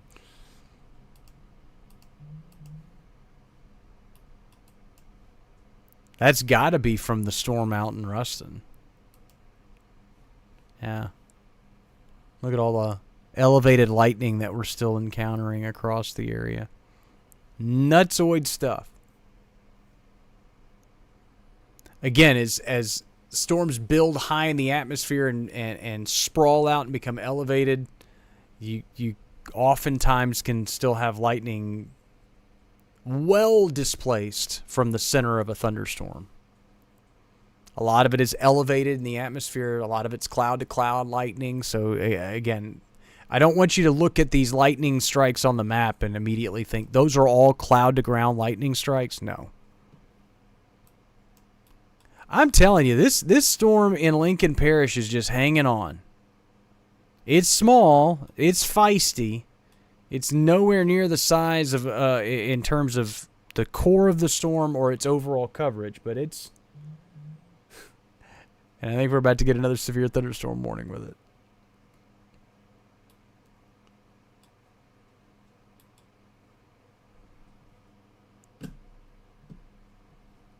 It just won't go away.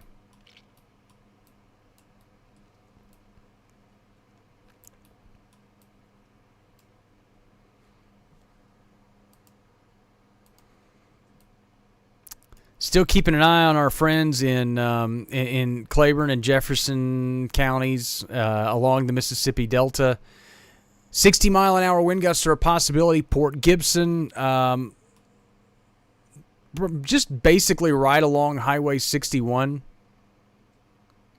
If you have a child at Alcorn State, you know, those areas are seeing some pretty heavy rain and thunderstorm activity as it continues to press off to the east, but should move into adjacent rural sections of those counties soon, and then eventually out of our coverage area pretty soon as well.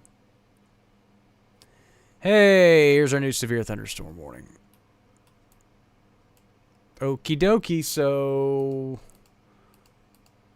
Come on, Jared. Click the right buttons. New severe thunderstorm warning out for Jackson and Lincoln and far northeastern Bienville Parish.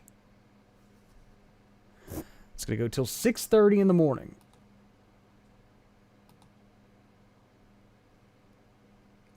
60-mile-an-hour winds, quarter-sized hail, severe thunderstorm near Grambling, moving southeast at 30.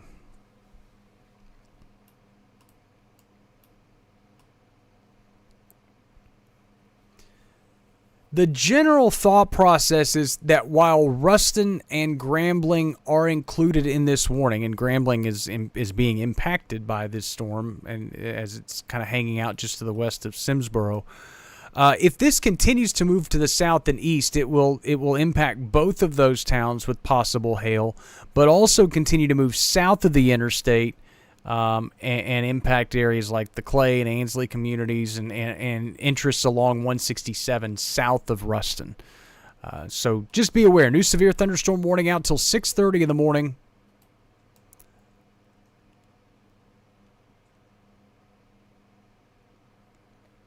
For north central Louisiana. Probably getting woke up again in Ruston. And folks in Ruston, if they did go to sleep, are just going, what now? And I say that jokingly, but also I do acknowledge that a lot of folks in Ruston, overnight storms are not your jam, just simply because of the history of overnight storms, the recent history of overnight storms in those areas. But these aren't hail producers. These aren't tornado producers. They are hail producers. And this one's still just persistently wandering off to the southeast and likely still producing some small to quarter-sized hail.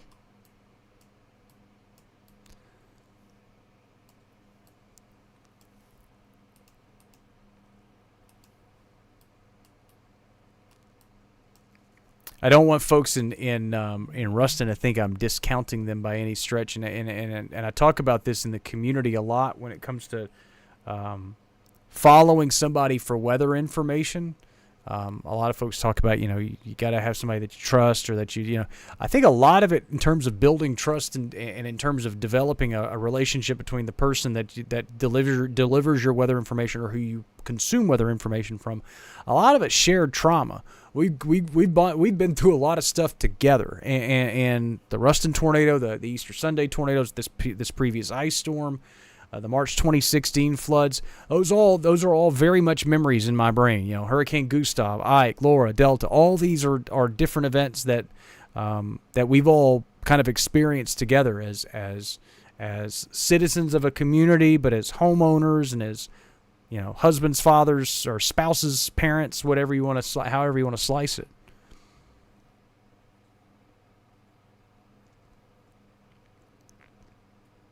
Yeah, well, and like I said, Saturday being the anniversary is one thing, but like I said, it's just overnight storms in general.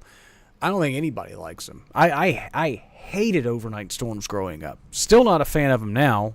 I don't really care because I'm going to be awake either way. But yeah, I mean, overnight. So like I said, there's also the psychological aspect of dealing with overnight thunderstorms, of hearing things that you can't see. And when you hear something clang around and you're like, what was that? Was that,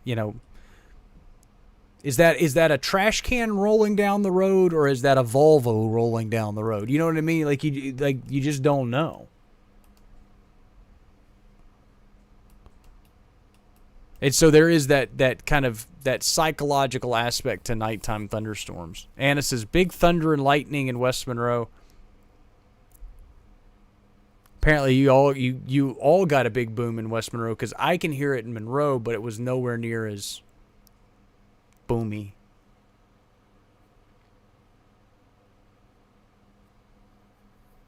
Caitlin says, we just got 5 trees cut down in our backyard because of all the weather we've had hit us in Shudrit since moving here in 2020. I slept like a baby when it rains now that they're gone. So we've done something very similar, Caitlin. We had 2, I think there were 4 Bradford pears on our property when we bought this house in 2020. One came down in just a general rainstorm. It just got rainy, and you know how Bradford pears get. And it got big, it got soggy, and just one day it got really wet and just came on down. No, go away, spammer. I'm telling a story. Then after that happened, we had 2 in the front yard. We had those cut down, and then we lost the last one in the ice storm. But pretty much any tree that we could have on our property, we've had such bad luck with the rent house that we had before we moved here, which was also on the same street. We had a tree from a neighbor's house fall into that yard. That was the week before the Ruston tornado. So we've just had horrible tree experiences. I had a tree with a house that I owned back in 2009. It lost a tree. Like I've had such horrible luck with trees as a homeowner that I'm just like, well, this does not have any trees.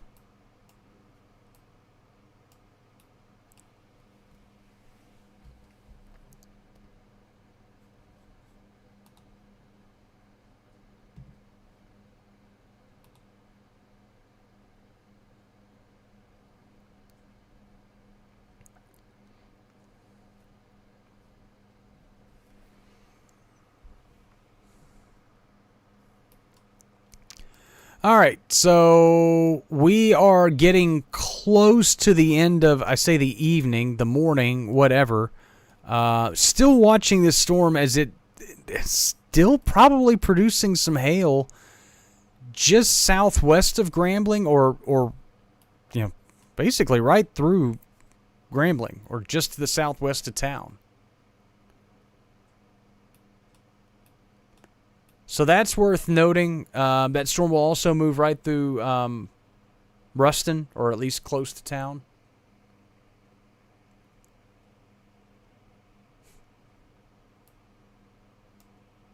Caitlin, I might be in debt right now because of the trees, but at least we're alive. Man,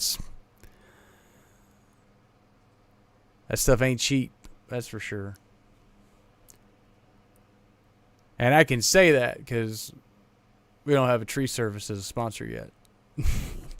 They are expensive. It's dangerous work too. But watching, that's one of my favorite pastimes though. We had one of our across the street neighbors had like a 5-day tree job. It was in a backyard. It was in a tight spot. Tree service was out there for the better part of a week bringing this tree down. And if they would have sold me tickets to where I could have just like sat out there with like a cooler of beer and sat there and watched, I would have sat there every day. It was cool just to watch them do all that stuff. But I would have bothered the heck out of them because I would have sat there and asked them questions the whole time. Hey, why are y'all cutting it like that? Why'd you tie that rope up there? Can I drive the cherry picker? I would have been bothering them the whole time.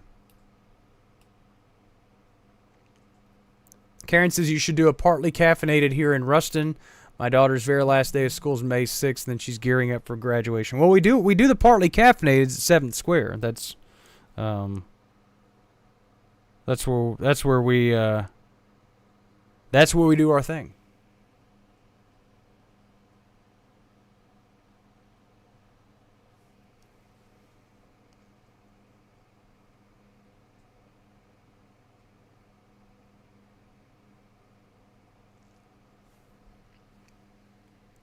Jeremy says, lived on Sharon Drive for 37 years, constantly worrying about 6 big pines until an arborist came by to check them and tell us that they would need to be hit by lightning or a tornado to actually fall on our house. Don't you love it when you find that stuff out? They're like, oh, you ain't got anything to worry about. And you're like, why am I worrying then? Still watching this storm, again, kind of goes up and down in terms of the core of this storm, but it continues to shrink in its overall coverage. Just a little Eeyore severe thunderstorm, maybe up to quarter-sized hail. I definitely think it's producing hail still. Whether it's producing quarter-sized hail, it's probably marginally severe hail. But it's on the right trend as it continues to wander off to the south and east. I say the right trend. It's not necessarily good news for folks, again, in Grambling and along Highway 167 from Ruston south of town. Again, it's a pretty isolated area, but they've already been smacked a couple of times by a few different severe thunderstorms today. That's the last thing they want to deal with. So let's bop back over to the Mississippi Delta.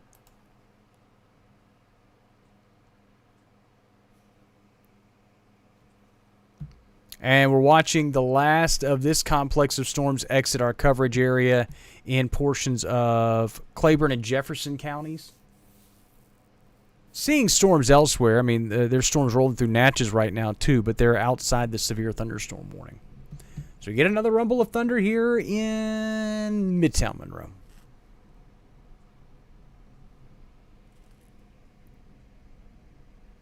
Well, I'm glad I decided to take those contacts out, because they would be like sandpaper if I had left them in.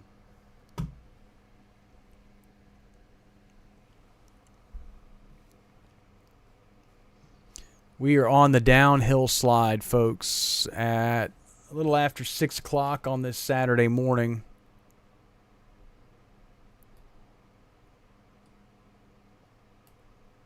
You know what I can do? You guys are going to just have to deal with me posting a radar update to all of our social media while still doing a live stream. Yes, so this is obnoxious, and you're kind of seeing how the sausage is made in terms of how we do some of these. But that's all you're going to see, because now it's all done on a computer screen that elsewhere. But I do need to send this out to Facebook, Instagram, TikTok, just for folks that aren't watching. Good night, Sean. Have a great rest of the night. Well, good morning, Sean. Whatever. Get some sleep. Let's do. But just for folks that aren't watching the live stream and want a radar update, it would probably be beneficial for us to write one out. So 5 a.m. Sunday. You're going to... Yes, I do talk to myself while I'm typing them out, especially while I'm in the middle of a live stream. Few isolated severe thunderstorms continue across the arc. All right, I gotta stop.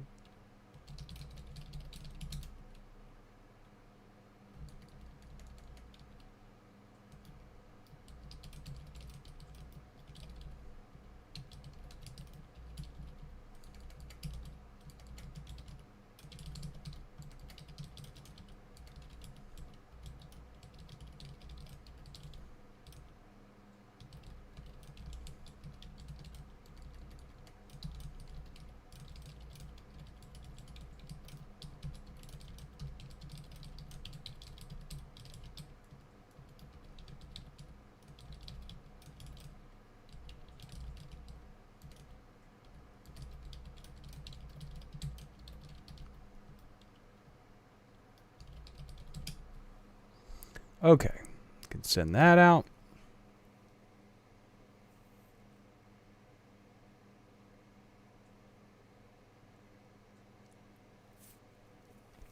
Yeah, the proximity alerts are cool, Jeremy, on the app. And for those that don't know what I'm talking about, proximity alerts are like the lightning approaching your location, rain approaching your location, dangerous storm approaching your location. And by the way, if you ever want to customize those, again, then you can pull up your app, and then you go to the top right corner and hit your locations, and then you basically just click on any of your locations and hit edit.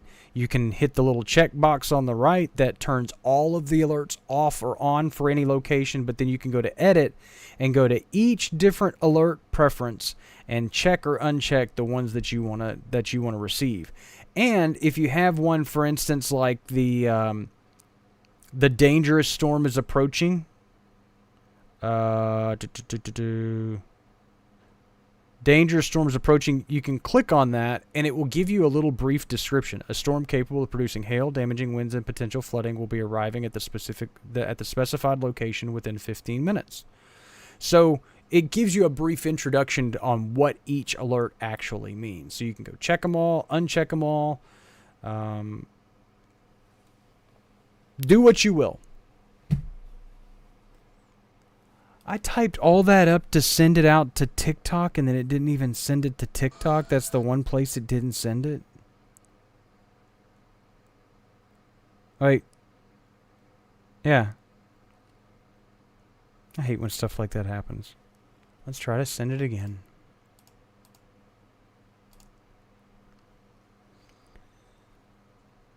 Anyway, lots of folks saying that everything's starting to calm down. You can see the storm as it's making its way along Highway 167.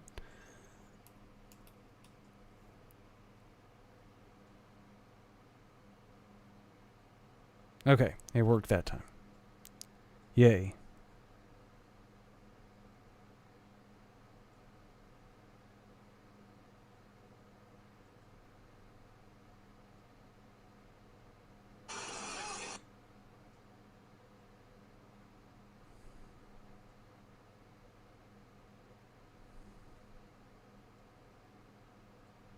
Okay.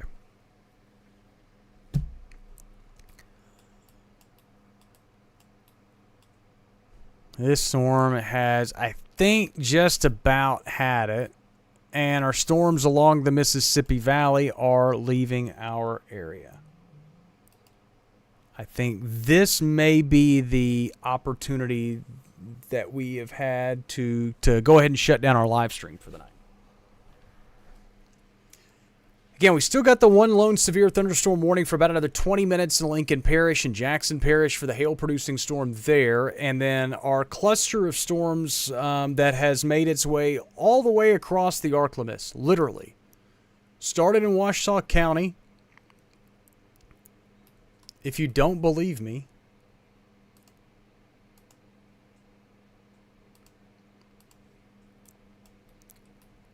here's what we've done for the last 6 hours. It has been apparently our Mosaic radar went out for a little while. Right, those are all the warnings we've dealt with over the last 6 hours. And as Karen says, it's been a humdinger of a night. It's actually been a humdinger of a morning. But we appreciate you guys hanging out with us as we watch these storms make their way through the ArkLaMiss.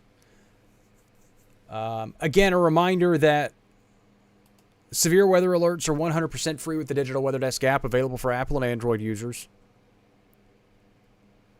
Your nearly 5 hours of severe weather coverage tonight made possible by the local businesses that you see there on your screen. I've said it before. I'll say it again. We will say it every time after severe weather coverage. This stuff does not happen without the local businesses that you see there on your screen. So I please urge your caution, or not caution you, I urge you, I don't caution you, I urge you, it's been a very long night. I urge you to send a Facebook message, send some way, some thank you of some sort to one of those local businesses and just say, hey, thank you for what you're doing. We appreciate the Digital Weather Desk, and we appreciate your financial support of it. They pay our bills. They make this a job, not a hobby. And they give us the opportunity to make this happen. Like I said, the weather's the easy part, but, you know, financially creating a local business and financially supporting it, that's another. And so we appreciate all of them for what they do. Forecast is always available at digitalweatherdesk.com and on the Digital Weather Desk app, available for Apple and Android users. I will provide some semblance of a severe weather update as we go into the early parts of next week tomorrow. I would not expect it early in the day. I have a brunch appointment with my good friend, Heather. I'll post pictures, hopefully, after the fact. If she allows me to take pictures. I haven't seen Heather in a long time. I don't know if I've seen her since my wedding. I don't know. I look forward to seeing her. As long as I don't sleep through the appointment. Because we're supposed to meet for brunch tomorrow. And then the family will be back tomorrow midday-ish. Early afternoonish, and so we'll get the pipsqueak back home and get the wife back home after their time out as well. So we'll get back to normal and get ready for an early week of more weather watching that could include more storms on Monday and Tuesday, especially on Tuesday. Like I said, we'll talk more about that once everybody gets some sleep. Still got some storms rattling through the area, but most of those should wrap up here in the next hour or so. The last of the organized activity already wrapping up and exiting the ArkLaMiss, and then our one lone storm out over Lincoln Parish also kind of on its last legs, shrinking in coverage as it wanders off to the south and east. You can see it there. Thanks so much for stopping by the Digital Weather Desk, powered by Century Next Bank. Thanks for spending a good bit of your Sunday morning with us. Get some sleep. We'll see you a little bit later today as we highlight the forecast for the rest of this week.